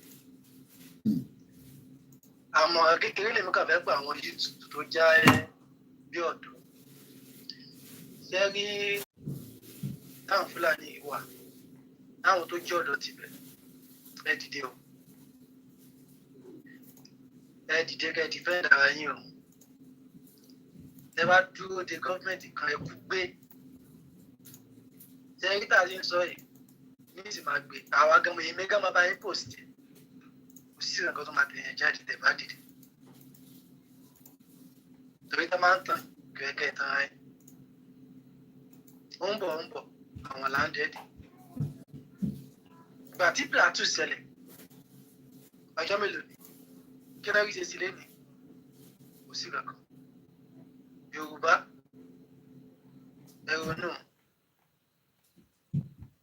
wọ́n ti ń pariwo yìí kì í ṣe èdè tí wọ́n ti sọ pé kìíní ìbọ̀ kì í ṣe èdè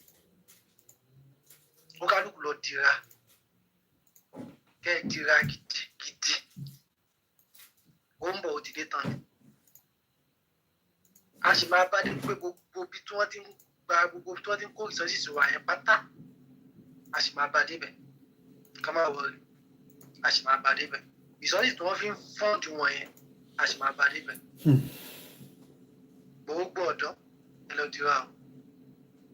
dira o odò àgbè wa o bò èmi níṣẹ́ kan tí mo fẹ́ fún everybody tó bá ń gbọ́ mi ẹ̀dọ̀ lọ confirm ẹ̀ forí pé everybody lọ dira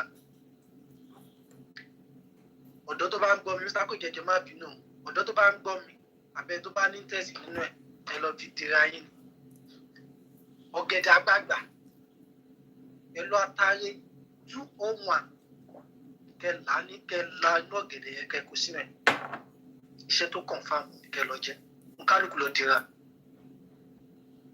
a ní láti defend ara wa. Ẹ má yẹ ká dúró de anybody kó defend wa. Tá bá sọ fún yín tí wọ́n ń bọ̀ wá wọ́n ń bọ̀ ẹ wò àwọn Ondo state mọ tó ṣẹlẹ̀ lọ́wọ́ báyìí kì í ṣe gbogbo tí news bá gbé jáde mú ẹsẹ̀ kúrò Nàìjíríà kì í ṣe tí news bá gbé jáde nǹkan tó ṣẹlẹ̀ mọ àwọn tó mọ tó ṣẹlẹ̀ àwọn tí ṣẹlẹ̀ yẹn ṣẹlẹ̀ sí wọn mọ tó ṣẹlẹ̀ sí wọn gbogbo àwọn ìlú yòókù dẹ̀ ni wọn ò ṣeré ẹ ká dira o ẹ má yẹ ká dúró de gọ́ọ̀mẹ̀ntì kó tó kàn wọ́n ọ̀nà máa jìnnà àwọn ló máa kàn kó tó kàn wọ́n ọ̀nà máa jìnnà ìsọjú yẹn lọ èsì sọ.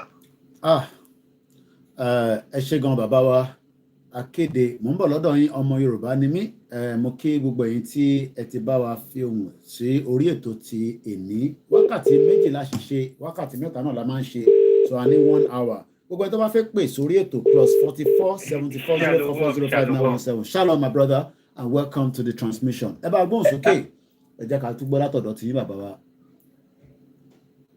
Ok, ẹ ṣé gan tẹ́ fún mi ní àkókò yìí láti sọ̀rọ̀ sí àwọn ọmọ Yorùbá.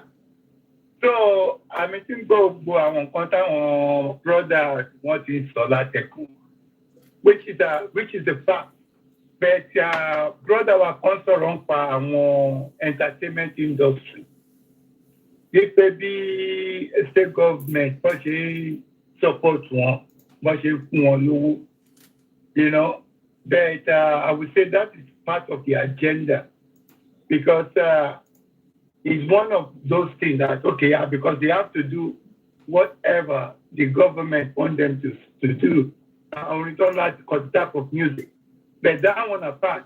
But let's go to the one of Tinubu and the governors, whether they are really going to save the situation in Yoruba land, the insecurity.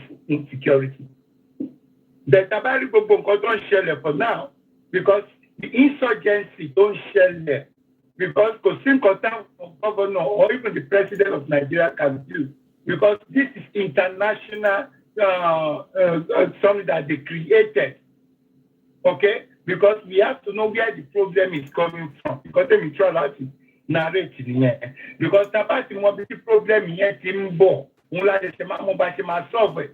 So Tinubu being a Yoruba man, he has no power to do anything or to change anything. He has only got to dance to the tune or to what the people, the British government, okay, and the Fulani, what they want him to do.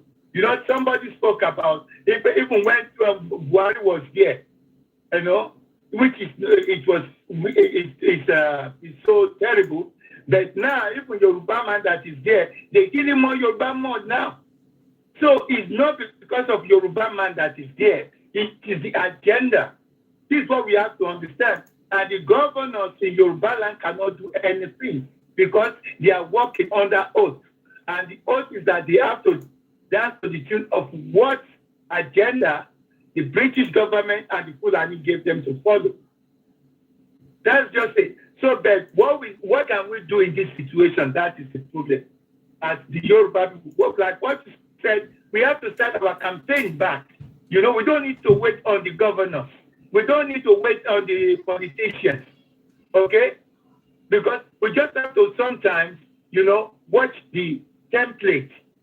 If we don't follow every way the Biafra are doing it, but we have to take some of the templates, you know, to move. Because none of these people will come to our help. Because the whole idea is that how to work to take over the land of Yoruba land or over Nigeria. And who are behind it is the British government and the Fulani Empire.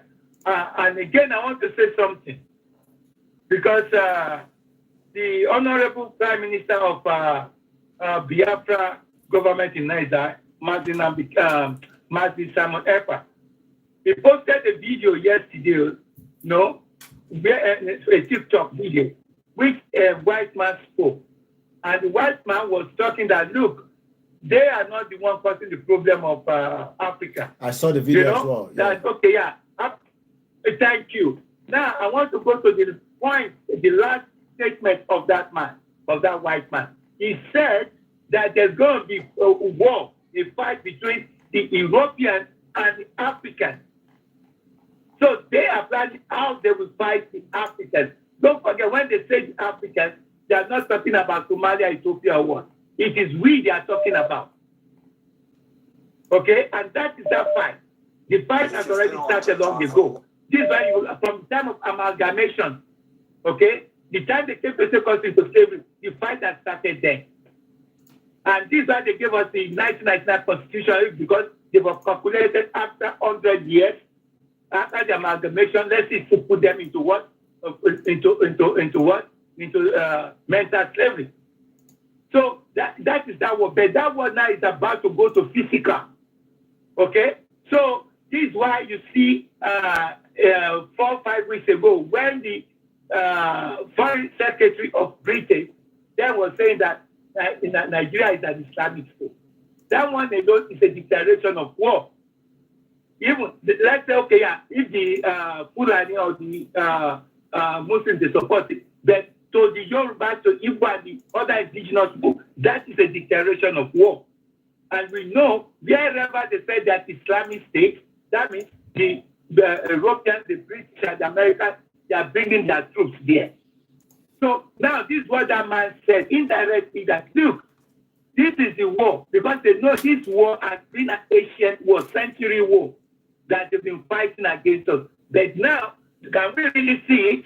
Because war is not when someone carries gun, okay? The international policies, the Europeans they are using on us, is still a one kind of war. You see, but not when they carry gun or what, they destroy us with what with their international policies. You know? So this is what I'm trying to let us understand. Because the battle now is going to be more physical. This is where we are going to. You know, and always this why I have me and my brother, we have the program, this Yoruba, the tribe of Judah. Because they really know who the tribe of Yoruba, who we are. And I want to say something from when you started your program today. There's a statement you said, okay, we've spoken about it before. If are you a parent? Okay, and when you're the one going there, this is the people who die and go. It's true. But when we say the world, you know, it has a how do I say it? Oh, it has a definition. Because there's a saying, they say when we say Western world or third world country or third world country, we know that when they say third world country, it's talking about African nations. When they say civilized world, we're talking about Western world. When we talk about marine world, we're talking about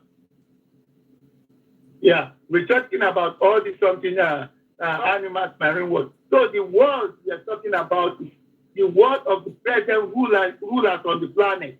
It is their world that is coming to an end. It's the rulership of the white people that is coming to an end. Okay? The earth abided forever.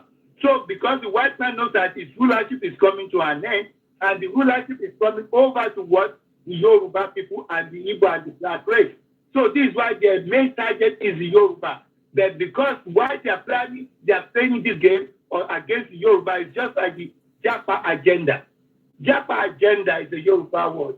Japa, you see, most of the people in the Southwest are the most of the people that the Japa come to Europe. Because Japa is an agenda which the Biafrans, they don't accept it. You see, because when the British took their consulate to Biafra, Samanepa said they don't want it. You see, because the more they take how do we say it? Want to take them out of the land. Will not take that. This is why they were taking our Biafra. They said they are missing. Then you go and kill them. You see, this is what our people see. They don't understand what is about to happen. So Japa is an agenda. Okay? So because one person àwọn ọ̀dọ́ wa kọ́ kúrò nílùú kó jẹ́ pé àwọn elderly ló kù. So tó bá kọ àwọn elderly àwọn òun fẹ́ jà. So this is one part of the agenda. Before you go, because most people might not know the video you're talking about. I got the video line up. Let's listen to that video together right now. It's just about 1 minute 37 seconds. For a while, you must have heard about Africans telling you that Europeans stole Africa's resources. Now, there's a lot to say about that. First and foremost, most of these resources are still in Africa. and they're not being stolen by Europeans. They're actually being sold to Europeans by the African state leadership. Your own elites are robbing you. It's not us doing it, not anymore. The real issue, of course, is why aren't Africans using their own resources to do things? Why does Mr. Beast have to go to Kenya to build water wells? Why didn't the Kenyan government do it themselves? I suppose the Kenyan government could have done it themselves. They just chose not to do it. Nigeria is now a country of almost 220 million people, the largest country in Africa. But they only produce about 10% of the electricity that a small country like Hungary. Hungary only has 10 million people, but they produce 10 times as much electricity as Nigeria does. I mean, I know you want to have your Wakanda, right? But do you expect white people to give it to you? No, you're supposed to build it yourself. Let me pause that part. I'm sure you have. Maybe we should rewind it a little bit. 1 minute. Let's play it again there. Okay. Right? But do you expect white people to give it to you? No, so it's saying that do we expect white people to give us what we want? That was the video you're talking about. Many people have seen the video now because I've been able to link it with my other platform that I'm streaming from. Go ahead, my brother. Now that we have that video to buttress, because sometimes people think that when we are talking about maybe it's a lie.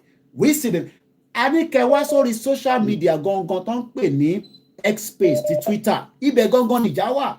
Ibẹ̀ làwa ti ń jà. Ẹ bá jókòó sórí YouTube tẹ́ lọ ń gbọ́ gbogbo old views táwọn kan ti ṣe àti brand new kò lè mọ anything wá. To be constant, you have to be on the X. Bones okay, my brother, for another few minutes. That's it. Okay, so from that video, because the man accepted that, okay, they are robbing us. You know, that they had to do that video because they know the cost of the time period we are living. Just to say, okay, yeah, well, we are not robbing you. They know they are robbing us. Okay, well, okay, the problem is who make international policies. You know, they use their international policies, okay, to do stock exchange. They put the price. Okay, when they want to come and buy natural resources, they reduce the price on the stock exchange. You know, so they are using their policies, international policies, to steal from us. They know that this is what they are doing. This is why we see what is going on in Niger, Burkina Faso, in France, in Mali. Okay, because these who said they don't want France anymore, and if these who said they don't want France anymore, that's also they say we don't want the Europeans, even the British anymore, because all of them are British, American, France. All of them are destroying Africa. You know, and they know the period we are in, that now that we need our resources. Why is it that we cannot be industrialized? Anytime we want to be industrialized, this is when they keep talking about climate change. When the king of England came to Nigeria in 2018, okay, his statement, I have the video, he made a statement, he said, okay, yeah, God don't butter my bread. Okay, that is a powerful statement. If any people, you don't know what is going on. Because for that statement, he said, look, he has gotten this whole nation. Because Nigeria belongs to Charles. This is why Tinubu cannot do anything. Buhari cannot do anything. No, any president in Nigeria that comes to power, okay, they can't do anything because they always pay allegiance to the British government. And that is the royal family. This is why you have the red eagle on the Nigeria coat of arms. That red eagle represents the property of Britain, and that property belongs to Charles. So, from that video you just played, what I'm trying to say is that the white people, they know that they stole from us, and they are still stealing from us. And they know the end is going to be by race war, which is in the scripture. Okay? They know it's going to be by race war. Because it's time that we know that everything that has a beginning always has an end. We know that, you know, and the end is come. So that this is why they are using Fulani herdsmen, Boko Haram, ISWAP, okay, to say, okay, yeah, there's insurgents in Nigeria, but this is the way the white people are fighting back. This is their proxy. This is their proxy upon us. But they will just hide behind and think, okay, yeah, they are coming to bring peace, bring solution. Okay? Because it's good the way this is how I say, okay, kudos to the Biafran, okay, because the way they are fighting back. you know, and we know we the Yoruba, the Europeans, the British, they fear us more because in Noniwa we are fire. We are fire in the spiritual realm. So that all that to just share because you know ni amatiri igbala. So that people, you know, because like this, what I said before, because the jihadists now they will come more in Yoruba land. You know, they will come more in Yoruba land because for our leaders, they are dancing to the tune of the British and the Fulani. Fulani is the aunt of the British over us. The British, the Europeans, they are hiding under the Fulani. The same thing the Fulani are doing in Nigeria, they are doing it in West Africa, in Mali, in Burkina Faso, in Niger, in Guinea. You see, that was about a month ago. So, about a month ago, I had one lady, as a customer. She's from Gambia. That the Fulani always want to dominate. She was so proud. She said, yeah, Fulani have to dominate. They are strong people. I said, what do you mean? He said that in Guinea, that now the people in Guinea, the government in Guinea, now they are trying to. Are you still with me? Loud and clear, yes. Hello? We can still hear you. Yeah. So the lady said the government in Guinea, the lady was telling me, she's a Fulani woman, she was telling me the government in Guinea, now what they're doing is that they are getting all the Fulani who are in political position, they are getting them out. So this is the same thing Buhari is there. So the whole idea of the Fulani is that to take over West Africa, and Nigeria is their target. Because the Yoruba or Malade, and Gongonowani, Southwest, even when you talk about the Republic of Benin, okay, Yoruba, that's why they are speaking French. Wow. So, but go on, jihadist group, So to buttress it. So what they are doing is one fit jihadis and the terrorism as the cajole, but underneath is the whole idea to just continue to take and grab and enslave every single one of us. That's it. That is the whole idea. Okay, many Yoruba people understand. You can't so the British and yeah. Okay, you guys, we can expect to them in Yoruba. No, many of our Yoruba, they don't seem to understand that this is the game. I want to put Tinubu in charge, but we keep telling them that Tinubu is not in charge. Tinubu is not in charge. Tinubu is working on behalf of the Royal Empire. Because there was a time when I called about last year, I told you that Tite Yonko Baba, Tite Yonko is that. Okay, I don't mean it about Yoruba, about our people. I'm talking about Titi Funfun Baba, Tiwa Oleda. So one, I want to like my one automatic party to one mama okay. So our mineral resources were the one go. I want to learn no. I want X-Men when you want low. So come up, I want to I'm a okay, I want Fulani. But I went down by that in the British Empire. Okay? Omuni Toreni Church 2018. God don't butter my bread though. You know what that means? It's all this what is I won't expect to be coffee go when I want your map code lama face sorrow. Code you need. You know, even God, I think, was it the same 2018 when he came, when they sat, the Sultan or New of Ife was sitting there. All these things has a significant meaning spiritually, and they're portraying that. But every one of us are saying, ni joko bai. Eni to joko sowo osi, ateni to joko sowo otun, only meaning. Gbogbo kini any meaning. But Omo Yoruba can't get carried away. Only meaning. Thank you. If you talk beyond this, call it a ni why? If you can't joko si, call it a joko si. But Omo Yoruba ndro kita NTA news ṣàlàyé fún yín. Picture yẹn ní bàbá meaning, significant message meaning, spiritual from the spiritual realm. What do you mean? Omure. Mi àti brother mi àṣẹ fídíò kan. Ìgbà tí wọ́n fẹ́ fi church tó fẹ́ sọ the king. Wọ́n sọ pé there is a stone. Ṣó yẹn náà pé wọ́n lọ gbé wọ́n wípé kíní òkúta yẹn òkúta Yorùbá ni. Ṣó yẹn náà. So òtòrẹ́ náà ṣe gbé church kó jókòó sáárín. So you know, normally Yoruba don't like to joke sáàrin. You know, so even by that one nílẹ̀ Yorùbá àjàbí tani Charles bá sọ̀rọ̀ jù. Sanusi ló wà tẹ dialogue jù. So that àwọn èèyàn wa wọ́n mọ nǹkan tó ń ṣẹlẹ̀. You know, because they operate on the left-hand side.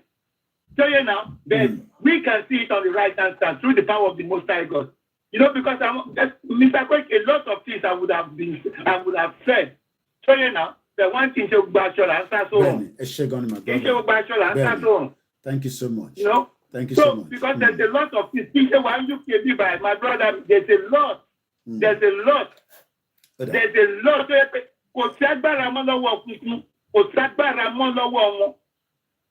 So, but you want conscience. It's already more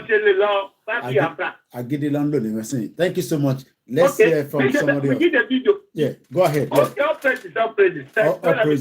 Thank you so much. Wow. The reason why when this, he hasn't come for a while. Mumba Intewa Lori Perfect Wale. I'm a lot of Twitter space.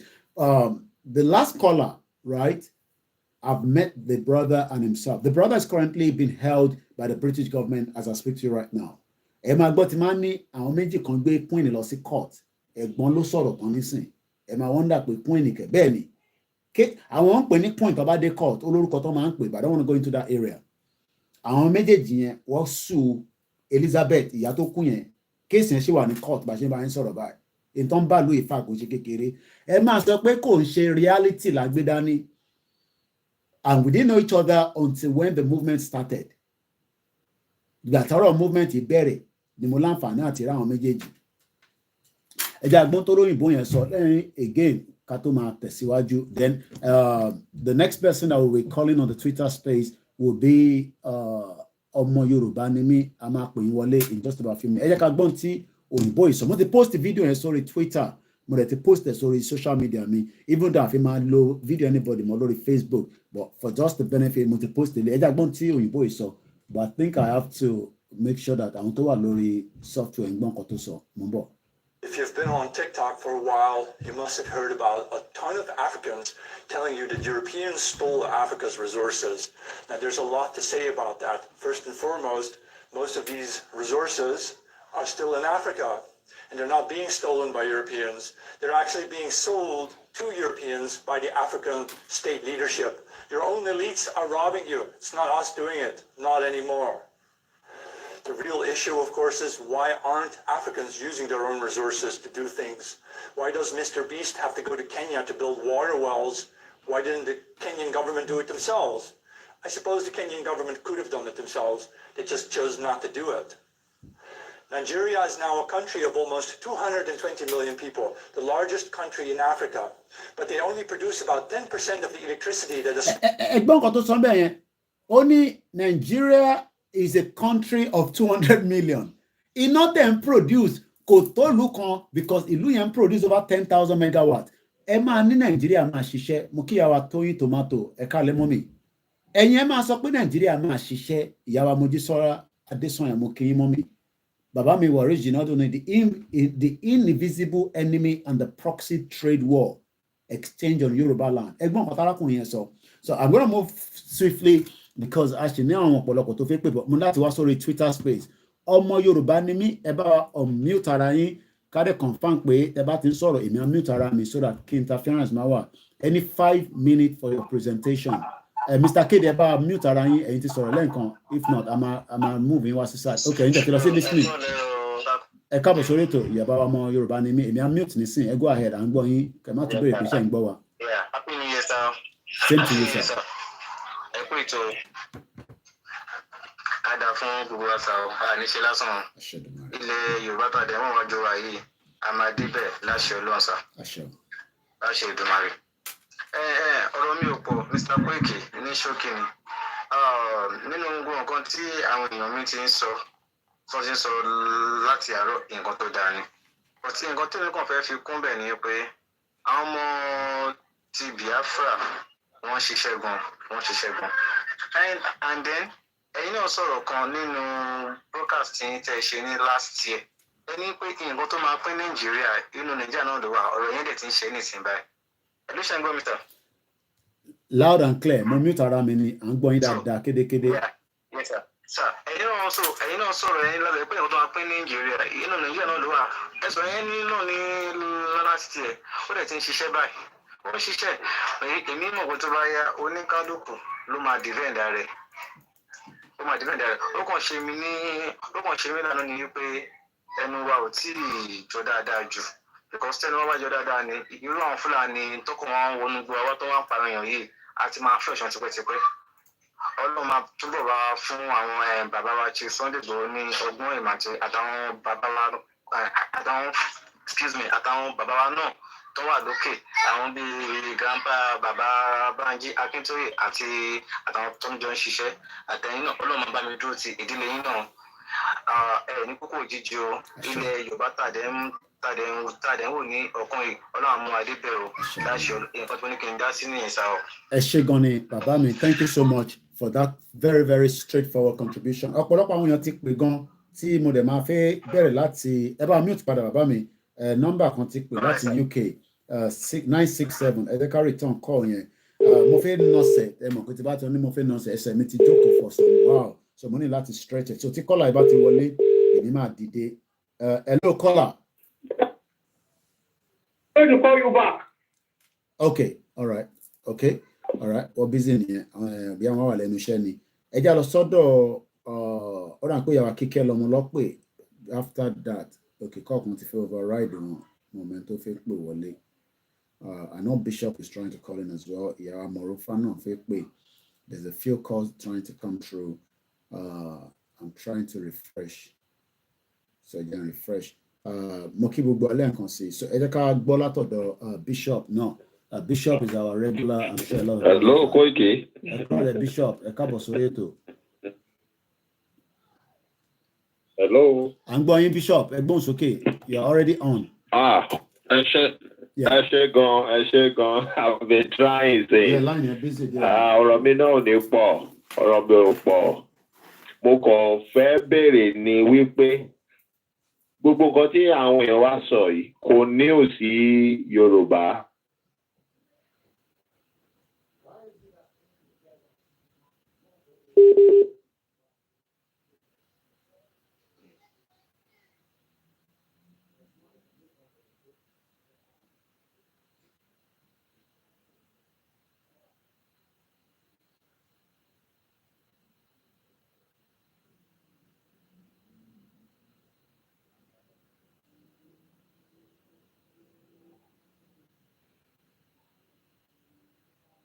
Hello? Hello? Hello?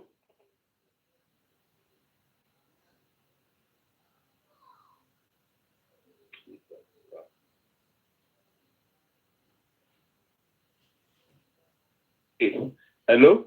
Can you hear me, Koiki? So, okay. Àwọn tó dìde ní ìgbà yẹn when they are telling them tí wọ́n confuse àwọn self-determination movement tó ní ọmọ wa ni ó máa ṣe tó bá débẹ̀. Èmi wá ń béèrè pé ibo ni wọ́n wà lénìí at least kán tiẹ̀ yọjú náà nítorí ọmọ tán ló máa ṣe gangan náà nísìnyí ọmọ náà ti jáde pẹ̀lú ìdíbẹ̀bẹ̀ rẹ̀ ó ní I feel your pain. I understand all everything. Mo dìde lẹ́ẹ̀kan ni but wọ́n náà ń gbọ́ yín lọ lẹ́ẹ̀kan but mo ìní dìde briefly ni mo ti wà lórí ìjókòó. Okay. So ọmọ náà pẹ̀lú ìdíbẹ̀bẹ̀ rẹ̀ ó ti lahàn síta ń ṣe wípé I feel your pain. I understand everything but there is no other way out. Ọmọ náà ti mọ̀ ń ṣe wípé kì í ṣe kakọ̀ débẹ̀ pé ìwọ náà gbàgbára fún agbára ìwọ tó wà presidency kan ló ń rule. Wọ́n máa làálẹ̀ fún ẹ pé nǹkan báyìí ni kò ṣe nǹkan báyìí ni kò ṣe. You are just a rubber stamp president. Presidency ló rule Nàìjíríà. Ṣé àwọn èèyàn ti gbàgbé ni? Ó yẹ pé when Buhari was not around, àwọn tó ń ṣèlú wọn rúlù lọ, wọ́n kàn ní the presidency. Àwọn èèyàn presidency la dìbò fún, presidency ṣe ń pàṣẹ, àwọn wo ni presidency? So people Yoruba should stop.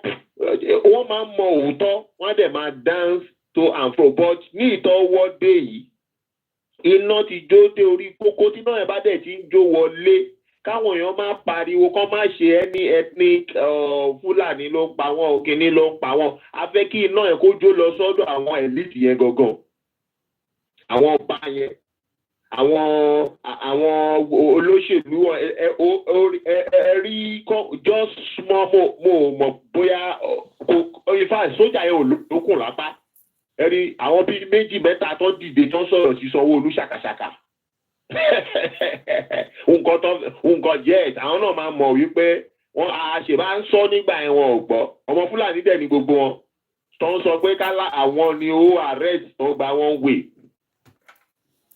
so kó tó di pé àwọn recruit tí ò ní agbára tí ò ní ṣìkìní tó lè máa sọ̀rọ̀ sí gómìnà ẹni àbẹ́ ẹ̀ náà pé náà tí ò yà fún nǹkan kùkù lọ́wọ́ so àwa mọ̀ pé 1 million Fúlàní kò lè gbalẹ̀ lọ́wọ́ ọmọ Yorùbá kan ṣoṣo lórí ilẹ̀ bàbá ẹ̀ ìwìn ajáde nínú ilẹ̀ but àti láwọn ọ̀pọ̀lọpọ̀ ọmọ àlè tó wà lórí ipò ẹ jẹ́ kí náà yẹn ru wọlé kó bá lé àwọn ọmọ àlè yẹn lọ because tábàlà máa ṣe yẹn fúnra wa wọ́n á ní pé à ń ṣọmọlúwàbí they use that thing to tán láti sọ ọwá Yorùbá lẹ́nu so iná tó máa rú wọlé ẹjọ́ rú wọlé a gbọ́dọ̀ pariwo ẹlẹ́yàmẹ̀yà ẹ jẹ́ kó ṣe nǹkan tó fẹ́ ṣe tó bá dẹ̀ ti ṣe nǹkan tó fẹ́ ṣe gbé àpéwé ni gbogbo àwọn people yẹn then we rise and defend our land àwọn yẹn wọn pẹ́ wọ́n máa lọ wọ́n fi lẹ̀ fún nílẹ̀ we defend our land but we can't defend it where all these bastards are on throne all those bastards have to flee bàbá kọ́ la máa lé wọn ohun tó máa lé wọn ti fọwọ́ fà. Thank you. Wow, Eshegoni Bishop, always very frank, brief. Bishop ń ṣe kò mẹ́nu lọ pàtó pé ó máa lọ straight to the point ni. Ẹ jẹ́ ká jẹ́ kí n tó fẹ́ ṣẹlẹ̀. Ẹ bá máa ní à ń link ọ̀rọ̀ Yorùbá nation pẹ̀lú Biafra. Ẹ jẹ́ káwọn máa dáná oko lọ́dọ̀ wọn lọ́hùn. Ẹ jẹ́ kí Biafra dáná oko kó gbasi fún Tinubu. Ẹ má ní sentiment pé Biafra ni. Ẹ jẹ́ kí Biafra gbasi fún Tinubu dáadáa. Káwa máa pariwo lórí social media pé ọ̀lẹ́ẹ̀dí wa ni wa olóyè nìkan ló náyà àwọn ò láyà èmi náà láyà but Biafra ní àyà ẹ má máa sọ pé Yorùbá nation Koiki òun líǹkẹ̀ mọ́ Biafra torí pé a fẹ́ lọ so ẹ jẹ́ kí Biafra forí kọ́kọ́ ìyá mi dẹ̀ ti ní ẹgbẹ́ òsókè ìyá Mọ̀rúfá torí ti bá sọ̀rọ̀ nísìn tèmi yẹn lẹ máa mú gbogbo táwọn èèyàn sọ ẹ̀ ní mú yẹn ẹgbẹ́ òsókè ẹ ti wọlé hello ẹ káàbọ̀ torí ètò bàbá wa àmì àlà inshallah tí ó ti bá sọ̀rọ̀ tán nísìn ìyẹn lẹ máa mú lọ ìyẹn lẹ máa cut lẹ máa lọ máa fi sórí TikTok lẹ fi drive traffic èmi náà dẹ̀ ti gbọ́n nísìn ẹ gbọ́n sókè ẹ bá sọ̀rọ̀ sókè dáadáa voice yín lọ́lẹ̀ ẹ tí jẹun ni ìbá abroad lẹ́wà ẹ ṣáà sí Nàìjíríà Ògúnfẹ̀dẹ̀ lẹ fi ṣe status yìí ẹ gbọ́n sókè dáadáa nà ká gbọ́n ohun yẹn lọ́lẹ̀ díẹ̀ àbí látọ̀dọ̀ mi ni ó yẹ máa sọ̀rọ̀ lọ à manager àmì can hear him at all.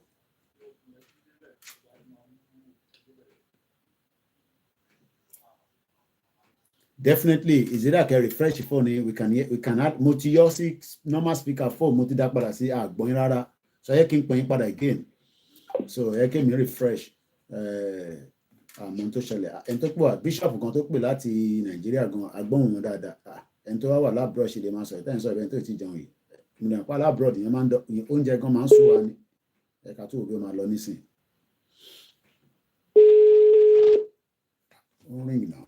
So mo kí gbogbo alẹ́ nǹkan sí àti ṣe ó yẹ gbóhùn sókè ní síka òbí ó máa pick nísìn.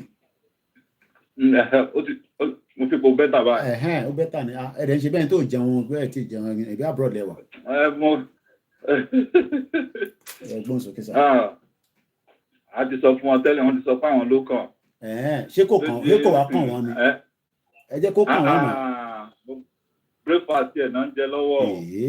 90 million àlàwọn olórin yẹn máa náà sàn 90 million bí bá ní kọ́ fún mi ní 2 million ní sanwó àwọn olówó nígbà tí Fúlàní kidnap àwọn wèrè ẹ máa kidnap àwọn wèrè nígbà tó kidnap wọn ọ̀nà 90 million lọ́sàn 90 million naira wọ́n negotiate láti 30 million sí 77.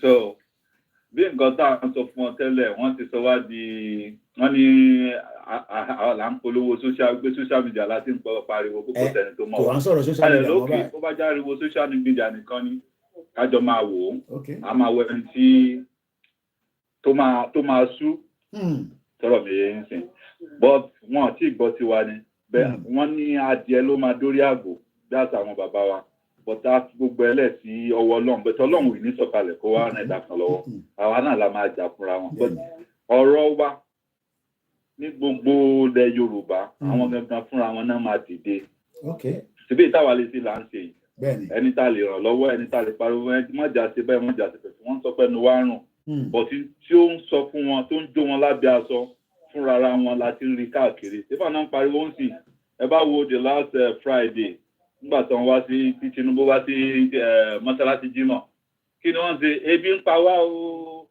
ebi ò tí ì pa yín ṣẹpẹtì lẹ́yìn ẹ̀yin ló kàn kò sí wàhálà so àjọ máa wò náà ni but the next kò sí solution kankan tá a ní tójú Yorùbá nation lọ gbé kó ń kálukú dá wà mo ti sọ èmi ti ń pè wọ́n sórí several mo ti ń sọ fún wọn several times mo ní kí ẹgbẹ̀rún Tinubu kó débẹ̀ kò sí nǹkan kan tó lè ṣe Tinubu yìí òun kọ́ ló máa ṣe anything gbogbo àǹkàbá àtòjókòó ní sọ̀rọ̀ àǹdí ẹ̀ kó ní go plan in heart kò lè make nada but the best solution fún wa ni pé Yorùbá nation pé ká dá wà òun náà ni the best solution fún wa but at long run adìẹ ló máa ti torí àgò ní tèmi sì mọ̀ nìyẹn but ó lè má jẹ́ kí akábà àti fẹ́ǹsì ọ̀gbẹ́ lójú ayé wa ó sì máa ṣẹlẹ̀ ó máa ṣẹlẹ̀ so mi ò ní ìdí ẹjẹ fún ẹlòmíì but before kí n tó cut mo ti send yín ní message náà tẹ́lẹ̀. mo rí màá wò máa lọ check ẹ̀ nísìn ẹ ṣe gan ni. but màá sọ fún yín sí ẹjọ́ bí rédíò yẹn ti máa dọ́dọ̀ mi mi báyìí ní Germany ni mo ní kí n béèrè bí àwọn máa tẹ́ bá ti rà á wá mọ bó ṣe ń lẹ máa mọ ẹni tó ń bọ̀ ní Germany tó lè bá yín gbé wá ó dẹ̀ kó máa post ẹ̀ sí yín ni I think that's the only thing I can say. ẹjọ́ màá send number ẹ̀ tẹ́ máa rà lọ́wọ́ ẹ̀ tẹ́ máa connect màá send yẹn sí yín. Màá send yẹn sí okay màá send yẹn sí brother ẹ ṣe gan ni. ẹ bá mi kí ìyá àtàwọn ọmọ sá. okay sir. Happy Sunday náà láṣẹ wa it is just coming up to 25 past kò tẹ̀lé pé 25 ó kù díẹ̀ past 5 it's good that we started early ìwòye last week Sunday àti lọ boogie lọ́dọ̀ Alhaja Adéyẹyẹ Irat ìyá dáadáa gbogbo àwọn ìyá wa tẹ jẹ́ 80 ẹ̀yin tẹ wà ní 70 ẹ̀yin ọ̀dọ́ tẹ wà ní 20 ẹni kò kàn yín ẹ lè fi ṣoríire nínú Nàìjíríà ẹni kò kàn yín ẹ ń wá luck àti mercy bí bèbí kan tí gbogbo nǹkan ló ń fún lórí social media nísìnyí look Nàìjíríà nìyẹn wọ́n máa ń gba wèrè bí ọtí ni tí nǹkan kan bá go wrong báyìí ìgbà míì àkọ́ máa ń dà I'm sure àwọn tó bá mọ story yẹn ó ń trend lọ́wọ́ lórí social media gbogbo nǹkan ló ti fún girl yẹn I'm not gonna go into all the details but ẹni tó bá fẹ́ mọ̀ ẹ́ lọ sórí social media ẹ̀ bá níbẹ̀ kódà wọ́n fún lówó wọ́n fún ní mọ́tò so maybe that's the reason why look gbogbo yẹn kọ́ la ní we need a system that is working look tí bá fẹ́ ra Bentley nísìn èmi ni máa wò pé ọmọ máa lọ fapá kún mọ́zù mi o bóyá ọmọ máa lọ kàwé díẹ̀ sí ni bóyá ọmọ máa ṣe double working ni bóyá whatever you would do tó lè fi ra Bentley yẹn but problem tó wà ní Nàìjíríà ni pé ẹ̀yin náà fẹ́ ṣe the same thing but kò sí the enabling environment kí ló ń pè ní enabling environment kí system kó wà set up nínú Nàìjíríà là ń sọ kó dẹ̀ ṣiṣẹ́ ẹgbọ́n tó yìnbó yẹn sọ ó ní Nàìjíríà iná tẹ̀ ń lò ẹ̀ka tó lọ wú fídíò jáde ó ní iná tà ń lò iná electricity tí Nàìjíríà ń lò ó máa jáde dáadáa ní bíbá jẹ́ kí n mú láti bíbá iná tí Nàìjíríà ń lò gbogbo iná the whole electricity of Nigeria kò tó ṣé Hungary kan ló dárúkọ màá pìkẹ́ dáadáa this time around ẹja gbọ́n kan tó sọ ẹ̀yin tẹ́tẹ̀ nǹkan yẹn ò rí ojú ẹ̀ máa fojú ẹ̀wọ̀n yìí nísìn láti bíbá. Yeah. If you've been on TikTok for a while, you must have heard about a ton of Africans telling you that Europeans stole Africa's. Ẹgbẹ́ ọ̀dọ́ sọ a ton of Africa èmi àti yín ló ń bá wí o ó ń bá wa náà wí ó ń bá wa wí because only the ton of Africans táwa lórí TikTok àwa ń blame àwọn òyìnbó báwọn lọ dá wàhálà sílẹ̀ àwọn lọ ṣe this àwọn lọ ṣe that èmi bá yín fi àjàsà sí ni tẹ́ni mi dà because mo fẹ́ take note ìlú tó dárúkọ yẹn ó dárúkọ ìlú kan nísìn ìlú yẹn ni mo fẹ́ make sure pé mo take note èyí ni Sunday àbí oríṣiríṣi àwọn dọ́kúmẹ́ǹtì gbogbo tá à ń ṣe tó tó bá dọjọ́ ọ̀la à lè fi ṣe gbogbo ọ̀rọ̀ ìwé tá a bá máa kọ àìtí ní láti kọ̀wé kankan nísìn ìwé tí mò ń kọ òun ni footprint mi ní social media mi so kò sẹ́ni tó máa ní òun mọ ẹni tó ń pè ní Koikimedia tó o bá mọ̀ á jẹ́ pé Hungary ló dárúkọ ẹ̀ ṣe gan bàbá mi ọba dáàmì etí ń dán ewúro létí ń rádì èmi gan wọn pọ̀ Hungary ló sọ mo rò pé bí hunger ebi ń pa wá ní Nàìjíríà ló sọ now ẹ já gbọ́ fídíò yẹn àwa lọ wo ìlú tó dárúkọ yẹn kí ló dé tó ń compare wa pẹ̀lú Hungary ṣé ànílàákàyè ni kò ń ṣe gbogbo wa ni mò ń bá sọ̀rọ̀ because tí bá ní ṣànílàákàyè ni kò ń ṣe pé àní àwọn PhD àní masters kódà ẹni tó jẹ́ òkútù tẹ́ẹ̀tẹ̀ after 63 years a ṣì ń wá iná ẹ̀já gbọ́n tó sọ ẹ mọ̀ pé látẹ̀kọ́ yẹn ò rí fídíò yẹn àwọn tó wà ní other platform a stream ẹ̀ lọ sórí because mo ń lo OBS wọnú Facebook because mo ń make sure pé nísìn a gbọ́dọ̀ máa pick Twitter wa títí tí gbogbo system wa kan ó wà in the process lágbára Elédùmarè tó bá ti ready then àní ní gbogbo phone lẹ́yọ kọ̀ọ̀kan everything máa wà lójú kan àwa jẹ́ Instagram àti Twitter space àti TikTok nìkan ló máa wà lórí phone but we are working on that as quickly as possible ẹ̀tẹ́ bá rántí pé àní bàbá mi testimony ní Ògúntọ́nà ní Koiki thanks for the enlightenment every time ẹbí mi náà ṣe ń enlighten ní èmi náà ń kọ́ ẹ̀kọ́ because tí bá ní mo jókòó sí bí gbogbo nǹkan ni mo mọ̀ in the last 3 years ẹ̀yin tẹ́ fẹ́ pé ẹ ṣe sùúrù ó wà important ká gbọ́ fídíò yìí ẹ má tí pè mo mọ̀ pé ẹ máa pè like I say if we have to extend it mo ti lé àwọn family mo ti lé wọn lọ sókè mo ti ní kọ́ wà lókè mo dẹ̀ pé wọ́n àti mo tọ́ máa ṣẹlẹ̀ lálẹ́ fún dinner but tó bá di pé wọ́n ní kitchen fẹ́ máa busy àpaná ètò yìí ṣe I always say we need your support ṣe rí support tí ní pé ẹ̀yin support wa tẹ́yìn bá ti support wa ẹ̀yin ní media tó dúró tó ready àwa ti gbà pé iṣẹ́ tẹ́lẹ̀dùmarè dà rẹ̀ sí wa mọ́ nìyẹn kò sí point kí n tún ní mo lọ ń wáṣẹ́ kankan nígbà tí mo jẹ́ pé freelance ni mí n tó ń pè ní freelance ni pé bíyàn kan bá pè mí pé Koiki kì í má fi gbẹnu sọ̀rọ̀ iṣẹ́ kan tó sáré mo lè sáré lọ mú yẹn lẹ́gbẹ̀ẹ́ bọ̀ pé a lọ wáṣẹ́ kan iṣẹ́ mo lọ wá mo ti ṣiṣẹ́ dànù náà díẹ̀ nílùú fún UK ẹ jẹ́ ń ṣe díẹ̀ fọmọ Yorùbá ẹ̀yin náà máa sọ pé Koiki a máa fàdúrà rìn lọ́wọ́ a máa gbọ́n wọ́n sáwò gbóhùn sókè arákùnrin kí ló sọ. About that. First and foremost, most of these resources are still in Africa. Okay. And they're not being stolen by Europeans. They're actually being sold to Europeans by the African state leadership. Your own elites are robbing you. It's not us doing it, not anymore. Okay. The real issue, of course, is why aren't Africans using their own resources to do things? Why does Mr. Beast have to go to Kenya to build water wells? Okay. Why didn't the Kenyan government do it themselves? Okay. I suppose the Kenyan government could have done it themselves. Okay. They just chose not to do it. Okay. Nigeria is now a country of almost 220 million people, the largest country in Africa. Okay. But they only produce about 10% of the electricity that a small country like Hungary. Hungary only has 10 million people, but they produce 10 times as much electricity as Nigeria does. Now, Sherry bó ṣe wọ́ wá ńlẹ̀. Sherry bó ṣe wọ́ wá ńlẹ̀. Sherry, mo like family mi, gbogbo iná ni family mi, but ẹ̀yin kan ti pè mí lẹ́yìn pé Koiki má react too much. Òun lé àwọn èèyàn ò jẹ́ kó wá gbọ́ program. Bẹ́ẹ̀ làwọn kan bínú pé ibi ṣe ń try láti tún change program mi pé àwọn like ẹ̀, but a gbọ́dọ̀ balance gbogbo ẹ̀. Kò ń ṣe pé kákọ̀ máa jáde ìbáwọn kan ti mimic mi ẹ̀gbọ́n mi ò lè àṣé ó sì máa tún ò mọ̀ pé àwọn ìyá yẹn máa pè mí kò mọ̀ pé irú àmì àtàwọn ìyá yẹn á ṣe lè pa bí ṣúgà ṣọ́rọ̀ pé àwọn ìyá yẹn stupid àwọn tó ṣì pẹ̀lú wa mọ́ tó tún pa àwọn ìyá kan lọ́nà kan wá fáwọn lówó ìbá ti mimic mi èbí mo ní tutututututututututu èmi náà ṣe tutututu mọ́ nísìn ẹ jẹ breakfast gbogbo yìí lẹ́ máa jẹ breakfast àtẹni tó ń ṣe Yorùbá nation náà àtẹni tó ń ṣe Yorùbá nation àtẹni tó ní ẹ ti sọ wọn àtẹni tó ní àparọ́ fún wọn gbogbo yìí lẹ́ máa jẹ breakfast ẹ̀gbọ́n tó yìnbó ìsọ ṣe rí pé irú àwọn ọ̀rọ̀ báyìí tíyàn bá gbọ́ ó jẹ́ kó rùyàn nínú pé ó wá fi wá wé Hungary ẹ jẹ́ ká lọ wọ Hungary tó sọ yẹn ẹ jẹ́ ká tún kẹ́kọ̀ọ́ kékeré díẹ̀ ká tó gba kọ́ọ̀lù díẹ̀ sí tí data ẹ bá fẹ́ tán o lè bọ́rọ̀ sí èmi ò ṣe give away ní bíbá I wish I can but I don't. Ìlú wo ló ń pè ní Hungary? Hungary. Hungary is a landlocked country in Central Europe. Its capital rather, it's Budapest. Is if I'm right. Ijaya Mokembe. Voice. Thank you so much, my brother. In the comment section. Budapest. Is bisected by Dunabi River. I want to river.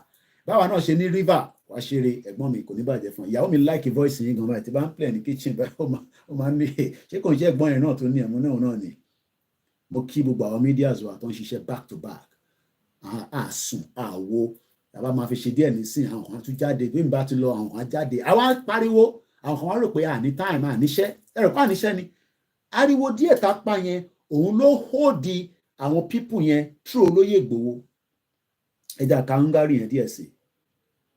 Now, its cityscape is stored with comment. Yeah, Hungary. Yeah, city Loberi. Travel Loberi, Budapest. I think so. Yeah. Its own cityscape is stored with architectural landmarks from the Buddha's medieval Castle Hill and the grand neoclassical buildings along the Pest Andesil Avenue to the 19th century chain bridge. Turkish and the Roman influence on Hungarian culture.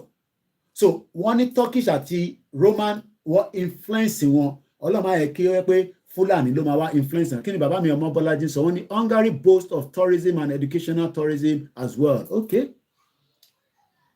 A lot of you don't know we are in deep shit. We are in a big mess. Mo kí bàbá Ọláwálé, mo kí ẹ̀gbọ́n mi pátápátá tẹ̀yìn brothers mi. Àwọn náà ní prime minister tiwọn Victor Orban wọ́n ní gbogbo population wọn is 9.71 million as of 2021. Má bínú mo tán ìtàn ẹni but ó dà kó ní fẹ́ máa tó fọ́ mi lórí mẹ́rin ṣe kí n lọ kárí ìgbésẹ̀ díẹ̀.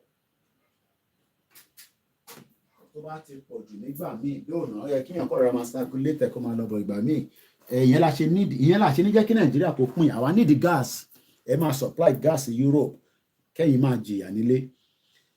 Now ẹ jẹ́ ká kọ̀ lọ wo history wọn díẹ̀ arákùnrin wa ń compare àwa àti Muke Omeyo Muke mo ti cite kábọ̀ sórí ètò. Hungary àti sọ díẹ̀ nínú ẹ̀ gbogbo border wọn ó link mọ́ Slovakia and then to the north nìyẹn then Ukraine to the northeast Romania to the east then Serbia to the southeast and to the south Croatia and Slovenia to the southwest wọ́n súnmọ́ Austria náà gbogbo population wọn is 9.7 million kò tó ìdajì Lagos state gbogbo population wọn is 9.7 million. Mostly ethnic Hungarians and the significant Roman minority. Hungarian is the official language. English is not their problem there. The Budapest is the country's capital and the largest city. Now, prior to the foundation of the Hungarian state, various peoples. Now, learn pé àwọn èèyàn wọ́n ní dádì mi Kọ́láwọlé àwọn mọ̀ pa IT ni wọ́n ní Hungary is very good in IT and àwọn tó bá sọ̀rọ̀ bẹ́ẹ̀ yẹn àwọn ẹ̀gbọ́n kò sector táwọn tí ń ṣiṣẹ́ nìyẹn àbí kọ́ ní knowledge ẹ̀. Prior to the foundation of the Hungarian state, various people settled in the territory of the present-day Hungary. Just like báwọn èèyàn ṣe ń settle tọ́dọ̀ tiwa náà, many people have settled in because Nigerians ni wá, but also many people are settling in that we don't know. Many people don't settle nísìn àmọ́ wọn at least àtẹ̀mọ̀ àwọn Igbo àdẹ̀mọ̀ agenda wọn pé wọ́n fẹ́ gbalẹ̀ wa ni. Òye yín nísìn àwọn tá a mọ̀ tí wọ́n fẹ́ gbalẹ̀ yẹn kí la máa ṣe fún àwọn? What do we do? Do we just sleep and let them take our land? Again, mostly notable the Celts, C-E-L-T-S, Romans, àwọn Romania yẹn nílùú yìí. Mo ní go into ọ̀rọ̀ wọn but àwọn tó ń gbé ní UK wọ́n mọ̀ nǹkan tí mo mean by that. I'm not going to elaborate too much. tó bá ń gbà àwọn Roma àwọn Romania nílùú yìí ní London precisely mo mọ̀ bí ọ̀pọ̀ outside London wàá yẹra díẹ̀ fún wọn ẹ lè fi sínú comment section kò béèrè lọ́wọ́ àwọn èèyàn tó ń gbé London. The Huns, the Germanic peoples, the Avis and the Slivis, these are the set of people that also settled with them. The Principality of Hungary was established in the 9th century by Almos and his son Alpert through the conquest of the Carpathian Basin. The word conquest, kini meaning conquest, only highlight labe. The Hungarian conquest of the Carpathian Basin, also known as the Hungarian conquest or the Hungarian land taking. Sorry. Land taking. Ṣẹ́rí ọ̀rọ̀ ilẹ̀ ibi tẹ́ bá ti lose ilẹ̀ tó bá wùn kó gbé Sanwó-Olú sórí ibẹ̀ òun kọ́ ló wà in control of ilẹ̀ yẹn mọ́ bóun kọ́ gbé Dàpọ̀ Abíọ́dún síbẹ̀ ó figure head ni wọ́n bá ṣe ti sọ látẹ̀ǹkan they are just figure head they don't have any relevance at all in the land anymore. Mo fi sọ pé àwọn ọba wa wà relevant màá kọ́ sọ pé àwọn ọba wa wà níbẹ̀ bẹ́ẹ̀ ni tó sì náà ni. Mr. Koiki, imagine the country named Vatican, the city of sọ̀rọ̀ Vatican, ẹ jẹ́ ká ṣe sticks orí Hungary. Ẹ jẹ́ àṣẹ dúró lórí Hungary. In the Hungary conquest, àwa náà náà kí la fẹ́ the quest of the Yoruba people out of Nigeria, quest, Q-U-E-S-T, was a series of historical events ending with the settlement of Hungarians in the Central Europe. Settlement of the Hungaria in the Hungary also one of the poorest country in Eastern Europe. They migrate to UK as well. Now, Sherry Yoruba nation. It's a pity. To wá pé àwa tá wà níta là ní ká gba Yoruba nation. Ẹ̀yin tẹ́ wà nílé ní mo kí our boss the Rachel wọ́n ní ẹ kú iṣẹ́ o our lecturer God grant you more strength and protection in Jesus name amen ẹ bá ń ṣàmì. Àwọn náà já ṣe rí ọ̀rọ̀ pé káwọn kan máa lọ settle kò ń ṣe lébi ló ti ń ṣẹlẹ̀ à ń sọ pé Fúlàní fẹ́ settle àwọn kan níbà lọ ṣe fẹ́ settle ṣe bí gọ́vnà Sanwó-Olú ní gọ́vnà yín Sanwó-Olú ẹ̀pọ̀n Sanwó-Olú bá wà lábẹ́ àwọn Fúlàní ni kò sí nǹkan kan tó lè ṣe. And that goes like that to all our governors. Lóòótọ́, àwọn rí wọn as governor, but behind the scene, they are not in charge. They are just a puppet. Don't gbàṣẹ. But lọ́kàn yín, èyí rò pé àwọn ló ń pàṣẹ. Wọ́n pàṣẹ. Yes, ó pàṣẹ because lọ́kàn yín bá ti gbé máìkì fún Sanwó-Olú ní sàmà tọ̀pọ̀pọ̀pọ̀pọ̀ tí àwọn èèyàn bá dé láti abroad ní àwọn olóṣèlú àti ta àwọn Sanwó-Olú lọ́ọ́ máa wá bá but puppet ni. So if you think that they cannot take your land, you'll be surprised at that land. Ó lè má wá ṣẹlẹ̀ lẹ́sẹ̀kẹsẹ̀ bá ṣe ń sọ o, but tó bá wá ṣẹlẹ̀, èmọ̀ kémi àti dàgbà at 100 years old. Ẹ̀yin wọn àti gbogbo yín àti lọ, wọ́n máa fún fíìdì wa ni. Àní lè jẹ ẹran mọ́, ẹran yẹn wọ́n máa grand ẹ̀. Ẹja ló máa pọ̀ jù táwọn máa jẹ. So you want us to wait until we get old. Àwọn bàbá tó wá ti old bí bàbá Akíntóyè. Àwọn wá ń sọ pé ẹ má jẹ kẹ́mi, ẹ má dé stage bí tèmi náà. Ká tó gba tá à ń fẹ́ àwọn kan wá ní bàbá yẹn mọ́ ṣe ọ̀nà tó ń gbà yẹn àwọn ò láìka ọ̀nà yẹn ìyàwó èrè kan wá dé idiot all over the place. Let's go into it a little bit more. Màá open line yẹn padà even if we have to give extra few hours to the program because I know we've done precisely almost 3 hours.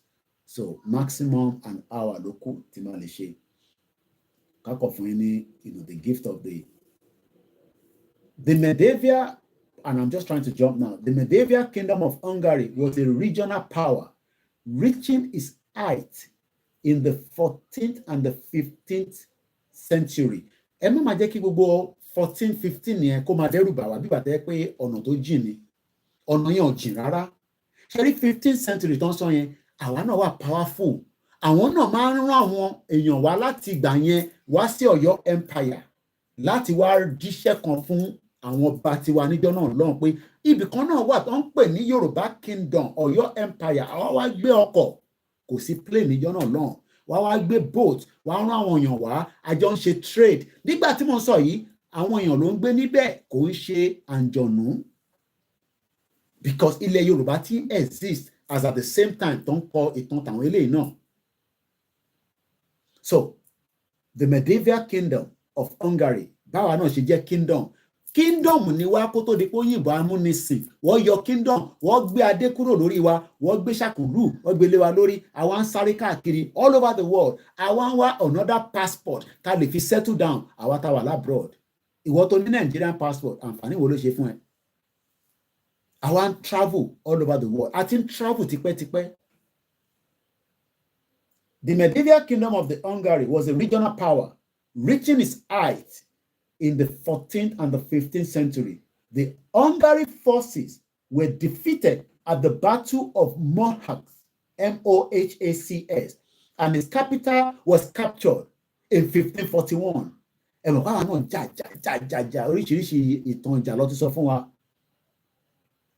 It was captured in 1541, opening a long period when the country was divided into lands of loyal to the Habsburg family, subject to Ottoman and largely independent under their own principality. Ottoman yẹn àwọn ti Turkey ni àwọn Turks àwọn ìjà ìjọ náà lọ́hùn apá anybody. Ottoman Hungary was the central part of the kingdom of the Hungary that were conquered. Sherry, Ọlọ́run jẹ́ kó conquer wa. I know some of you is like, gbogbo kìíní yẹn lè ṣẹlẹ̀, Jésù Kristi ò ní jẹ́ kó ṣẹlẹ̀. Máa sùn lójoojúmọ́ kò ní Jésù ò ní jẹ́ kó ṣẹlẹ̀. Ká má gbégbèsè. Wá. Ẹni fẹ́ pààyàn kí ẹ fi pa àwọn tó ń wọnú gbọ́ ẹnìkan là ń sọ ni. Economic wise ní sí ilẹ̀ Yorùbá, wọ́n ti palẹ̀ Yorùbá débi pé a lè gbérí mọ́. Okay, o bá lè gbérí ṣo lè jọ oúnjẹ mẹ́ta. O wà nílẹ̀ Yorùbá ò lè jọ oúnjẹ mẹ́ta. O ń gbélé slap me I slap you. O ń gbélé débi pé tó bá fẹ́ yàgbẹ́ wàá lọ máa ṣe kaka níta. O ń gbélé débi pé for every time táwa bá lọ kò ní pé mo lọ gbọ́n ọ̀sẹ̀ yàgbẹ́ kí n kọ lọ́tọ̀ máa flush. O máa dúró omi tó ń penetrate jáde. Ṣé bẹ́ẹ̀ ló ṣe rí lọ́dọ̀ tiẹ̀ nínú ilé tó ń gbé? Máa sọ pé we dey play. We are telling you that the future of the Yoruba people is now hanging. Ẹ ń sọ fún wa pé kẹ́kẹ́kẹ́. Ẹ lọ sórí page wa, mo ṣọ́ àwọn ilé kọ̀ọ̀kan ládùúgbò kan tí mo lọ. Àwọn ilé yẹn, àwọn èèyàn ló ń gbé bẹ́ẹ̀ kò ń ṣàǹjọ náà. And we are here saying that election lè sọ gbogbo tó wà nílẹ̀. Let's pull out from Nigeria. Ìyẹn ò mí pa àmì báwọn tó kù ṣe. We will work with them. There will be immigration rules. There will be a police force. There will be Yoruba kingdom military. There will be a Yoruba economy. Ẹ bẹ́ẹ̀ fẹ́ gbogbo yẹn. Ẹ fẹ́ Nigerian economy tó ti di kíni.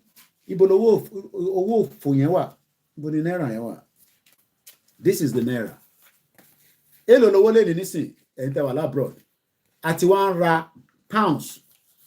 Ara 1 pound at almost 1,500. Èrè báyìí, eye tó ń wò rí, owó ìbáyìí, 1.5 ni. Ó jù lọ by 15 naira, bọ́ mo ṣe 15 naira ní sẹ́gbẹ̀ẹ́ kan. Àwa ń ra 1 pound, pọ́n kan, à ń rà ní 1,005.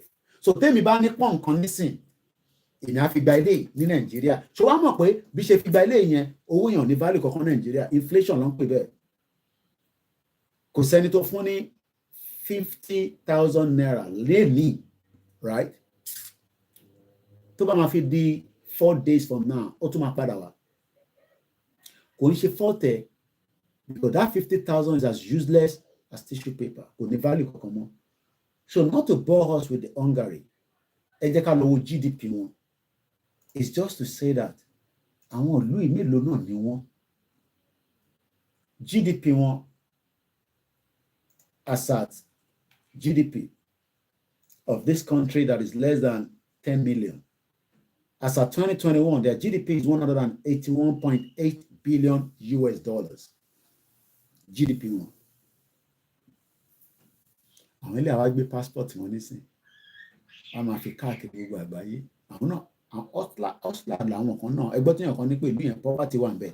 Àwọn náà máa hustle káàkiri. Wọ́n máa lọ káàkiri. Àwọn náà, wọ́n sì ń settle káàkiri. Ìyẹn ni UK ṣe wá ní gbogbo ẹ̀yin tẹ́ ń wá láti ibẹ̀ yẹn enough is enough. UK wá yọra wọn kúrò nínú EU àwọn gbọ́n. UK ò ṣe dúró sínú European Union. Ìyẹn bàbá wa ní Nigerian passport can't enter that country easily.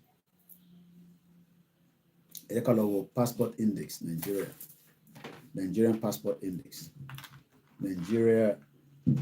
I'm a good call. I just have to get this passport renewal index according to Enley. So to buy a Nigerian passport, take note of where and how and what you need to get to different countries as of today. To buy Malos Afghanistan, only the visa. Afghanistan, the most populous black nation. Muki sister mi Buki 83. Only well done, Uncle Yomi Eshegoni Mukima. Muki when sisters were. Toba Malosi Afghanistan. Omani the visa. Muki Idris. Most of Hungary men do delivery jobs in the UK. One money pa moto we one here. Toba Malosi Albania. Wagba e-visa. Algeria. Visa required. Algeria, African country. How did we get here? Algeria in Africa, Abi. Shemo right. Algeria was in Africa, Abi. Algeria is in Africa, but you need a visa. You need a visa. Mr. Boladi to suffer with Mr. Koiki. Hungary is a Shanghai country, hence we need a Shanghai visa. Okay, Ijaya sọ pé bẹ́ẹ̀ ni Africa country ni Algeria. Toba Malosi Andorra. I don't do visa. I'm reading from www.passportindex.org. Okay. Mr. Koiki because ìyẹn nìkan lè máa gbọ́ nínú program tá a ṣe nísìnyí pé ọ̀rọ̀ visa èmi ò ṣe visa o but tó bá wọ UK tó bá ní problem pé wá our solution díẹ̀ sí. Andorra wà ní di visa. Tó bá máa lọ sí Angola ó sọ pé o máa ní di visa required. Tó bá máa lọ sí Antigua and Barbados o máa ní di e-visa. Tó bá máa lọ sí Argentina o ní di visa. Tó bá máa lọ sí Armenia o ní di visa. Tó bá máa lọ sí Australia o máa gba visa e-visa. Sister Buki 83 one thing I noticed about Nigerians is that they don't believe in themselves when it comes to these. Okay? Tó bá máa lọ sí Austria visa required. Azerbaijan yẹn wà lára àwọn ìlú tó pín láwọn ibìkan náà táwọn náà ti dá dúró. Àwọn náà tó wá ń sọ fún Nigeria, the most populous black nation, the giant of Africa, the 200 million population. Wọ́n ní tó bá máa lọ Azerbaijan wàá gba visa. Then we are very very careful. Ẹlòmíì lọ́nà lọ́mọ náà fi ṣe fún ẹ ọmọ wàá bá rẹ níbi tó yẹ kó bá rẹ. Ó mọ̀ pé wọ́n ò ní mọ̀ because wọ́n kàn máa sọ fún ẹ pé ẹ̀tẹ̀ bá ti dé ìlú yẹn wàá lọ connect. Torí connecting tó ń sọ fún ẹ yẹn kò gbé dé visa kò gbé dé London. Be very careful with the agents. Àwọn genuine agents wọ́n lé èmi ò mọ̀ wọ́n o. But if you're doing a visa from Nigeria, be very, very careful. 419 wà níta nísìn. Grandma mi á ní 419. Mo mọ bí tí ìyá àgbàlagbà yẹn nígbà yẹn. Ọ̀rọ̀ tí mo sọ dẹ̀ ti pẹ́ ní 1995 tí mo lọ gbé pẹ̀lú wọn. Ni grandma mi ti máa multiply. Ọ̀pọ̀lọpọ̀ 419 ti pẹ́ kò ń ṣọ̀rọ̀ ìní. Àwọn máa ní ká multiply it by 2 níjọ́ náà lọ́hùn pé wàá multiply it by 2. Ọlọ́run mọ táwọn ìyá yẹn rí kọ́lọ̀ fọ́ọ̀nù kẹwọn. Bahamas ó máa ní the e-visa. Bahrain ó máa ní the e-visa. Bangladesh ló ṣe the most aṣọ táwọn wọ̀ káàkiri gbogbo àgbáyé. Aṣọ táwọn wọ̀ yìí Bangladesh ó máa ní the visa láti lọ síbẹ̀. Juliet Tosin ni Algeria is an Africa but they don't count themselves as Africa due to the Arabians. Okay, ẹ ṣe gan ni.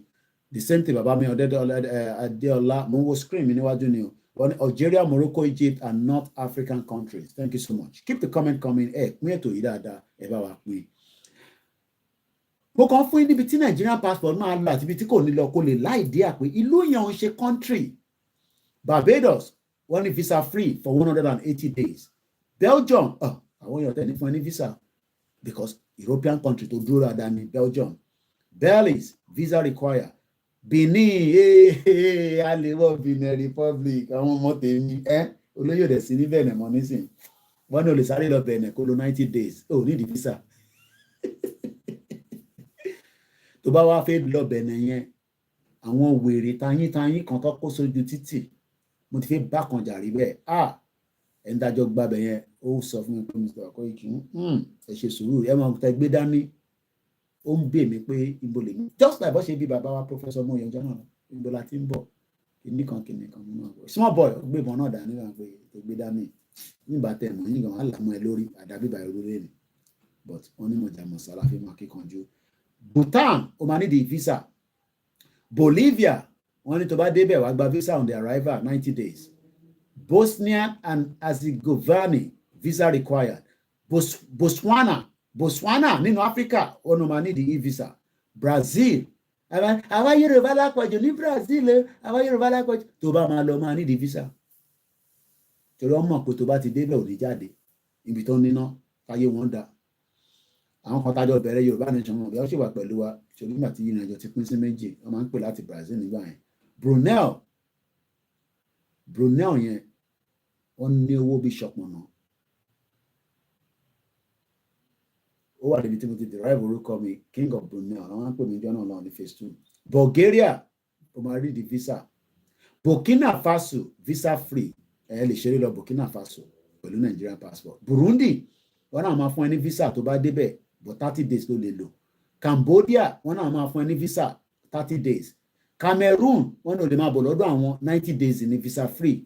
Canada irọ́ o bẹ́ẹ̀ ni Brunei wọ́n ní owó bí ṣọpọ̀nà iléepo rọ̀bì ni wọ́n the richest in the crude oil Brunei àwa kó wa ní kẹ́ wá síbẹ̀ ẹ wá pollute ibẹ̀ pẹ̀lú Nigerian fake passport wa yẹn. Canada definitely àwọn èèyàn ní fún yín visa anyhow student visa lọ ní kẹ́ wá ṣe kẹ́ máa lọ náwó fún business center. Cape Verde visa free. Central Africa Republic visa required. Chad kí ni ó fi lọ ṣe ní Chad àwọn èèyàn lọ bẹ́ẹ̀ visa fún 90 days free. Chile visa required. China wọ́n ní jẹ́ kẹ́ wọlé àwọn èèyàn tí ń pè wá mọ́ rí signal yẹn ẹ jẹ́ ká gba call àwọn tó ń pè wọlé kán má ní Mr. Koiki kí ló wá dé tá à ń pè yín báyìí bàbá ẹ bẹ́ẹ̀ ti pè lẹ́ẹ̀kan ẹ ṣe sùúrù díẹ̀ ẹ̀yin ẹ ṣe sùúrù bàbá Ọlárìnwájú ẹ ti pè mí lẹ́ẹ̀kan ẹ ṣe sùúrù.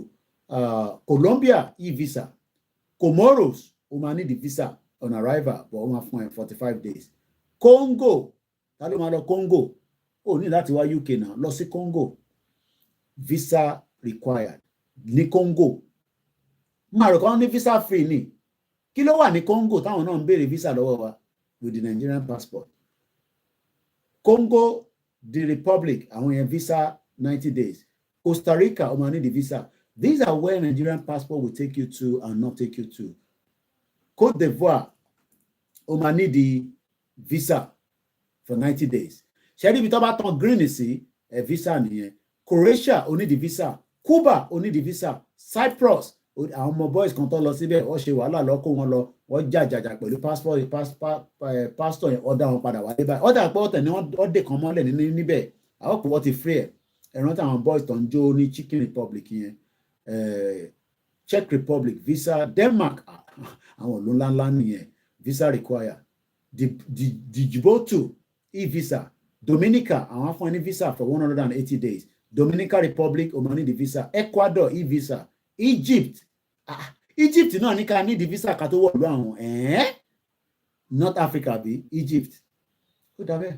Equatorial Guinea e-visa. Eritrea visa required. Estonia wà lára àwọn ìlú tó pín if I'm right kúrò lára Soviet Union àwọn náà wọ́n sọ fún wa pé a máa ní the visa màá gbé ID noble because àwọn ò tí pè tẹ́lẹ̀ ẹ̀gbọ́n mi ọlọ́run ọjọ́ ní ti pè tẹ́lẹ̀ Waniti àwọn náà ní sọ pé visa 90 days. Fiji adúlẹ́nu bẹ̀rẹ̀ Finland ó máa ní the visa. France ó máa ní the visa. Ẹgbọ́n sókè bàbá wa àgbọ̀n ẹ bá mute background àgbọ̀n sà. Happy New Year o. ID noble àlàáfíà ní gbogbo àwà. Ẹ̀kọ́jọ́ mẹ́ta. Ọjọ́ kan pẹ̀lú. Nǹkan tẹ̀mí fẹ́ sọ sí orí nǹkan tó ṣẹlẹ̀ sí Yorùbá ni pé bí Yorùbá ti wà báyìí àní adarí. Ìgbọ́n sábà ní pé ká wò àwọn tí wí Awólọ́wọ̀ gan gbé ìjọba lé lọ́wọ́ pé tán ti aṣojú fún wa. Number one, wọn ò ní plan fún wa, wọn ò dẹ̀ ní plan fún ara wọn. Ju pé kí àwọn kan fi ara wọn kan fi gbapò kán dẹ̀ fi ọmọ wọn náà kan fi sípò. Òun ló fà á tí Yorùbá tó ti da tí gbogbo ẹ ti da ojú bí eléyìí. Sábà ń wo àwọn Arẹwà bàdẹ̀ ń wo ti àwọn Biafra náà a máa rí adé Arẹwà youth. A rí bí kí lorúkọ ẹ̀ náà àwọn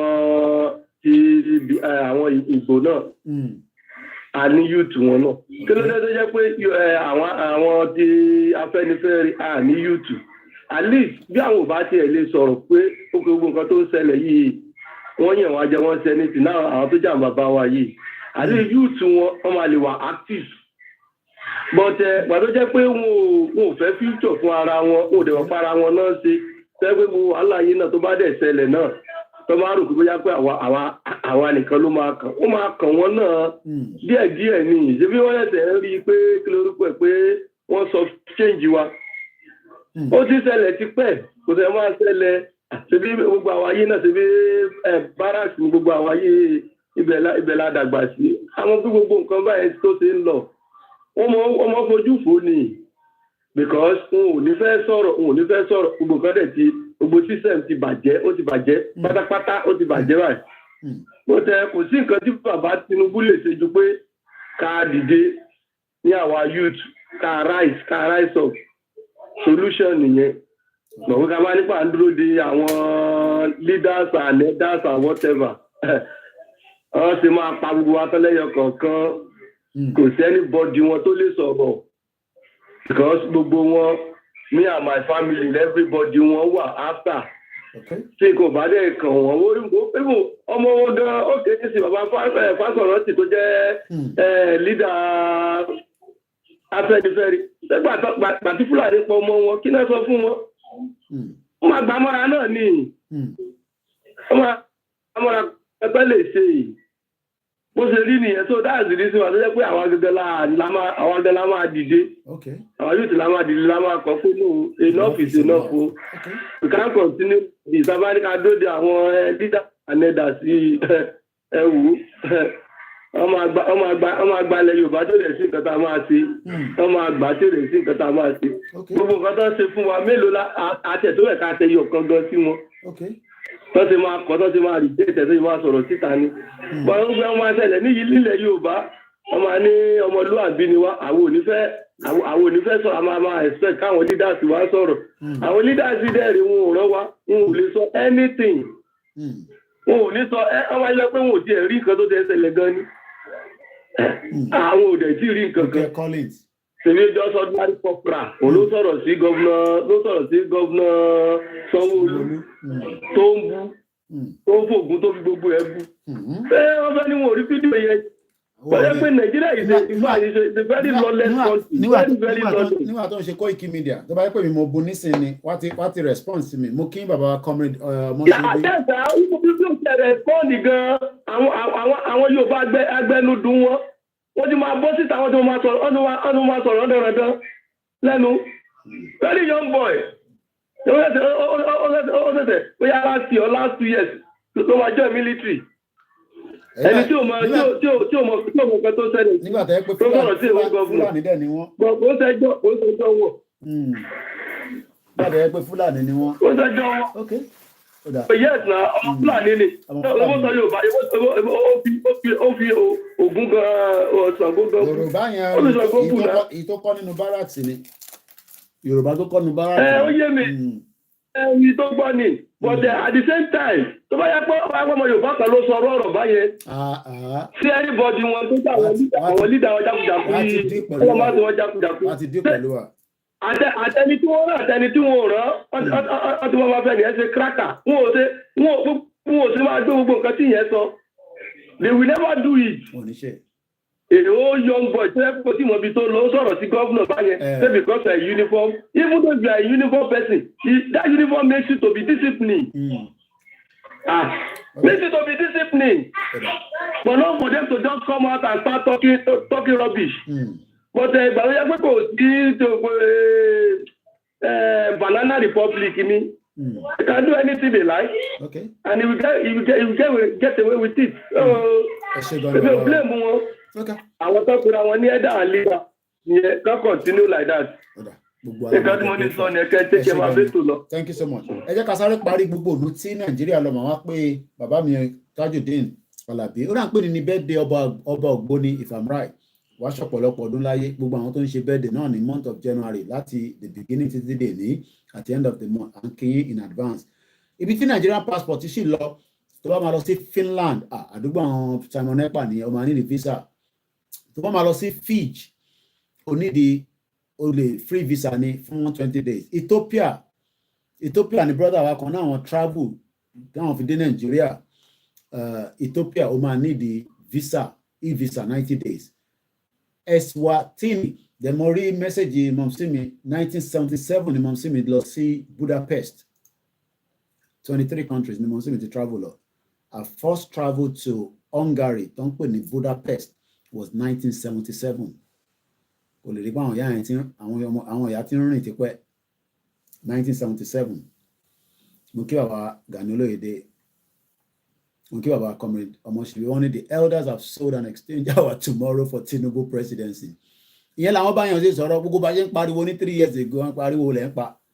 Ẹ má pariwo Tinubu ní máa dé bẹ́ẹ̀ ọmọ òdì ṣèdí bẹ́ẹ̀ bẹ̀rẹ̀. A rẹ̀ ti gbé lẹ́kẹ̀ẹ́ sí díẹ̀ báyìí nísìn. Àwọn kan tẹ̀ nílẹ̀kẹ̀ẹ́ yẹn ti já. Òun lọ ní ká máa pray fún Tinubu nísìn. Kọ́lọ́run fún lẹ́mìí gbogbo àtàlàáfíà.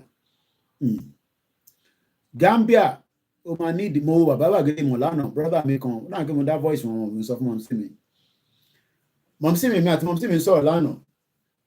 Ẹ yẹ kí n pe bàbá Ọláwálé náà kí wọ́n sọ ilé fún yín. 253 ní cut off mark tí mo gbà ní Abẹ́òkúta bí n tẹ̀ mọ̀wé díẹ̀ àdílé mọ́mọ́ díẹ̀ 253 or 252 but the cut off mark was 255. Ogun State ní cut off mark ẹ̀ high jù. Wọ́n ti kọ́ wa lómi ọbẹ̀ jẹ́ tipẹ́ àwọn jókòó ní sàn pariwo ọ̀lẹ́ẹ̀dí gbogbo wa olóyè wa jáde tí ẹ kára àgọ́ àbọ̀ ẹsẹ̀ àṣeyẹn 255 was 255 ní cut off mark 253 ni mo gbà wọ́n jẹ́ kí n lọ síbi tí mo fẹ́ lọ gangan ni mo fi end up Abẹ́òkúta grammar school àtẹ̀dúpẹ́ fọ́lọ̀ pàtẹ́rì school kan lọ ẹgbọ́n sókè ẹgbọ́n mi. the last man standing. Hello baba. À ń gbádùn yín live and care à ń gbádùn yín dáadáa ó ń dún dáadáa. Mo ti pè lẹ́ẹ̀kan mo fẹ́ ṣe correction kan ní kí gbogbo ọmọ Yorùbá foríjì mi. Bàbá wa tí ẹ gbé wọlé lórí Twitter space yẹn mi láìkí bí wọ́n ṣe analyse ewédú àti gbẹ̀gìrì yẹn lórí social media. Okay, akọrẹtẹ. Nítorí pé ó yẹ kẹ́ mọ̀ wípé egun ti wọnú ẹran ti wọnú egun. Okay. Àwọn ọmọ àlè tá à ń sọ yìí tó bí sí society àtọ́dàgbà síbẹ̀ tó dẹ̀ gbédè wa àwọn náà wò. Okay. So then mo fẹ́ fi lè sọ fún yín wípé gbogbo àwọn babaláwo fake àti original tó máa ń polówó nǹkan agbára lórí social media àtòdó ẹ̀ka máa tàkùn wọn lélẹ́yìí. Ọlọ́run á fún yín ṣe sọ ẹ ṣé mo dúpẹ́ sà. Yes, that's very good. It's always good to get carried away. I think the brother apologized before. Let us be very careful because after my being considered how are you? What's that? What do you have there? After my being considered just anybody, okay? So long work pẹ̀lú. Ẹ jẹ́ ká finish ibi tí àwọn country tí Nigeria lọ. Definitely o lè pa gidi lọ sí Germany o need visa. Georgia e-visa. Ghana wọ́n ní ẹ máa lọ Ghana na visa free ni ẹ lọ ṣeré lọ Ghana na. Greece o need visa. Grenada o need visa. Guatemala o need visa. Guinea o need visa. Guinea Bissau o need visa. Guyana visa require 80 ọba ìlú yẹn jẹ́ àwọn tó bá mọ̀ nípa 80. Comrade Koiki, do you know Southwest Federal University pay higher school fees than the North? I won't be surprised. Ṣé kí ni ti wà ti pẹ́ àkọ́kọ́ bí ara sí ni? Mo gbọ́ tí bàbá Gbàgede mọ̀ náà tó ń lament pé àwọn ní 220 nígbà táwọn ṣe JAMB.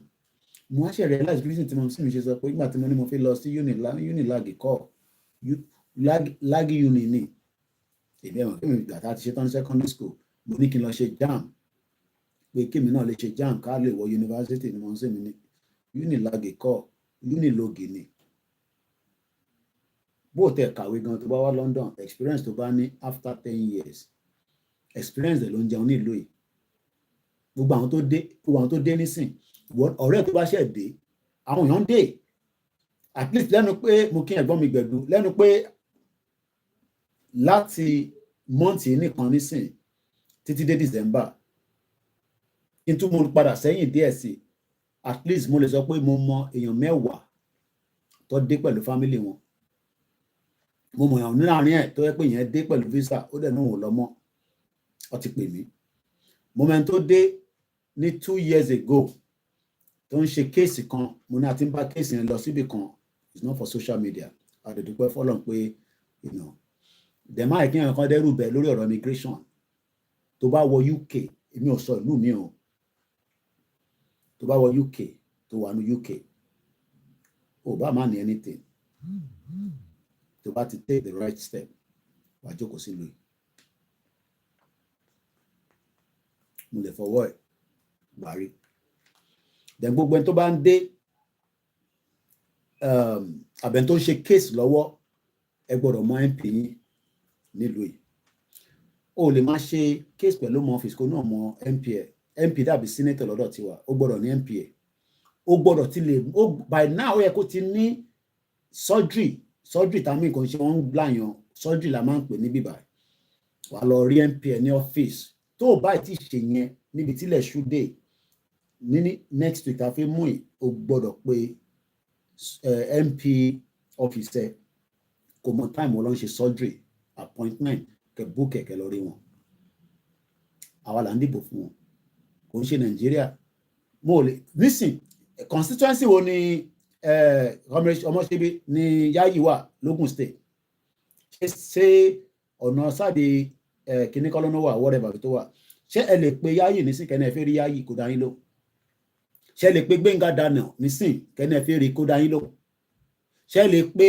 Amosun àwọn mẹ́tẹ̀ẹ̀ta ni mo mọ̀ ìwọ náà sọ tọ̀dọ̀ tiẹ̀ ní state ẹ̀ they are useless set of people so yìí tẹ̀ ń ṣèwé ní London ní UK ní Scotland ní Wales ẹ gbọ́dọ̀ ní MP lọ́wọ́ tó bá ti wọlé lórí immigration pè mí ẹ̀yìn ọlọ́run fún wa ṣe mo ní láti sanwó fún mi 25 years àti gbé nílùú àsàn tó máa ṣe fún ẹ mo ṣe visa o but tó bá wọ UK tó wà ní tí mo confam tó sọ fún mi pé UK ló wà kò sí ìjà táwa ń jà UK ò ní gbé ẹ jáde sẹ gbogbo tó ń sọ pé wọn máa kọ àwọn kan lọ sí Rwanda yẹn a máa bá wọn fàdé lẹ àwọn activists nílùú yìí I'll be one of them so èmi náà ti go through immigration ẹni tó bá ti go through ẹ ló máa mọ bó ṣe ń rí lára 15 years ni mo fi bá wọn fa wàhálà so don't be deceived Yayi Somolu local government àyẹn ti pẹ́ ẹ ti Somolu dànù o Yayi tó ti jẹun kúrò ládìmọ́ṣọ́ ó ti kúrò ládìmọ́ṣọ́ Yayi ò sí láì bàbá ẹ̀yin ti kúrò létí pẹ́ o Yayi ti wà láyé ó ti wà lókun state nísìnyí ó fi di governor olè èèyàn kan béèrè pé what is MP member of parliament kò ń ṣe metropolitan police o member of parliament equivalence senator yìí ó bá wọlé pẹ̀lú visa kò sọ pé ò lọ́mọ ó gbọ́dọ̀ nídìí tó ṣiṣẹ́ pé ò lọ́mọ ìwọ ṣáà pè mí màá sọ tó máa ṣe fún kò ń sọ̀rọ̀ social media ò ní lásán wọ́n fún mi máa ẹ̀kọ́ ọ̀rọ̀ ẹ̀kọ́ máa kí family ò ń gbàyàn sílé after a while o tó bá dé sílùú yìí after 1-2 weeks lẹ́yìn holiday tẹjọ ṣe tó bá sọ pé ò lọ́mọ ìwọ náà tètè máa find the way máa sọ pé ò láǹtí kan láàbúrò tó máa sùn sọ́dọ̀ ẹ̀ tẹ́ máa jí tẹ́ ọlọ́mọ nílé èmi ò lè gbàyàn sílé wàá lè sọ tẹ́ máa ṣe fún yín ọlọ́run fún wa ṣe àjọ nílùú èmi for now títí tó máa fi yanjú ọ̀rọ̀ tó wà ní the other side gbogbo ẹni tó bá ti ń dé ẹ dé sínú ògo ẹ dé sínú ọlá ẹ ní jáde mọ́ for now ó ní láti kánjú lọ pé lọ Nàìjíríà wà á máa ṣèwé yẹn lọ mọ̀ sí mi máa ń sọ kọ̀ọ̀kan fún mi wọ́n á ní tó mọ ọ́fíìsì ò bá get back here is good no communication from them is good tó bá tó to get back here wà á kọ́ sáré fún few minutes wà á fún ẹni 21 days brother wa ní 21 days lọ fún but àti stabilize ẹni sìn tó máa fi di next week á dá padà fún wọn again nílùú ìlú máa wà mo bá wọn sọ̀rọ̀ ẹ máa commit a crime don't commit any crime tó bá ti commit a crime tó bá ti ń gbé dé court George máa wo fáìlì lẹ́yìn àkóso mínítì ṣe criminal lélẹ̀ tó bá ti ń wò pé kò sí crime níbẹ̀ kéèsì ń dùn lọ bó tó bá ti di pé ìwọ náà lọ ń fẹ́ wọ́ lọ ń ṣe kankan tó ti sọ̀rọ̀ pa bá ti mú ẹ sí nǹkan tí mo lè ṣe sí o so ó máa pẹ́ sí ni kò dẹ̀ ní da fún kéèsì ẹ̀ àjọ nílùú yìí ni gbogbo àjọ nílùú yìí àjọ nílùú yìí ni ṣé wọ́n náà wọ̀n ní yanjú tọ̀hún yẹn ìwọ tó bá ti ráyè wọlé ìwọ ṣáà wọlé dé wọlé dé a fún yín advice yín à ń sọ lórí social media ẹ ní gbọ́ lẹ́nu mi mo máa ń ràn wọ́n máa ń ṣe èmi ò dẹ́ ṣe lọ́ọ̀yà but experience ta ní ni mo ti lọ sign rí fún more than 3 years ìyàn ṣe new team tọ́ba bíyàn sí ìlú kan òun jà fún immigration ni ìbá dẹ̀ ló dùn jù UK ló dùn jù ní gbogbo àgbáyé when it comes to immigration mo sọ fún brother mo ní wọn náà yàn lẹ́gbàá o yóò ṣe Nàìjíríà tó máa nà yín lẹ́gbàá o wọn náà yàn lẹ́gbàá but gbogbo yẹn ò lè wọ́ọ̀kì fún gbogbo wa nílé táwọn kan bá sá wá ṣé gbogbo ìrànlọ́ ló máa sá wá. This is the reason why we are saying enough is enough. So ẹ jẹ́ ká move swiftly àti ṣe 3 hours 29 minutes mo ní lẹ́yìn tó bá di 6:30 ma end the program here so I have 20 minutes left so kí lè free inú lé díẹ̀ tàbá lè jáde padà fine tàbá lè jáde that will be for it now. I hope you got mine. Did you get mine? Okay, thanks. Hong Kong wà ní the e-visa brother mi kan wà ní Hong Kong wọ́n pè mí ní last year wọ́n ní Mr. Koiki ẹ má bínú pé mo ò rí pé mo ní ṣe kò sí wọ́n ní àwọn Hong Kong wọ́n gbé àwọn ní ìwé àwọn tán immigration wọ́n nígbà tó detain àwọn for over 3-4 months or thereabout ní Hong Kong so ọṣà kà má fi gbẹnu sọ̀rọ̀ ọṣà bá wọn ṣe nǹkan kan ṣe gbogbo ẹ̀ so still in Hong Kong òun ṣe African country pẹ̀lẹ́ ẹ wọ́n rọ̀ pé bàbá yìí it's just the right because anything lè lé kúrò ní Nàìjíríà ní Africa tó fi dé bíbá so o gbọ́dọ̀ prove it pẹ̀lẹ́ tó bá ní Nigerian passport o ní di visa láti lọ sí India, Iceland, Hungary, Iran visa e-visa 30 days, Iraq àwọn èèyàn wà ní Iraq o ní di visa, Ireland lọ́dọ̀ àwọn ìyá Grace olóṣòótọ́ àdúgbò wọn nìyẹn wà ní di visa mo kí Kọ́mísọ́lá kò gbọ́dọ̀ kú ẹ̀kú ṣe takuntakun. Israel náà bí wọ́n ṣe ń fáwọn èèyàn ní visa but tẹ́ bá fi lọ ṣe pilgrimage yìí wọ́n máa ń gba visa yẹn fún yín àwọn kan dẹ̀ sá lọ pastor tó bá kó yín lọ ló jẹ gbèsè okay. Italy ìjọba àtàló ẹ̀gbọ́n mi ti pè mí lẹ́ẹ̀kan àwọn tó wà ní Italy nìyẹn ó ní di visa. Jamaica ó ní di visa. Japan àwọn ìlú dáadáa ibẹ̀ ní Sami Japan wà kọ́lọ́mbà wà pẹ̀lú ẹ̀ very very good guy Sami Japan ó ní di visa. Jordan ó ní di visa. Kazakhstan àwọn ìlú tó pín látara Soviet Union nìyẹn wọ́n máa ń sọ fún Nàìjíríà kò máa ní di e-visa. Kenya ó ní di ETA for 90 days. Kiribati ó ní di visa no it's visa free rather. Kosovo visa require. Kuwait àwọn elépo rọ̀bì ó ní di visa or need anybody just like that. Kyrgyzstan ó ní di visa àwọn tó pín lára Soviet Union. Laos ó ní di visa. Latvia ìlú tó pín náà nìyẹn látara Soviet Union ó ní di visa. Lebanon visa on arrival 30 days kí ni wọ́n fi lọ ṣe láwọn ọbẹ̀ dangerous gan. Lesotho àwọn 14 days pẹ̀lú lọ́ọ́ máa fún ẹ.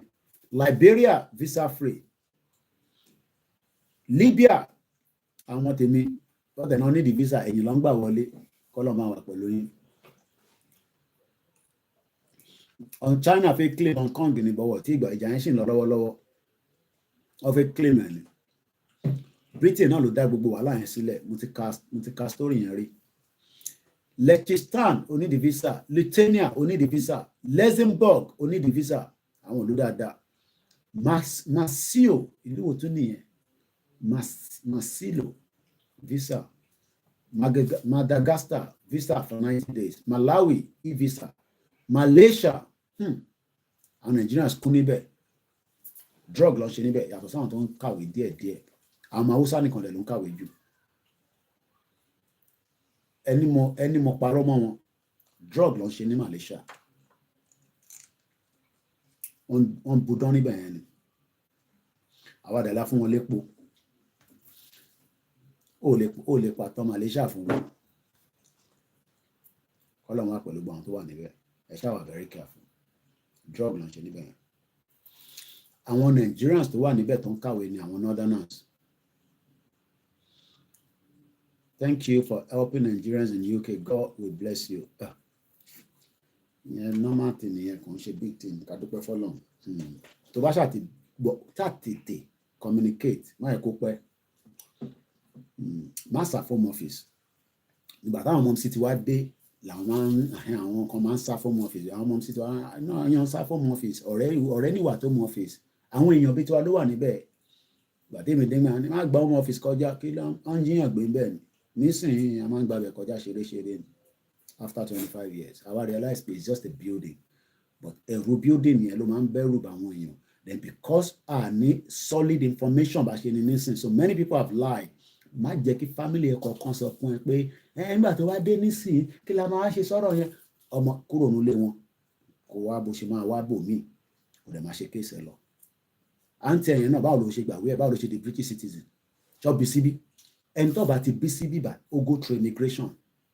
Àwọn tó bí síbí bá yes àwọn need it, but for the fact that you are not born here, you will go through immigration. Oríṣiríṣi ọ̀tọ̀ọ̀tọ̀ ni ẹlòmíì máa ṣe ìyàwó ẹlòmíì bímọ síbí oríṣiríṣi. Every case is different based on merit ló máa fi wò. Ẹlòmíì àìsàn ni ẹlòmíì asylum ni different things. So don't let anybody fool you. Then ẹni tẹ́ máa lọ sí barber shop yẹn oríṣiríṣi ìjàgbájáńtì ló máa ń sọ nínú barber shop àtàwọn hairdresser yẹn. Ẹlòmíì ò ní fact ò ní information kankan lọ́wọ́. Wọ́n ní ìgbà tí Túndé ṣèwé wọ̀ wá fún. Wọ́n ti gbàgbé pé Túndé àwa Nigerians la máa ń lọ ń drive nílùú ìta níwèé. Obìnrin náà ń drive tó níwèé ní wọ́n níwèé wọ́n máa drive ẹ máa gbé mọ́tò kiri ọlọ́pàá wá dá yín dúró. Ṣé ẹ mọ̀ kó máa affect immigration ni? Ẹ̀yin ti gbàgbé. Wọ́n máa fi lọ patí torí ọmọ mọ́tò díẹ̀díẹ̀ wà wá wọ léèsì tọ́lọ́pàá bá wá púùlù wọn. Madam, can you come out please? A máa fi máa sàn òyìnbó. Do you have driver license? I have promotional. Ṣé promotional lọ ní kíyàn fi drive nílùú yìí? Wá mínítì síbẹ̀ ọlọ́pàá yẹn á fáìnì wọn wá deduct this. Nígbà tó bá lọ sí court àwa sọ fún wọn pé ẹ ti rófin ìlú yìí avoid the crime. Èyí tẹ̀sẹ̀ ń dé má drive o. Hey, Mr. Koiki mo ní Nigerian forget about all that nonsense. Lọ́kọ́ bó ṣe máa wọ mọ́tò nílùú yìí kó gba professional visa dẹ̀ yàtọ̀ visiting visa má lọ gba professional but tó bá ní ò lọ́mọ pè mí àmọ́ bá ṣe máa ṣe yẹn ó yẹ nísìn. Malta the same thing. So that is about so when we talk about the Nigerian passport is as useless as tissue paper. Saudi Arabia tẹ́ ń lọ Saudi Arabia wọ́n ní the visa. Saudi Arabia tẹ́ ń lọ yẹn wọ́n ní the visa. So just to come back out of the program and just appreciate everybody, even though we can continue, but we are ended. There will always be a stopgap. So let me just come out. Ìlú olóko Serbia, Senegal ò ní the visa. Saudi Arabia ò ní the visa. Sierra Leone ò ní the visa. Singapore àwọn ìlú tí mo fẹ́ lọ nìyẹn mo fẹ́ dá àwọn ìlú yẹn. Singapore ìwọ náà ló fi ṣe pé Singapore àwọn ìlú kan wà tó bá ń rí fídíò àwọn ìlú yẹn ààrẹ á máa dìde pé bí wọn náà ṣe bẹ́ẹ̀ mi ṣe ń ṣe London fún yẹn àwọn ìlú kan wà tèmi náà Ọlọ́run pé kọ́lọ̀ jẹ́ kó lè débẹ̀. Yorùbá nation ta lọ gbé dání ni travel blog or whatever ni mo fi ṣe ń gbà yẹn travel around the world káàkiri ká lọ máa ṣó nǹkan kó tó di pé bọ́lá tún ṣe nínú àjò yẹn máa rí bó ṣe rí. Singapore, Slovakia ó máa need visa. Ta ló máa lọ Somalia ó need visa ní Somali. South Africa e-visa. Ṣẹ́rẹ́wà àti South Africa ó yẹ ká lẹ̀pa bí ṣúgà ni kò yẹ ká máa sọ pé I need the visa. New Zealand kẹ̀ kí ló fi lọ ṣe níbi ọmọ need the visa náà definitely. Mo mọ àwọn èèyàn wá pọ̀ ní New Zealand àti Australia. Ìgbà campaign gan Ṣòwòrẹ́ lọ sí Australia ó travel gan try gan. South Korea ẹ̀rọ táwọn ọ̀rẹ́ mi àwọn girls yẹn ẹ̀rọ pé láti ìgbà yẹn mo communicate àwọn kan tẹ̀ ní kí n fún wọn ní details nígbà yẹn káwọn lọ fáwọn ọmọ yẹn ìkànnì wọn pé lónà marry ẹ̀rọ táwọn girls tí mo pàdé ní Tottenham. South Korea ìlú dáadáa báwa náà ṣe ń fi London wọ̀nyí mention country without visa àti mention ẹ̀ látẹ̀ nǹkan bí ẹ ṣe darapọ̀ ní I can't go back again ẹ máa ní láti rewind ọ̀kẹ́ lọ sórí YouTube. I've talked about almost all the countries. South Sudan e-visa I have to talk about ones that have visa and the one in Timothy, sorry, LLC passportindex.org, Nigeria, you'll find all the details I'm giving out. If you want to travel out, study kí ló ń ṣe níbẹ̀ ṣe máa kọ́ èdè kí tó débẹ̀ ni tó bá kàn lọ dé ìlú tó yẹ pé tó sọ fún ẹ pé London ló ń bọ̀ kó lọ bá rẹ láwọn ìlú tí kò ń ṣe London. Spain definitely will need visa. Sri Lanka ETA 30 days. St. Vincent and Grenada will need visa. Sudan visa. Suriname e-visa 90 days. Sweden láyé ò lè wọnú bẹ̀rẹ̀ tó bá ní visa. Switzerland gbogbo tó ń kówó Nàìjíríà lọ nìyẹn. Half of owó tó jí nínú Nàìjíríà ṣáà pé Switzerland ò ń dá sọ̀rọ̀ ogun gbogbo bí wọ́n ṣe ń jà ní Israel nǹkan kan yẹn wọ́n máa wà neutral. Very smart country Switzerland. Gbogbo owó tó jí ní Nàìjíríà ló wà nílùú yẹn. Syria visa. Taiwan ò ní di visa. Pakistan àwọn ìlú tó pín látara Soviet Union yẹn. Tanzania e-visa. Thailand àwọn Nigerians kún níbẹ̀ yẹn náà gan. Sí ọkàn tó ń ṣe náà níbẹ̀ yẹn. Drugs ló ń ṣe níbẹ̀. Ẹ má bínú ẹ̀yin jẹ́ wà níbẹ̀ yẹn. Mo ti sọ̀rọ̀ nípa Timor Leste, East Timor. Wọ́n ní tí Nàìjíríà bá ń bọ̀ a máa ní di visa on arrival 30 days. Láti wà ní Togo ò ní di visa. Tonga visa. Trinidad and Tobago visa. Tunisia ò ní di visa. Turkmenistan ò ní di visa. Àwọn ìlú tó pín látara Soviet Union yẹn. Tuvalu a ti sọ̀rọ̀ nípa Tuvalu iná rí. Mo ti ṣe program lórí ẹ̀rí. Ò ní di visa. Turkey tó yẹ pé tẹ́lẹ̀ àwọn tó ń travel dáadáa wọ́n lè confirm ẹ̀. Tó bá ní American visa àti Turkey visa àti UK visa tó jẹ́ Nigerian passport ló wà lórí ẹ̀. Wàá kọ̀ lọ sórí website wàá ra Turkey visa ọkọ̀ rà tó bá dé sàlẹ̀ nísìnyí wọ́n ti yọ kúrò. Ẹ mọ reason tó ṣe yọ mo fẹ́ mọ̀ bí àwọn èèyàn rántí ta ló mọ reason tí Turkey ṣe yọ wá kúrò nípa pé kò ń ṣàwátà ní UK ni mò ń sọ àbí labroad ẹni tó wà Nàìjíríà tó ní American visa àti UK visa lórí passport wọn tó dẹ̀ ṣe wà confirm tó ti expire. You can use that to enter Turkey but right now o lè lo mọ́ o máa lọ gba visa ní embassy wọn nísìnyí. Ta ló mọ reason tó ṣe yọ wá? Ta ló mọ reason? Mo fẹ́ wo comment gbogbo platforms mi. Ta ló mọ reason? Ẹ sọ pé Nàìjíríà. Ìyẹn mo ní lọ fi pé bọ̀bọ̀ tó wà ní Turkey tó ń parọ́ ọ̀ṣì yẹn irọ́ ló kàn pa fún gbogbo yín. Mr. Fab ni Singapore share border with Malaysia is like Nigeria and Cotonou. Okay. Ó kà bá táwọn kan ṣe máa ń náà wọnú Singapore. Okay. Gbogbo bẹ̀rẹ̀ immigration wọn tough gan. The reason why I lived there for 8 months in Kuala Lumpur, Benny. With professional license, you must have full licensed driver of 3 years older beside you, Benny. But book on our Yavaton man drive in London, one is professional of him were motor kiri. And sometimes some of them are driving Mercedes, big car. Going corruption, terrorism. It was because of terrorists, because one in Tony to get visa UK to get terrorists. So now, because call it profiling, that is why they are now asking you to come and apply directly for the visa to get to Turkey. So gbogbo àtìgbà country ẹlòmíì ò tẹ̀mọ́ tán pè bẹ́ẹ̀ ẹ fi pé country mo ń dárúkọ látẹ̀kọ́ ẹni sìn yẹn kan wá parọ́ fún yín pé àtìgbà country ọba ń sọ̀rọ̀ nínú platform kan tí platform tó fi ń sọ̀rọ̀ yẹn gan inú ìlú tó wà yẹn gan sẹ̀ wọ ọmọ tó ń sọ nínú ìlú tó wà yẹn wọ ọmọ tó ń sọ. No, it's because of terrorism. Terrorist in it. And we can double check that. I should know how many minutes left. 15 minutes. Why did Turkey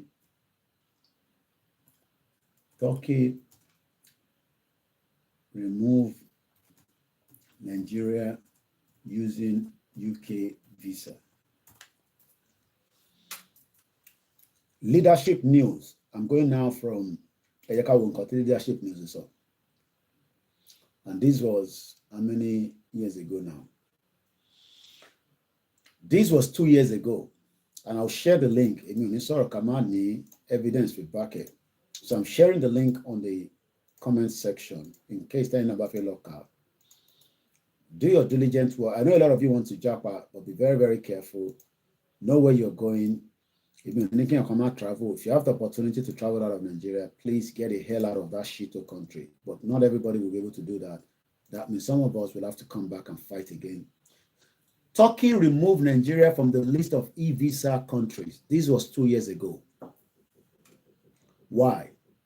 Nigerian visa applicants to the Republic of Turkey have reportedly been barred from accessing the e-visa provisions, but have instead been advised to apply by any Turkish consulate. According to the leadership Friday gathered yesterday from the prospective applicant about the sudden change, without prior notice or communication from the Turkish mission in Nigeria, because of value Nigeria. Talk about value Nigeria, this would not have happened. But it appears that the decision was taken following the incessant terrorist attacks in Nigeria. But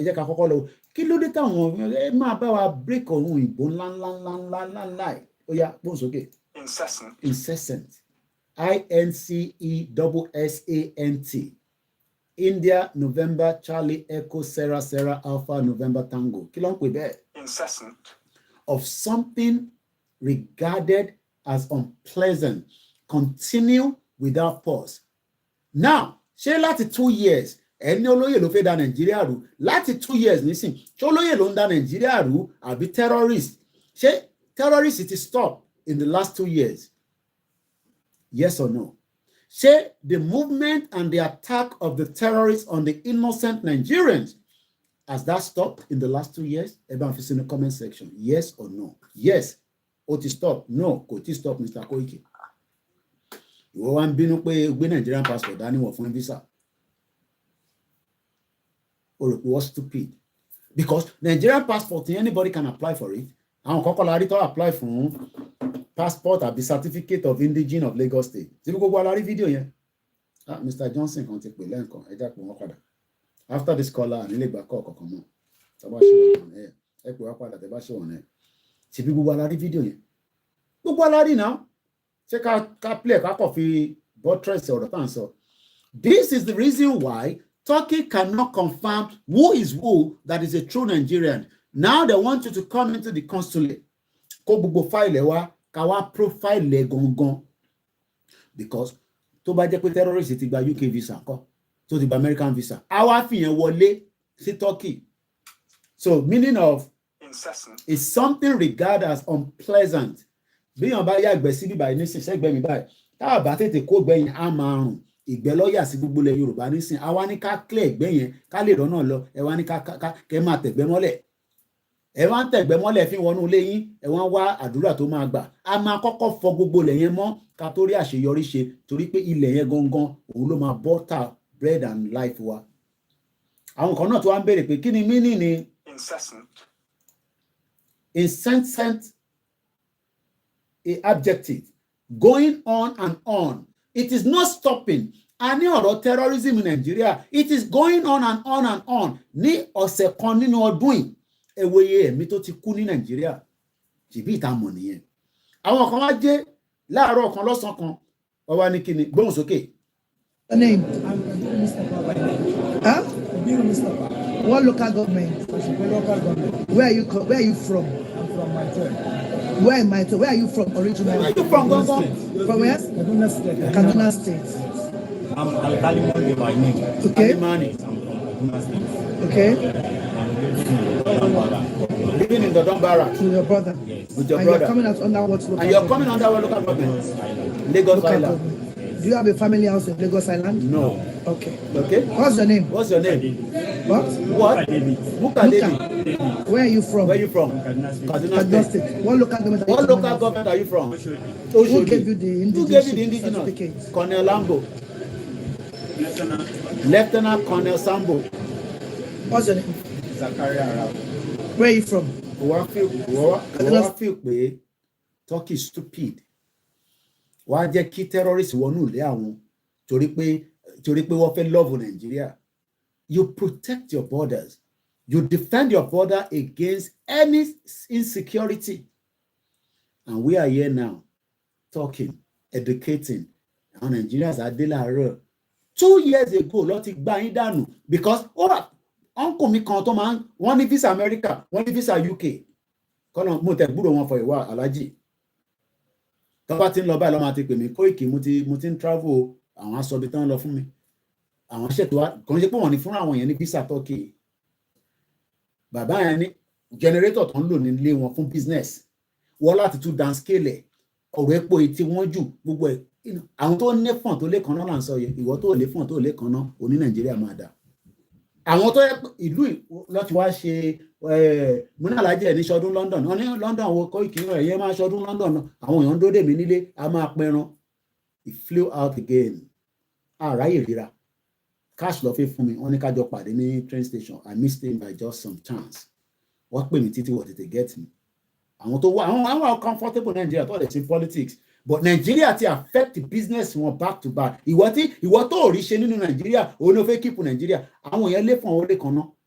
visa tó wà lọ́wọ́ wọn visa ìlú méjì tó jẹ́ gbòógì wọ́n wá ń sọ fún wọn pé visa yẹn ò lè gbé wọn wọ Turkey mọ́ kó wá apply fún Turkey visa kò ń ṣe pé wọ́n ní fún wọn he has what it takes but what about you and me the layman ẹ jẹ́ ká tó lọ ka àtìmọ́mí ní incessant now ẹ jẹ́ ká wá padà sí orí átíkù yẹn màá wá tún padà díẹ̀ sẹ́yìn but it appears wọ́n ní ó hàn gbágálá kò Yorùbá tèmi ní sè mo ń ṣàyàn gbé fún ẹ ní it appears ó hàn sí aráàlú pé decision that was taken was following unstoppable of the crime of the terrorists in Nigeria.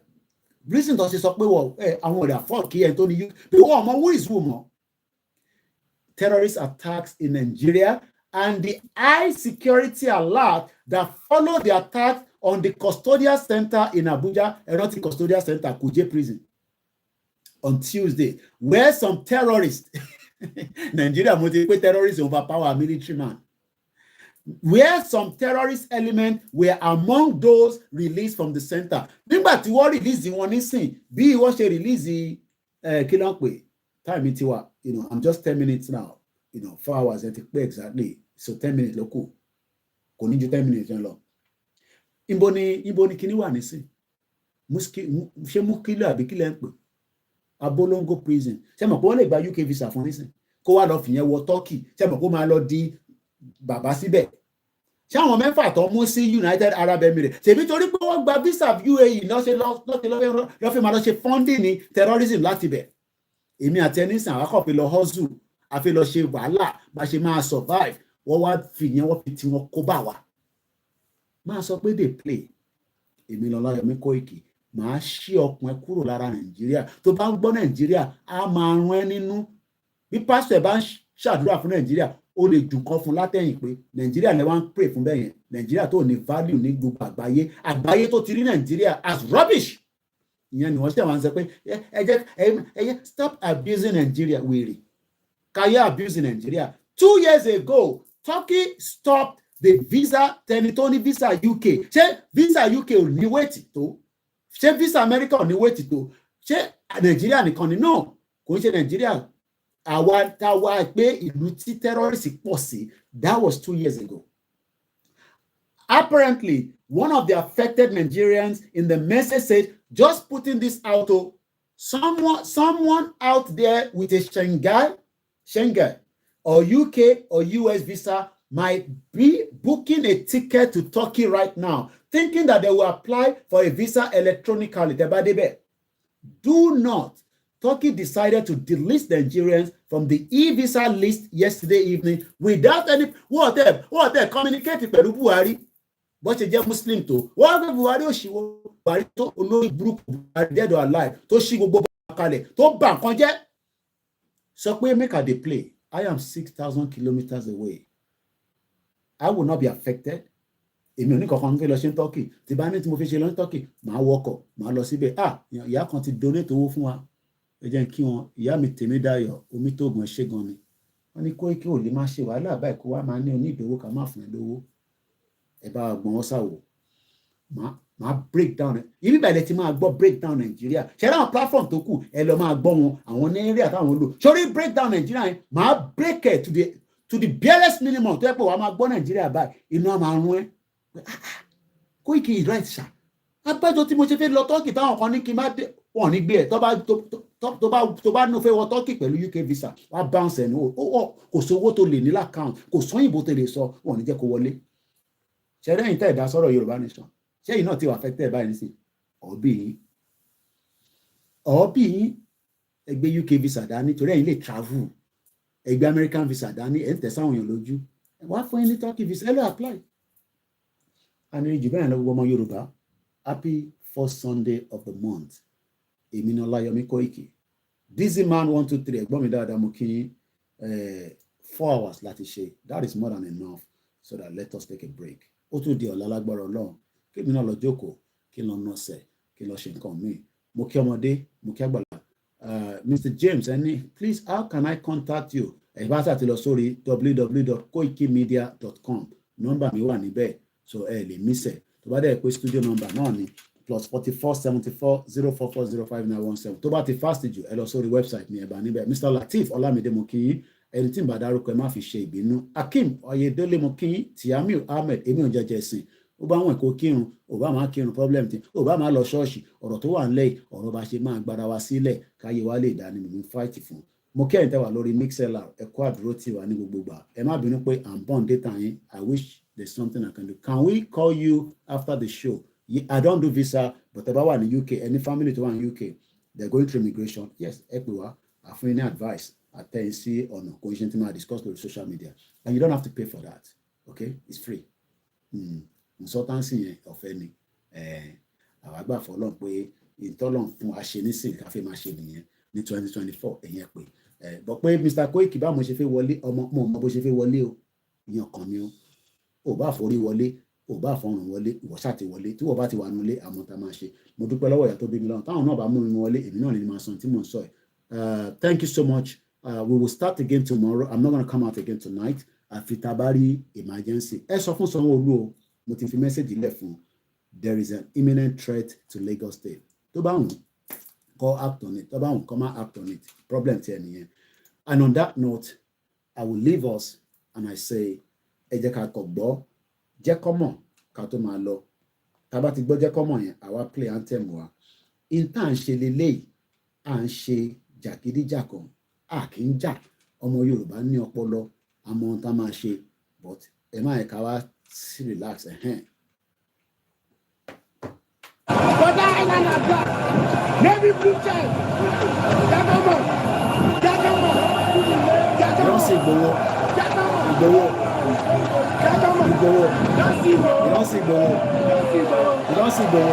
Ìgbowó. Wọ́n fẹ́ ti wà confused. Pé the love is too much. The love is too much. The love is too much. The love is too much. The love is too much. Jákàmọ̀. Let's go.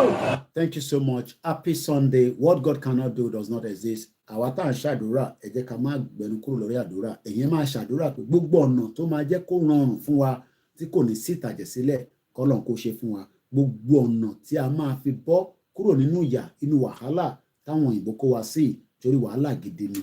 Wàhálà gidi la wà náà ẹ̀. But we will do whatever it is. Ẹ bá mi join ẹ̀gbọ́n mi Gbẹ̀du àpago méje la máa ń ṣe TikTok tiwọn 7 p.m. Gbẹ̀du walkabout darapọ̀ mọ́ wọn hopefully tí bá ṣetán èmi náà darapọ̀ mọ́ wọn mo kí gbogbo alẹ́ o mo kí àwọn family tèmi náà mo wá kí gbogbo ẹni tá wà níjẹ̀bú òde mo kí gbogbo ìṣàlẹ̀ Yorùbá mo kí mùsùlùmí mo kí Christian Ọláyọmí Koiki ni mò ń jẹ́ tí gbogbo yín mọ̀ sí Koikimedia bringing the world closer to your doorstep mo kí gbogbo àwọn Koikimedia team that are working back to back we are doing so much and we will continue to do more in 2024 bye for now.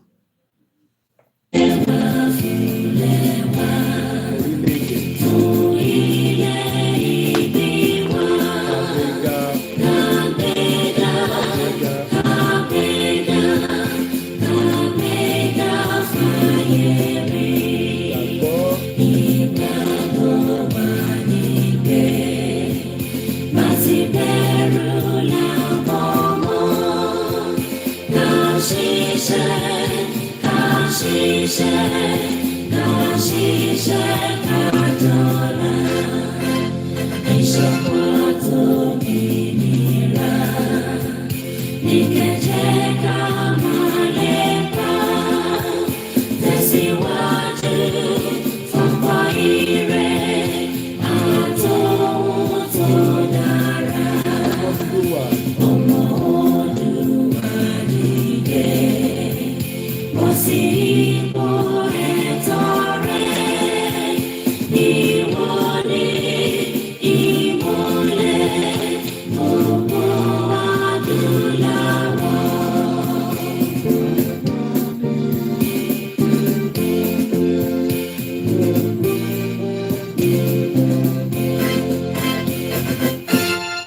ẹ má gbàgbé ẹ̀gbọ́n ọ̀rọ̀pọ̀ mọ́ Olúgbẹ̀dù Wakabao ní 7 o'clock lórí TikTok. Check it out now. Bye for now. Okay, ẹ̀gbọ́n mi Gbẹ̀dù àsọ̀rọ̀ behind the curtains. Bye for now, everybody. Mo kí gbọ̀nyìn grandma.